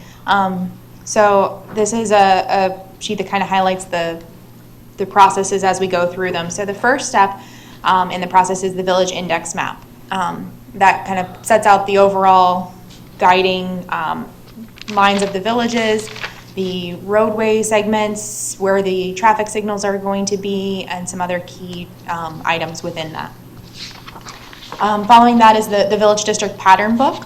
I kind of liken this to like a mini comp plan for the West Villages. It's policies, it's overall guiding principles of how the development is supposed to occur. And then from there, it's the village district pattern plan, which is the specific regulations for development, which is kind of like a mini ULDC for each village. So those three are all in red on your screen because those are all public hearings. After that, we would do subdivision and infrastructure plans, which are all done at the staff level. So this is where we determine the layouts of the sites and how all the infrastructure is going to be put in. Then we bring that to you in a platform as a public hearing to solidify those lots. For commercial development, we would then go to major site and development. Sometimes for commercial development, the subdivision infrastructure plat may not be required if the site is not being subdivided at the time. So it just depends on some of those situations. And then from there, they can get a building permit. So kind of go over the index map and how it's changed over time. So this was the original West Villages index map that you'll find actually in the pattern book that exists today. So you can see the villages were laid out a little differently. The roadway segments were laid out differently. There weren't as many of them. The town center was all in one piece. At the time, it was about 1,860 acres. And then there's a green belt that goes through. In 2007, it was amended. There weren't any major changes in 2007. There was a piece of town center that was removed, bringing the acreage down to about 1,620 acres. Would you repeat that? 1,620 acres at that point. So you can see it's kind of this area right here that was taken out in 2007. But other than that, there weren't any other major changes there. In 2016, it was amended again. This was kind of the biggest change that you see to the index map. You can see the roadway alignments are much different. The village layouts are much different, so they kind of added more roadway networks and integrated everything. And then the other large difference here is the town center. It was split up. Instead of being one consolidated area, it's been split into now five different areas. And the acreage is 1,085. Excuse me? 1,085 acres. From 18,000 down? 1,860. Oh, okay, thank you. I was going, whoa. In 2018, it was amended again. This was a very minor amendment. We added the diocese property into the town center here, so that added 20 acres into the town center, bringing the total to 1,105 acres. And that's the current index map that exists today. So in terms of residential development, we've seen residential development in villages A, B, and C. Villages A and C are nearly complete, especially in terms of platting. I think we might have 1 or 2 phases left in those, but they are almost done. And Village B, we are seeing a lot of progress there. We saw another phase approved today, and we have a few more phases. Tortuga is the next one coming through, so more being done there. A total of 5,258 total platted single-family lots at this point. There's a total for all of the West Villages of 20,000, just under 20,000, 21,000 units for the West Villages. So that's 16,400 for the West Villages, excluding Grand Paradiso and Island Walk. Grand Paradiso and Island Walk have their own separate allotment of units. So Grand Paradiso has 1,999 and Island Walk has 2,399, and then the remainder of the West Villages has 16,400 units. Non-residential development, we've seen the Atlanta Braves spring training facility, West Villages Marketplace. The public shopping center itself has 80,000 square feet of commercial and retail, and then there's 6 out parcels, which we're seeing development coming through at this point already. And then the West Villages Welcome Center will be right next to those as well, providing kind of like a meet and greet area for West Villages development. The other part I wanted to touch base on was the principles of agreement. You've heard a lot of talk about that recently, so I kind of wanted to go over the highlights of it. And as you know, we are in negotiations to kind of reevaluate this and bring it into current standards. So it has provisions for fire and EMS in terms of construction and providing equipment for fire stations, and the same for law enforcement for a police substation.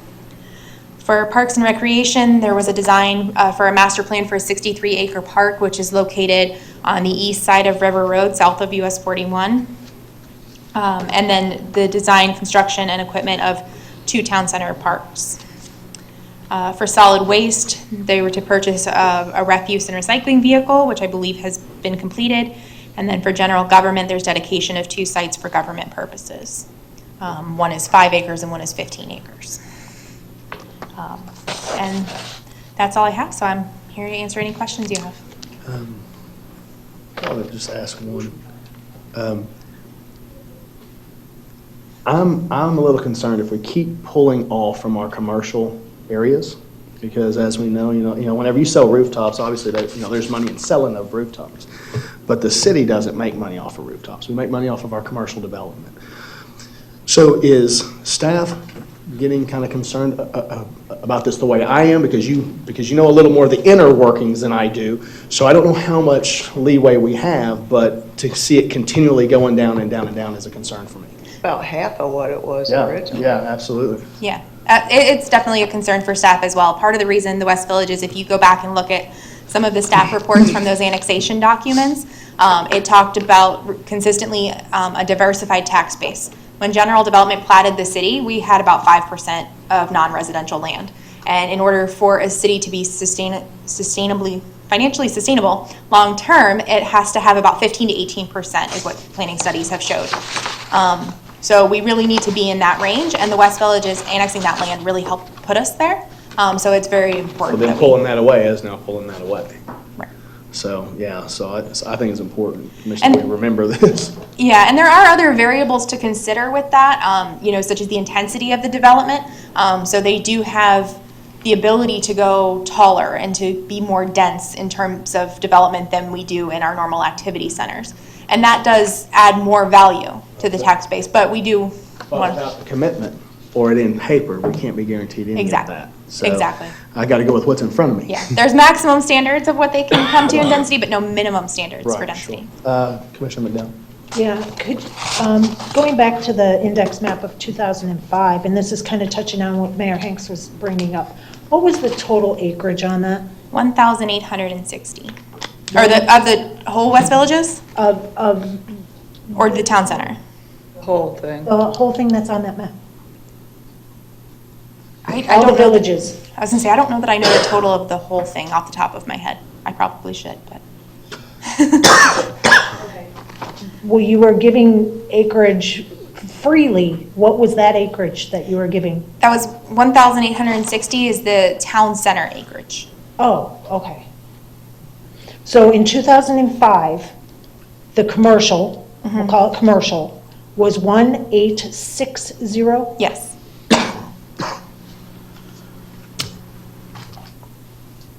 Yeah, it'd be kind of curious to know has the acreage changed? Well, we added a couple here and there, but we haven't taken anything away, correct? On the total acreage? Total acreage?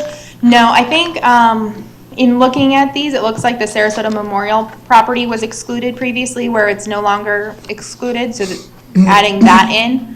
But other than that, I don't believe there's been any major changes. So 2007, what was the commercial or town center acreage? It was 1,620. And in 2016, I just want to make sure 1,085. In 18, 1105, 1,105. 1,000. 105.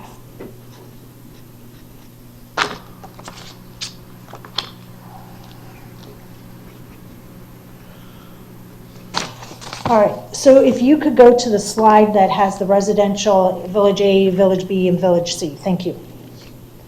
So if you go to Village B, where it says 135 platted lots in Oasis and 429 platted lots in Renaissance, that comes up to 564 in Village B. The Oasis that we just approved, in the backup material, it says that the number 846 have already been platted in Oasis and Renaissance. That's not equaling what this says. When I was preparing this, and I didn't realize it was in this one, or I would have gone back and fixed it, I realized an error in how those numbers had been calculated with Oasis. Phase 1 had, as was mentioned earlier, 67 units. Phase 2 had 67 units. Actually, I think it's 134. I think I saw 68 on one of the plans, so maybe one of them 68. When the person who had been tracking this had been tracking it originally, they saw the whole plan for Oasis and saw 135 and didn't realize that it was in 2 phases and counted it twice. Okay. But 135 and 429 doesn't equal the 846 that's in the backup material for the Oasis thing we just approved. So I'm trying to make sure that we get this clear now. Because even if you add the 67 we just approved, it still isn't adding up. I'll look into it and figure out what's going to, I checked all the plats myself when I did my math for this, but I'll double check everything. Okay. To make sure.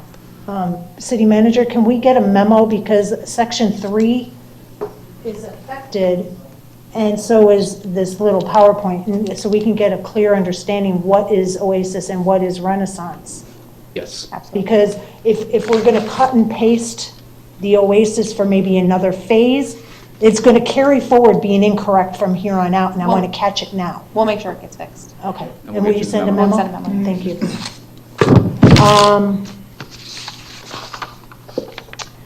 If you go to the principles of agreement, the very last one, it says general government, the dedication of 2 sites for government purposes. Is that government Northport government, or is that Northport and Sarasota County? No, those are to be dedicated to the city of Northport. Okay, so it's only for Northport? Yes. All right, and that's not counting like the wastewater and water plants? Correct. So those are in addition? Yes. Okay. It sets out specific uses for them. I think one is supposed to be like kind of a office, government office type building, and the other one has a range of uses it could be used for with specific things precluded from that.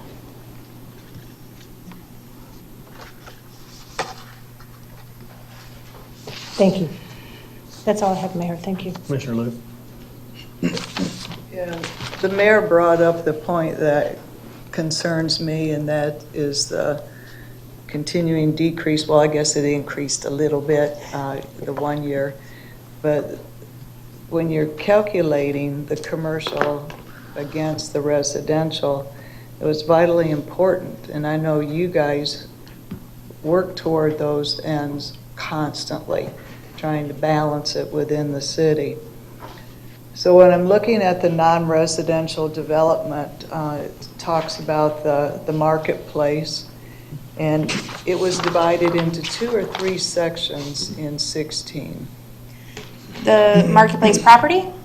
Marketplace, when they put the roads in. Was that 16 or was that 07? I think it was 16, wasn't Oh, it? the town center. Right. Okay. The town center was split in 2016 from being one, where all that red is, to 5 different areas. 5 different. Some of them are technically contiguous if you count 41, but. Okay, so the 6 out parcels, are they definitely going to be commercial then? Yes. For the marketplace itself, yeah, the marketplace, so if you look at this map, it's in this corner right here. And that VDPP has already been approved, so there's specific standards that that area has to comply with. We've started seeing some of the out parcels come in for development, and they've all been commercial at this point. I don't think you Will that affect that decrease in the commercial aspect when those do turn commercial, or are you already counting that? We're already counting that. Oh my goodness. What can or shall we do in order to gain it back? I mean, what kind of recommendation? Had I been here in 16, I couldn't have gone for it because of that balance. And this is like, you know, I have asked the department in regards to looking at activity centers to make sure that balance is there for the city, because commercial is being done differently nowadays.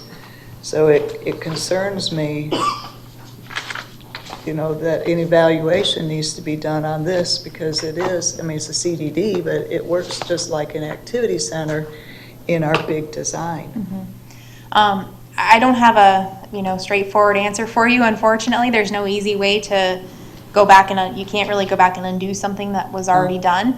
But I think monitoring what comes forward very closely, and monitoring the development that occurs, we're working on doing that. As development actually happens within these town center boundaries, we have them giving us tracking charts to make sure they're complying with the requirements that they have to comply with. Trying to encourage a taller building or something, or? Yeah, we definitely encourage. Second story type of, Yeah. retail on top of retail or something. Yeah, we are definitely encouraging that as much as we can. And then so within the town center itself on here is not 100% commercial. It is their mixed use area. So it does allow for some percentage, and that varies depending on what village you're in right now, but it does allow for some percentage of residential within that. But it's really more of apartments or condos or, things of that nature. So just making sure we monitor that they don't exceed those percentages there as well. Okay, thank you. Wonderful. Okay, I don't have anything else, Commissioner Emmerich, are you good? No, sir, I'm good. Thank you very much. Thank you very Thank much you for for the the presentation. We are going to move on to public hearing. I'm going to read this real fast. An ordinance of the City of Northport, Florida, creating a mobile food vendor permit. This is our second reading. City Manager. Thanks, Oh, sir. you made it on time.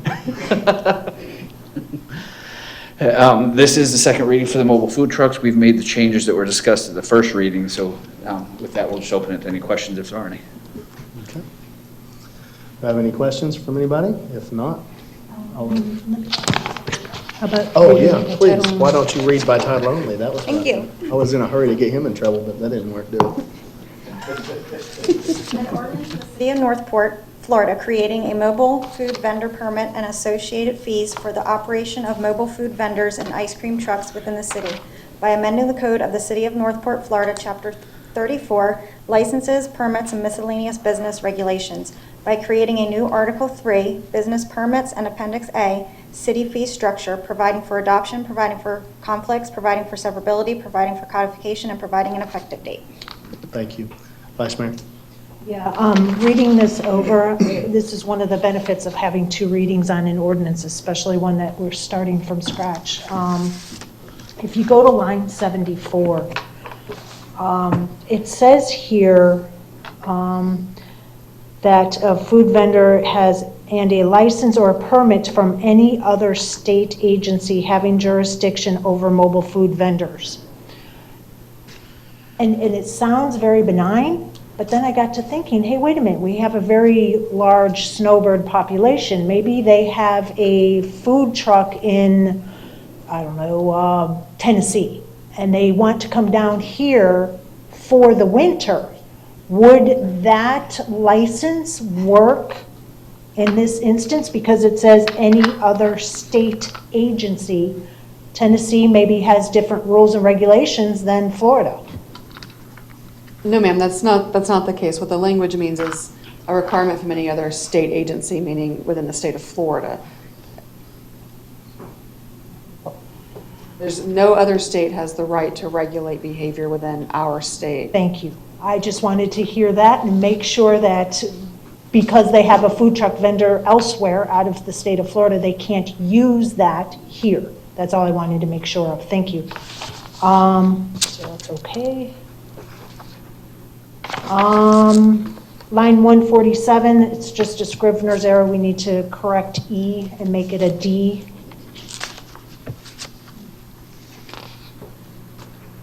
And that's all I've got. Thank you, Mayor.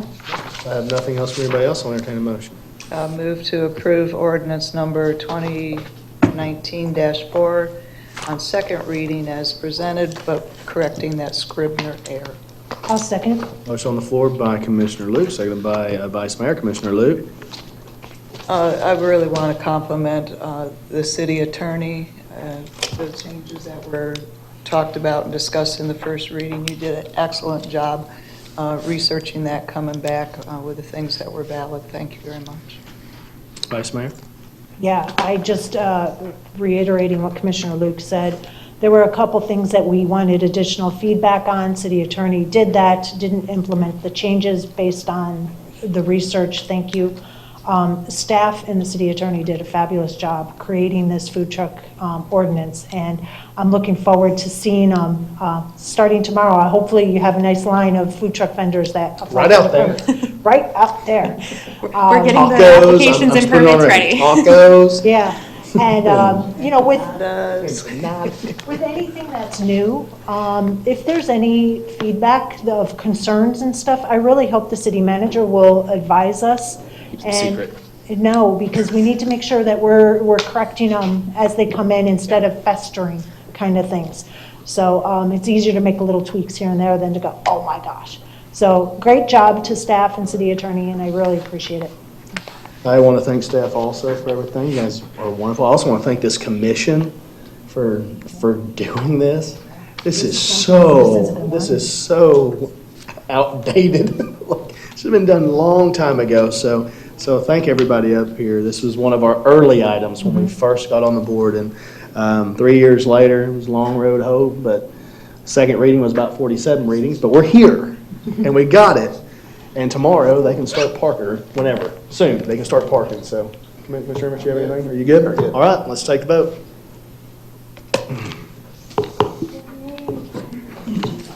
And that passes unanimously. All right. Tacos, empanadas, maybe a couple of brisket sandwiches, all kinds of stuff. All right. So we're going to move on. Public hearing, ordinance number 2019-21. Please, clerk, will you read the ordinance by title only?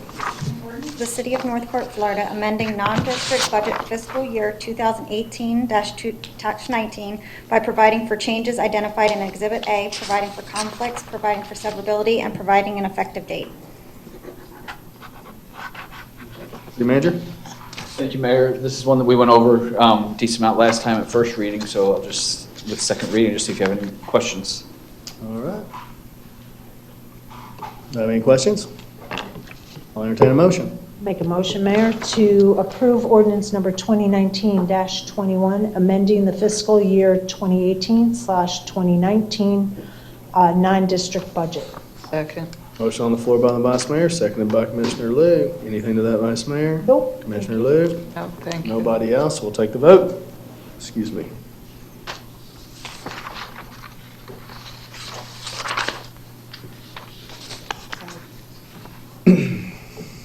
And that motion passes unanimously.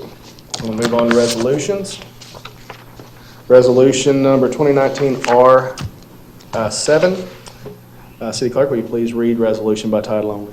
A resolution of the City of Northport, Florida, adopting a human resources policy for the investigation of allegations and complaint against charter officers, incorporating recitals, providing for conflicts, providing for severability, and providing for an effective date.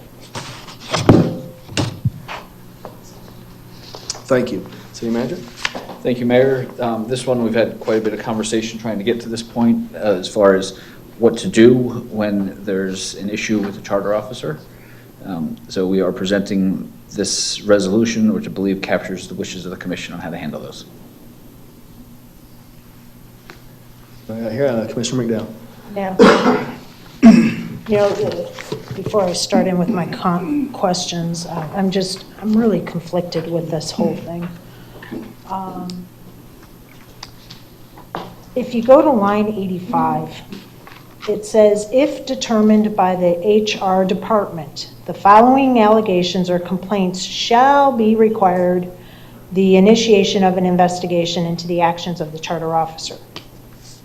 So if somebody makes an allegation, we'll call it on line number 1 of harassment or discrimination, and they go to HR with that concern, HR determines if an investigation is going to be warranted.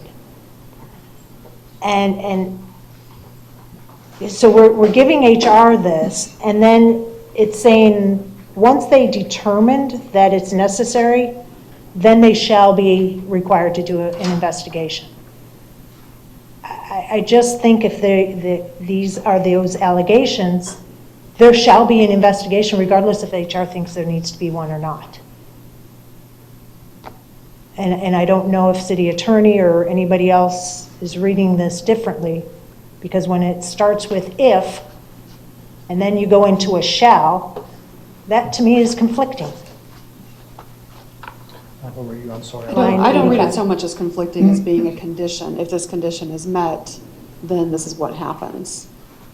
But what if HR says, no, we're not going to investigate this, and there was a harassment or a discrimination or anything that should have been investigated? Well, then that becomes an issue with HR, and, HR can speak to this if obviously if they would like to clarify more.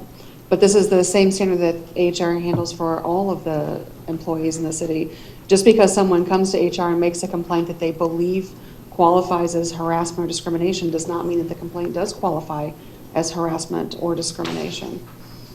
And there are legal things that keep our HR having to investigate.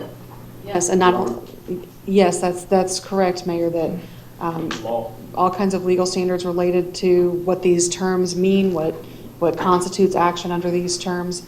An employee would come forward and say, X, Y, and Z happened, and I was discriminated, or, I was bullied, or what is the term for that? Hostile work environment.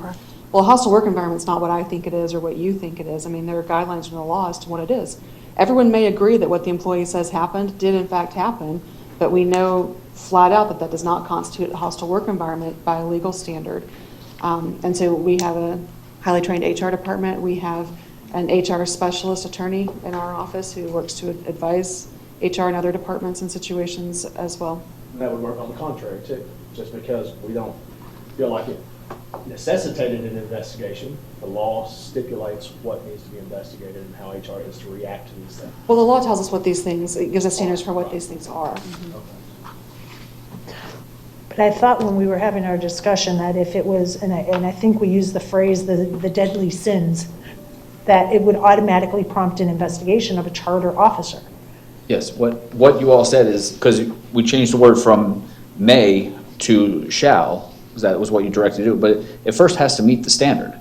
And that's what I think the city attorney was just explaining, is just because somebody makes an allegation doesn't mean it's true or meets the definition of what those things are. And if it does meet that minimum standard, then yes, HR shall at that point. But if it's doesn't meet those definitions, then do we want HR doing an investigation into something that doesn't meet the definition of what that person is alleging? Alleging that too. How are they going to make that determination if they don't do an investigation? To me, an investigation is you go and talk to the other employee. You bring in the witnesses to determine, was there one of those deadly sins committed? That's part of the investigation process. Did we recently have one where somebody said was a hostile work environment, but it didn't meet the definition? Yes, Deborah Hope, Human Resources Manager for the record.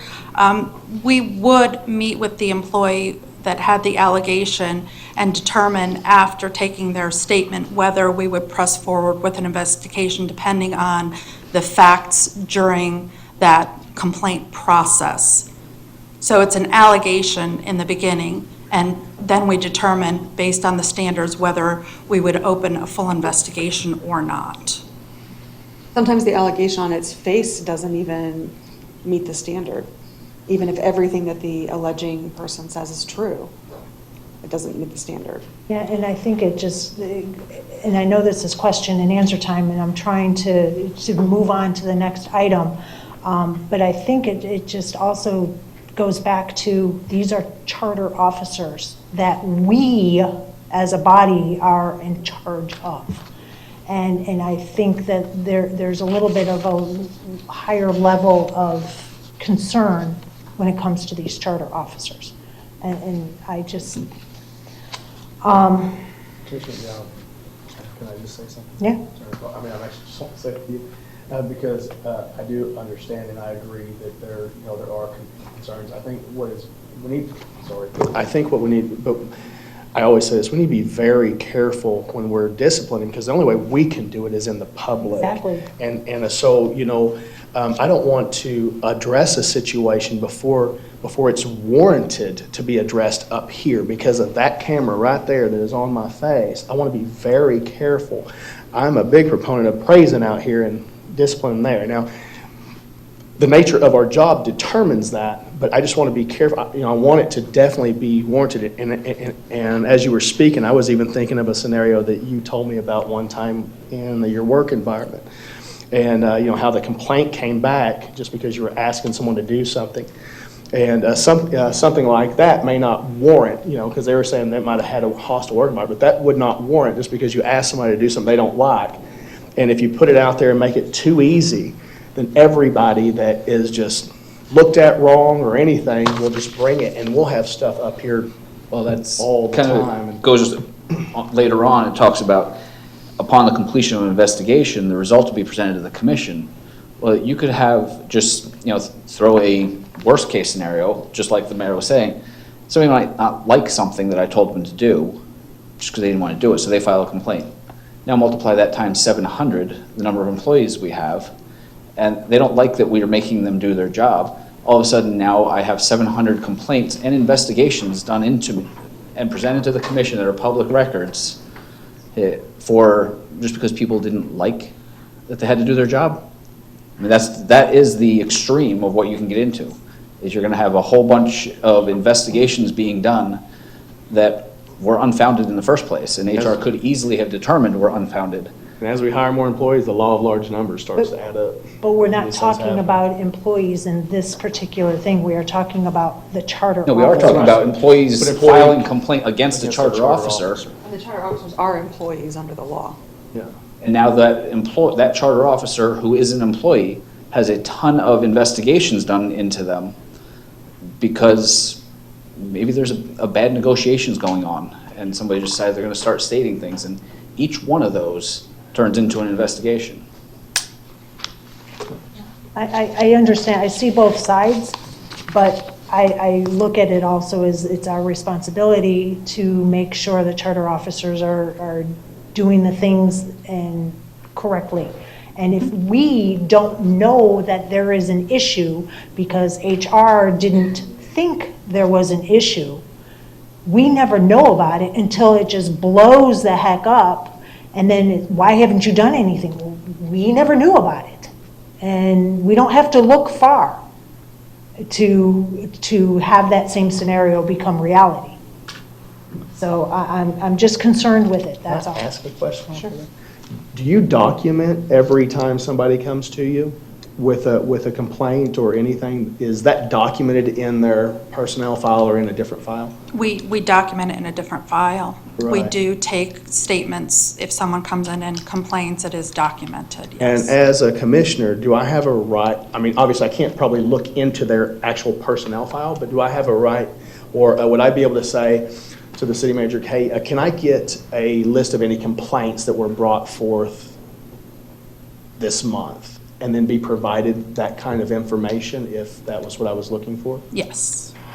we can certainly provide So I was that. trying to find some way that maybe would help with what Yeah. you're thinking. But we wouldn't know to go and say, hey, is there a complaint filed unless, Yeah. unless something, prompted that. Or every so often you can ask for it and just take a look, I don't know. I don't know if anybody else wants to weigh in on that. Thank you for the leeway on that. What I would do is if investigation did come current, I would want to know how many prior complaints that there were. So that record would be vitally important to me at that point in time to see if there were similar or progressive actions, leading to that investigation is when I would want it.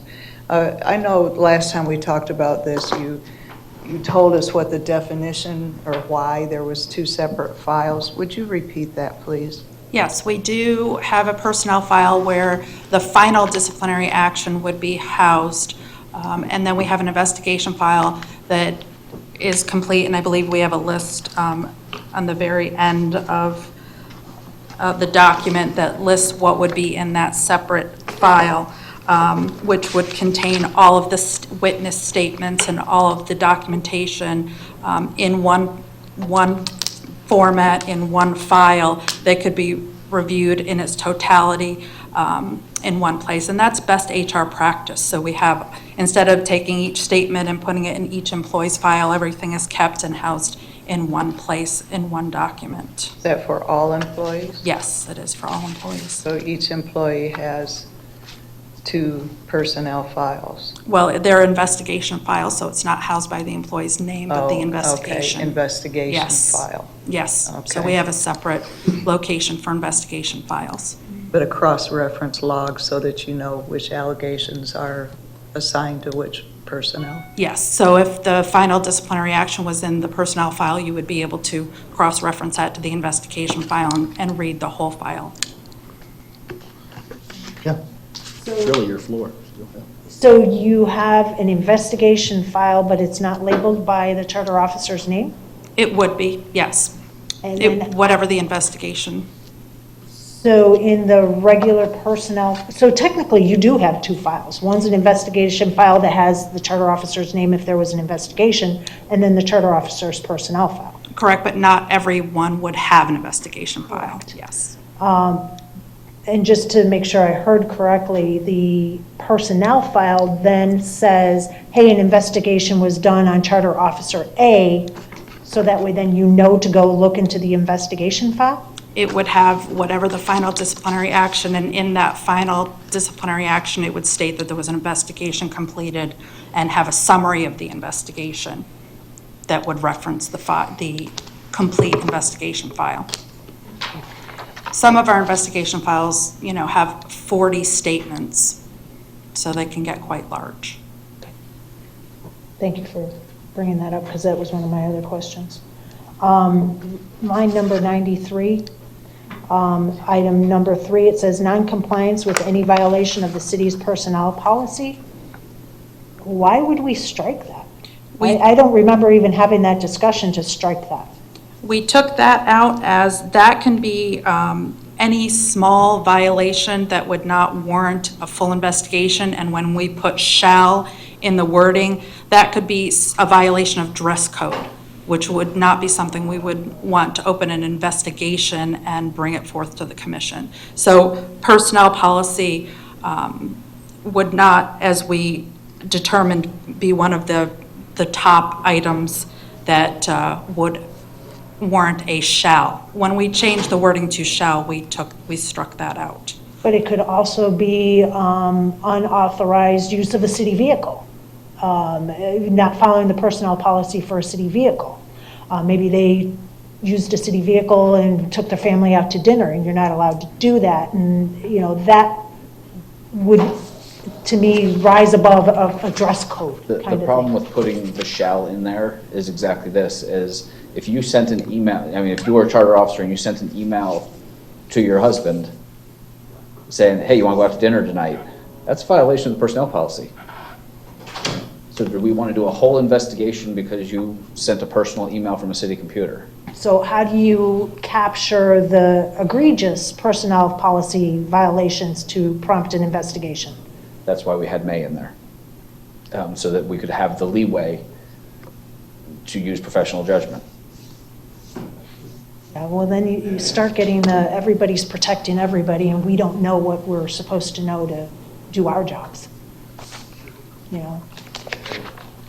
The other option is, you can go through and identify what are the egregious ones in the personnel policy, but I don't think you want an investigation done for every violation of the personnel policy. Like I said, sending an email.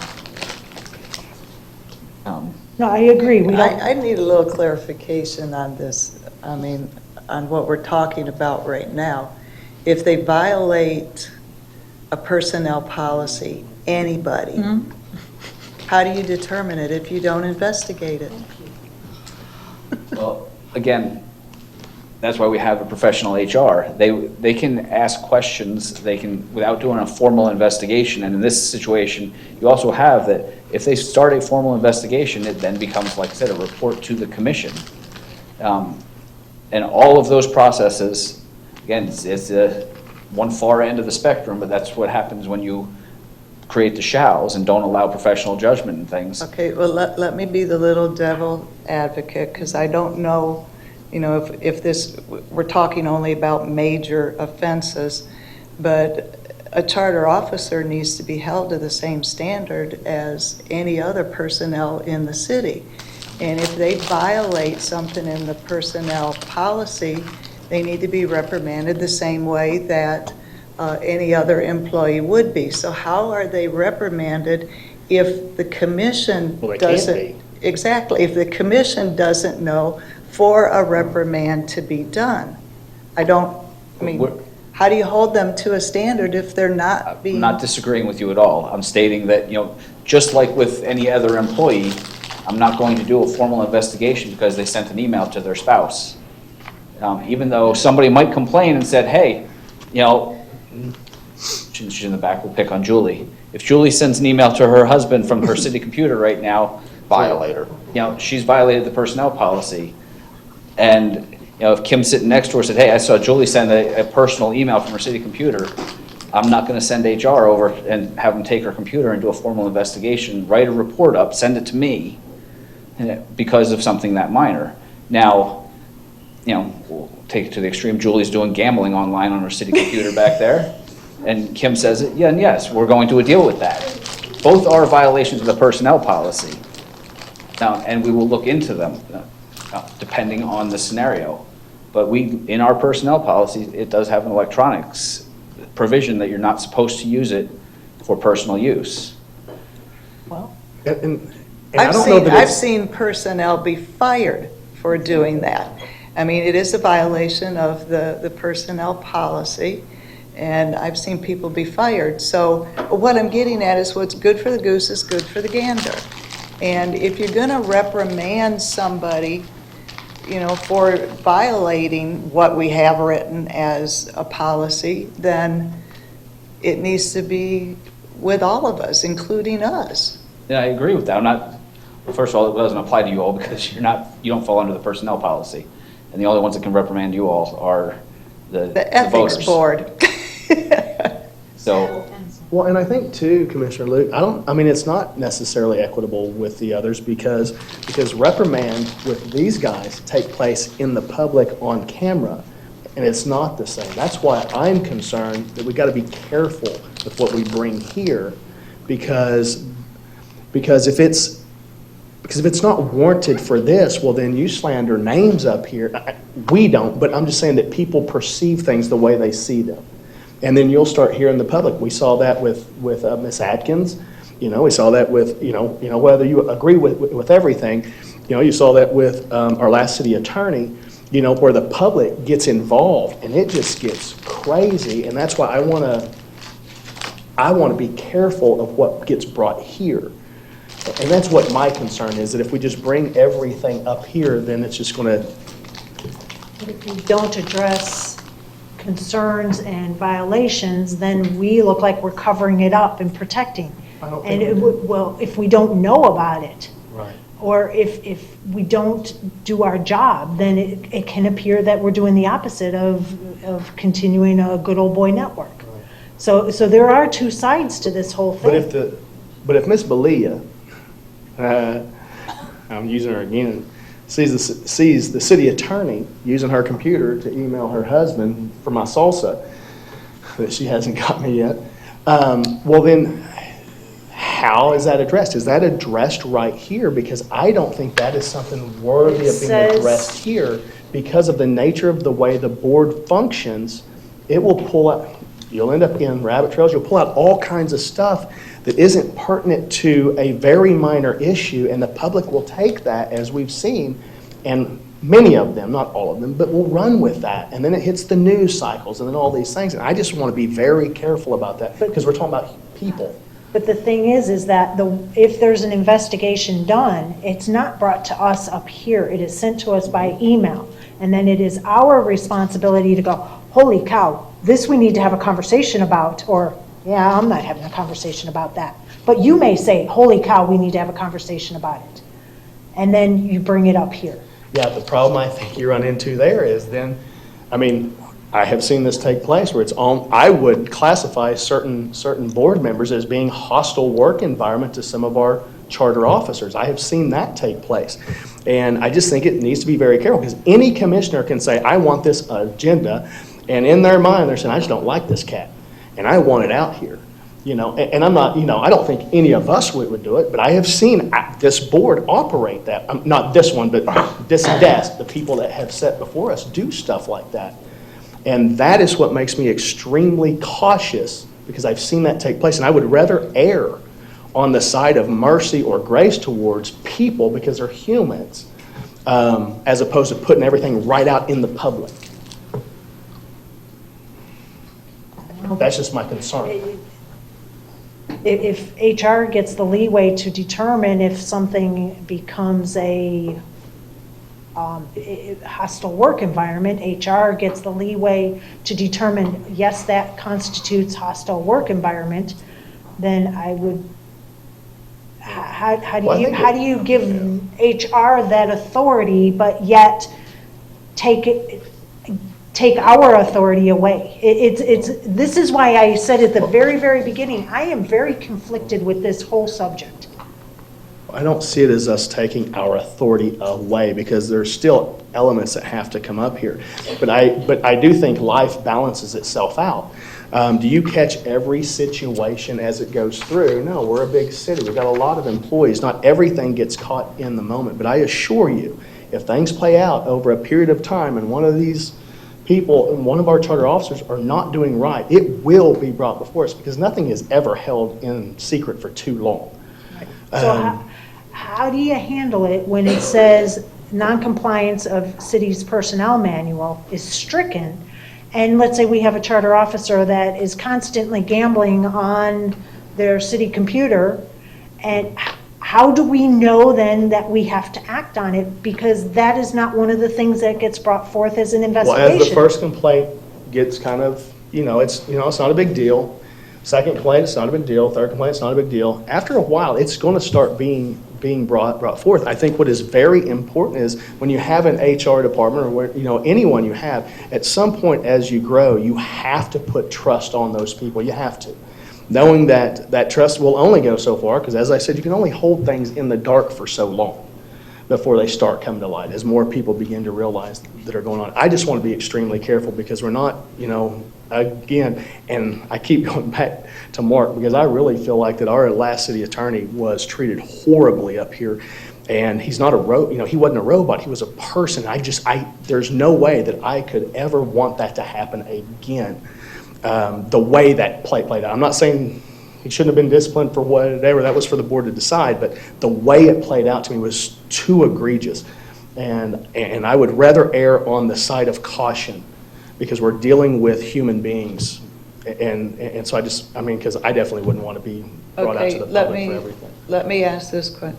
City attorney has something. Mayor, I have an idea or Please. food for thought or a suggestion. I think the problem here is not that the attempt to write this process was to mean that there could never be an investigation of personnel policy. The problem came in when the commission made the change to say it's mandatory that these investigations be done, and kind of take a little bit of the professional judgment away from the Human Resources Department. So I think there are two ways that you could address this, and that is to undo that change and take it back to being something permissive and to leave the personnel policy in, or to add in another sentence that says, if determined necessary by the Human Resources Department, allegations or complaints may require the initiation, blah, blah, blah, and make it permissive, and then add the personnel policy below just that one, so that there could be a level of judgment, so that if it's something small, like just a few personal emails, that doesn't really rise the level that, maybe you guys would need to know, versus, working for somebody else using city equipment or something like that, to give them that discretion. You don't have to just take it out of the policy altogether, if that's the concern. I'm fine with that. That was kind of where I was going to go to, Find a because I was happy going to medium. ask HR how they would handle that type of violation of personnel policy, but, that still gives them the leeway to handle it the same way that they would with somebody else violating it. But if it's excessive or continues, such as Mayor said, I like what City Attorney stated, kind of summarized everything that I was going through my head. Yeah, I'm just looking for something happy medium, and when I saw it stricken, it was like, wait a minute, we didn't even talk about that. Do you want to get a consensus on what the Yeah, I like that. city attorney Yes. said? Yes, yes, I'm a yes, yes. So we have a consensus to do it exactly how Amber said. So ask her what it was she said. Did we Yes, like- present two options. No, no, Either no, it reverse would be the yourselves second one, the or one where you put second, the to make policy it permissive. underneath. Yes, the permissive with the policy underneath is what we're talking about, That's right? fine. That's what I was. Yes, so we'll change the shall back to a may and add back in item No, 3. I think what they want to Shall. do is create a new paragraph Okay. following that with similar language as the introduction, but instead of shall, have a may. Okay. And then have one item listed, which is the personnel policy under it. Right. Okay, got it. Yeah. We can make those Kind of changes. covers that middle ground Right. of what the commission, the vice mayor is needing. So then we would have, Really get off your computer. Yeah, no more gambling or, You quit looking at her. and then if we're taking number 3 out and creating its own little subsection is what, then we'll have to just renumber everything. Okay. And then we already addressed the 2 personnel files. yeah, is that it? Do I have anybody else? Because I was actually pretty good with it. Do you want to make the motion, Mayor, or Vice Mayor? Make a motion. Yeah, I'll make a motion. I'll make a motion to approve Resolution 2019 R07 with the following change. Removing item number 3 / line 93 and creating its own subsection as outlined by the city attorney. I'll second. Motion on the floor by the vice mayor, seconded by Commissioner Luke. Anything to that, vice mayor? or, No. sorry, You like Commissioner how I Luke? took the easy way out on that motion there, attorney? Thank you. Commissioner Luke?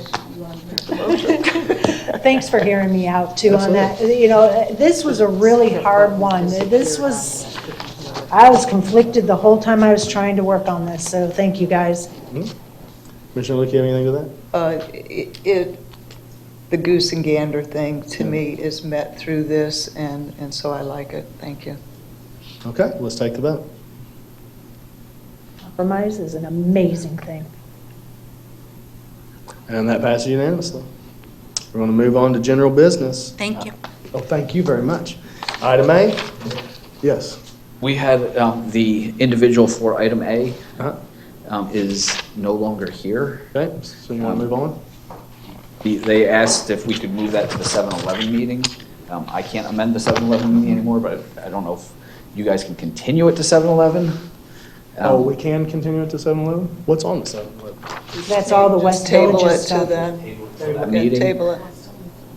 Yeah. That has Yeah, we still a gotta put it on the packed agenda with agenda all though, those right? those West Village things on there. No, it's going to be a busy day. I'm not saying that. I'm just saying that, they're not here, so I guess my question would be, if the inclination is not to approve this, I think that it would be fair to not have it while the individual doesn't have a chance to speak, because they did wait. We didn't realize they were waiting until they left, and they went next door and asked if it could be moved. But unfortunately, it was after 1 o'clock, and that was within the 48 hours to amend the agenda. I think we should abide by that request. Say, what was the request? I To guess I- postpone it to Oh, okay. the meeting on the 7/11. 11th. All right. Yeah, But we can't do that. you can table Yeah. it. Well, but it still has to be on the agenda. and they said It has to be on the agenda, Yeah. we can't. It has to go on the 25th. Third. Or 3rd, whatever that is. That's my fault, I got you hooked on 25th. The Yes, 7/23? the 23rd is what you're saying? The agenda has to be amended, even if you do table it or continue it, there has to be proper public notice. So if we've passed the deadline to amend the agenda, then it can't go on the 7/11 meeting. So Commission, can we, do you need a motion or just a consensus to table it? I'll make a motion there. Oh, for tabling, you need to table or to continue, you need a motion, a All second, right, a vote. so let's get a motion to table this to the 23rd.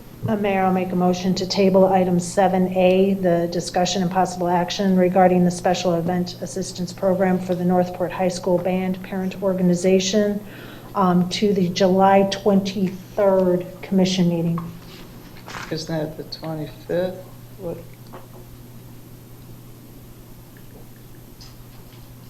The 23rd. 23rd? 23rd. Okay. Second. Okay, I got a motion on the floor by the Vice Mayor, seconded by Commissioner Luke. Anything today? I'll save my comments for the meeting. So let's take the vote. And that passes unanimously to be tabled until the 23rd. So Are we we're on our final item? We're on our final item. How about that? Item B, discussion with possible action to award funds from Special Event Assistance Program to the Rotary Club. City Manager, you're the presenter. Thank you, Mayor. This is, again, under the Special Event Assistance Program. The Rotary Club of Northport is asking for the $500 under this program. If you have any questions, we're here to answer them. Any questioners? Commissioner Lee? Just a slight question, because I saw an email that I was reading on the plane last night. This is complete, correct? I mean, everything about this is not in limbo anywhere, is it? Not quite sure I understand what They filled out their paperwork. We know everything that they're doing. It is complete. It's filed complete, correct? Yes, I believe Is so. that- Yeah, the date in here is October 19th. I don't know.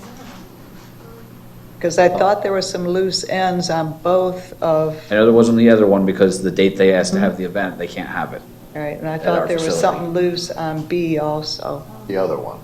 The other one, the one we just chose not to. Yes, yes. For the record, Sherry Willett Grondin, Planning and Zoning Division. I'm not sure by what you mean is incomplete.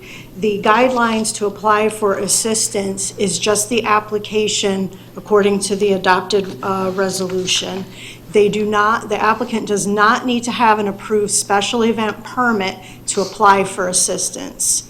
So even though they can apply for the assistance, this was a change made by commission last year, actually, to give a lot more flexibility for the applicant to come before the commission to ask for funding before it goes through the review process. So this application, as well as the previous one, are both going through the review process for the special event permit. Okay. I just wanted to make sure that they had completed everything, because it looked like there was questions as to who, what, where, when, why type of stuff to it. But it is complete. We're good. Everything we're looking at is no This changes to application it. is complete. Both Awesome. applications are complete for the assistance request. Thank you. That's all I needed to know. Commissioner McDowell? Yeah, just to follow up, so the application is complete, but they may not have completed the Special event process permit may not be for the complete. special event. That So is if that special event permit is not approved, obviously they're not getting any money. Correct. Okay. And the money would go back into And the the money goes account. back into this. Yes. Thank you. That might have been what I read. Because there was something undone. Thank you for that, Vice Mayor. You're welcome. All right, if I have no other questions, I'll make a your motion. yep. I'll make a motion, Mayor, to approve the Special Event Assistance Program to the Rotary of Northport to cover the costs for their October 19th car show held here in the city, up to the amount of $500. Second. Got a motion on the floor by the Vice Mayor, seconded by Commissioner Luke. Anything to that, Vice Mayor? No, I look forward to seeing the car show again. Commissioner Luke? Kudos to the Rotary Club. Those guys have been so active and all around town doing all sorts of stuff, so I wish them the best on it. They're everywhere. All right, let's take a vote. That passes unanimously. All right, we'll move on to public comment. Do you have anything left? I don't Of think anybody here? he's here. He might be outside, so you might want to announce his name just in case. Oh, Mr. English? Yeah. I don't know if he's left. I think he left. Dr. English, I'll give you 30 seconds. He was late for us after we had our. Oh, was he? break, So I Okay. think he was heading home. Yeah, he's probably gone there. And then they're not here either. Okay. Well, Commission Communications. Commissioner Luke, do you have anything? I believe the only thing I had was taken care of, so thank you to IT for getting that panic button for Miss Becky.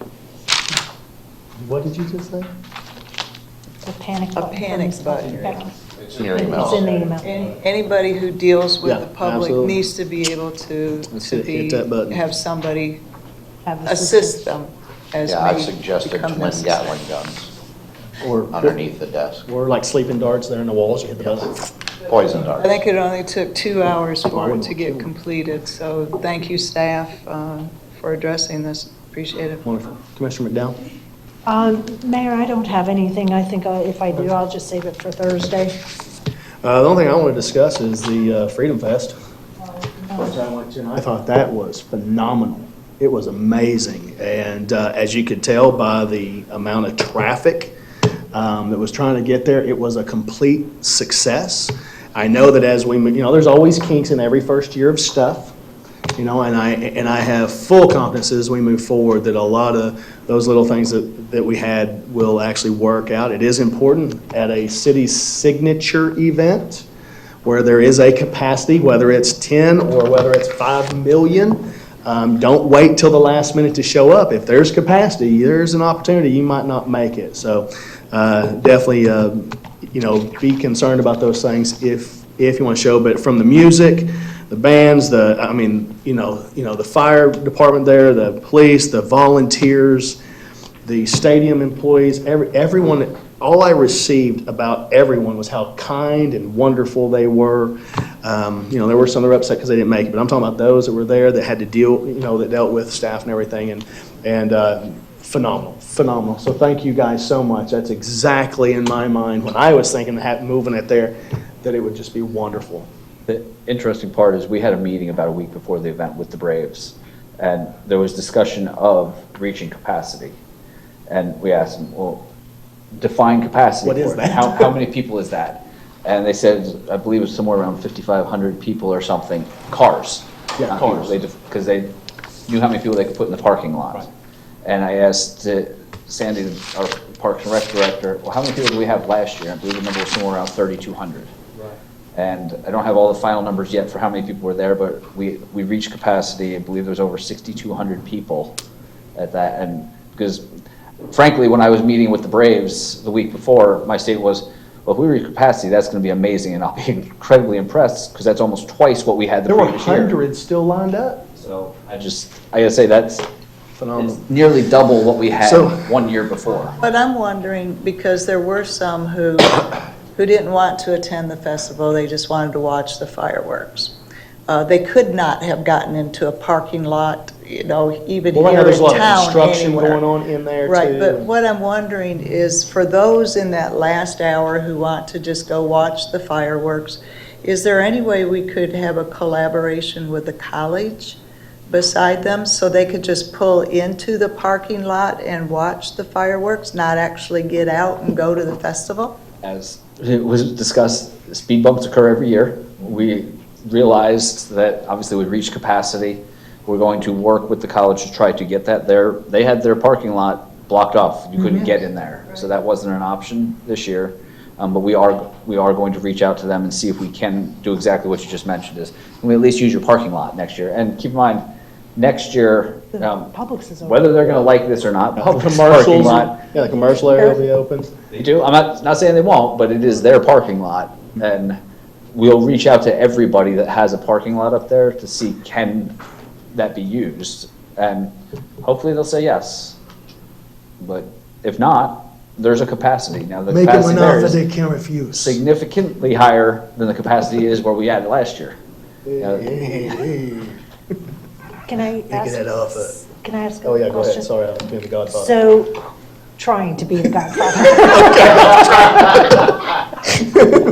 Sounded more, Wears a cowboy hat. grandmother. That's it, meeting adjourned.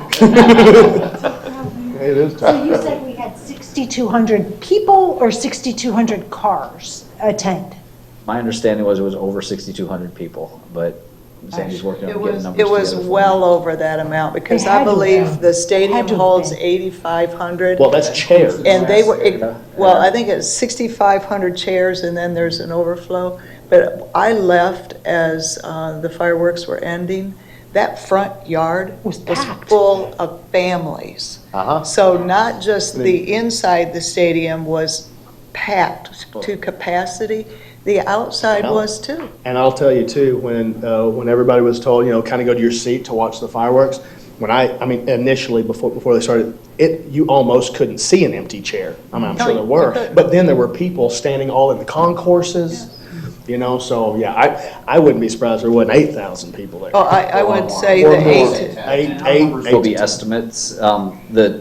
The Braves, obviously, when they have a game, they sell tickets. They can Right. determine you can't get in without a ticket or some kind of pass. But do you know how many cars we had? Because that would be something we would be able to determine if you have a max on them.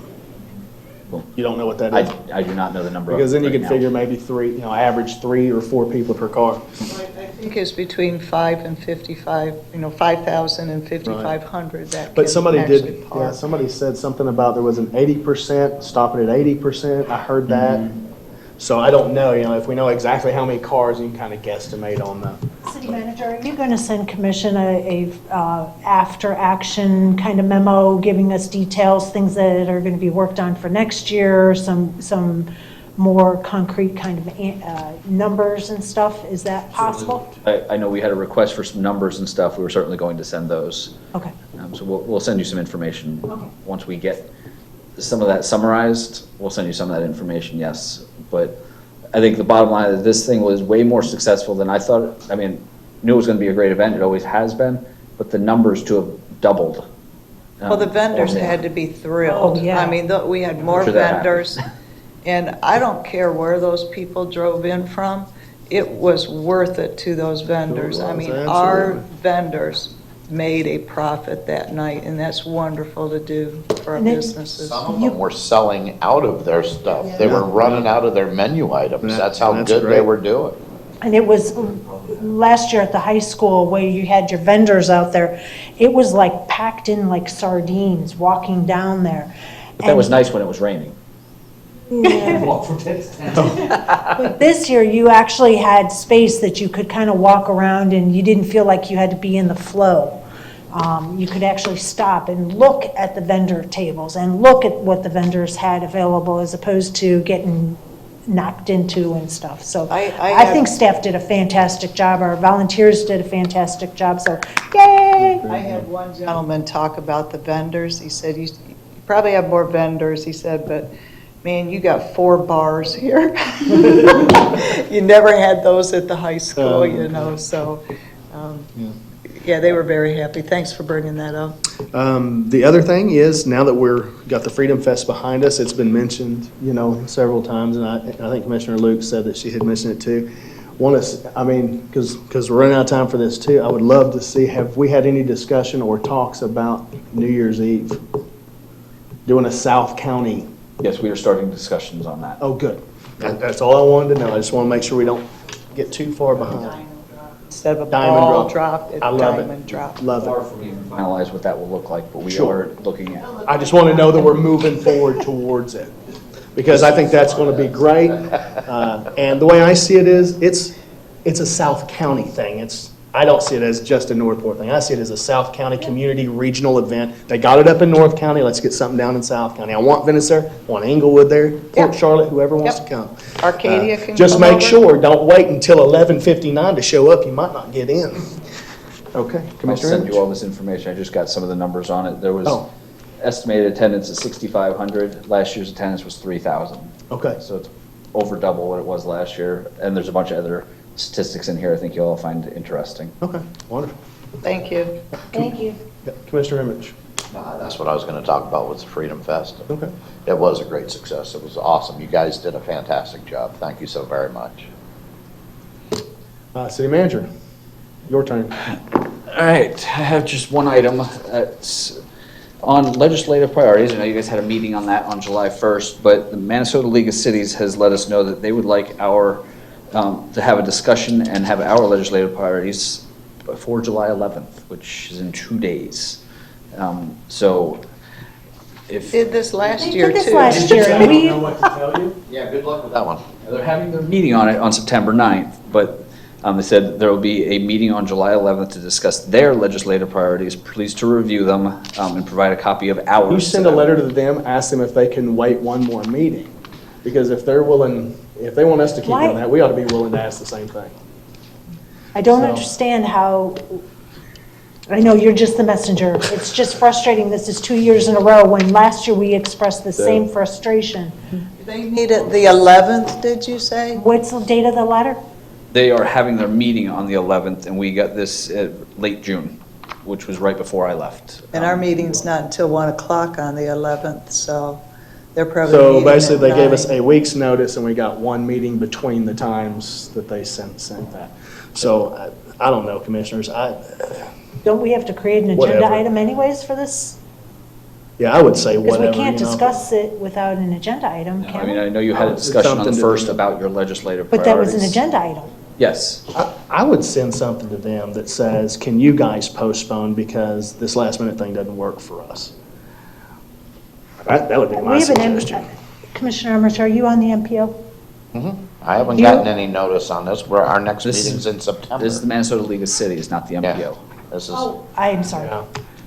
Oh, I thought MPO no, my was MPO what was doesn't meet said. again until September. I honestly, I don't care whether they get it or not right now. Minnesota League Because of I'm kind of Cities. done doing I that. would actually send them our priorities and let them see if it lines up with theirs. Well, didn't That- we that's just do kind that of- at the last We meeting? haven't approved them. Yeah, it's just draft form. Yeah, I mean, we just have a draft form. We haven't approved them. Send them the draft We form. can send them a draft stamp let- right all over it. Exactly. If If you y'all guys are want okay to with send a that. draft, say this is a draft, but it could change. Yeah, that's fine. I got no problem. Okay with with And with maybe that. when you send it, say, next year, could you give us a little bit more notice?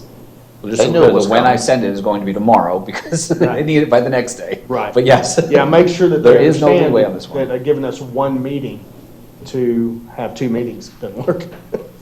Know that we meet in May and June also. Yes. April, May, and June. Who's our Minnesota League of Cities rep? I don't think we have one. I don't think we have had. a Minnesota League Oh, of we did. Cities I rep. know who it used to be. I don't know who it is. It off the used top to of my head. be, It's Vanessa, isn't It it? used to be Commissioner Commissioner Yates. Yates, so who is I think it it's now? probably Vanessa now. I think it's Vanessa. If nobody here knows who it is, it's probably the one that's missing. By process of elimination, I But just. she's also on MPO as well. Right. Okay. City Manager, so you have a direction. Is everybody good with that? Just send the draft? Absolutely. I'm Let them fine know with that, give us more, yeah, with a letter for more notice. All right. Is that it? That's it. All right. City Thank you. Attorney? Nothing, Mayor. City Clerk? Wonderful. Well, and with that, we're adjourned. All right, he got me. Yeah, me too. You got everybody. Uh-huh. I'm gonna get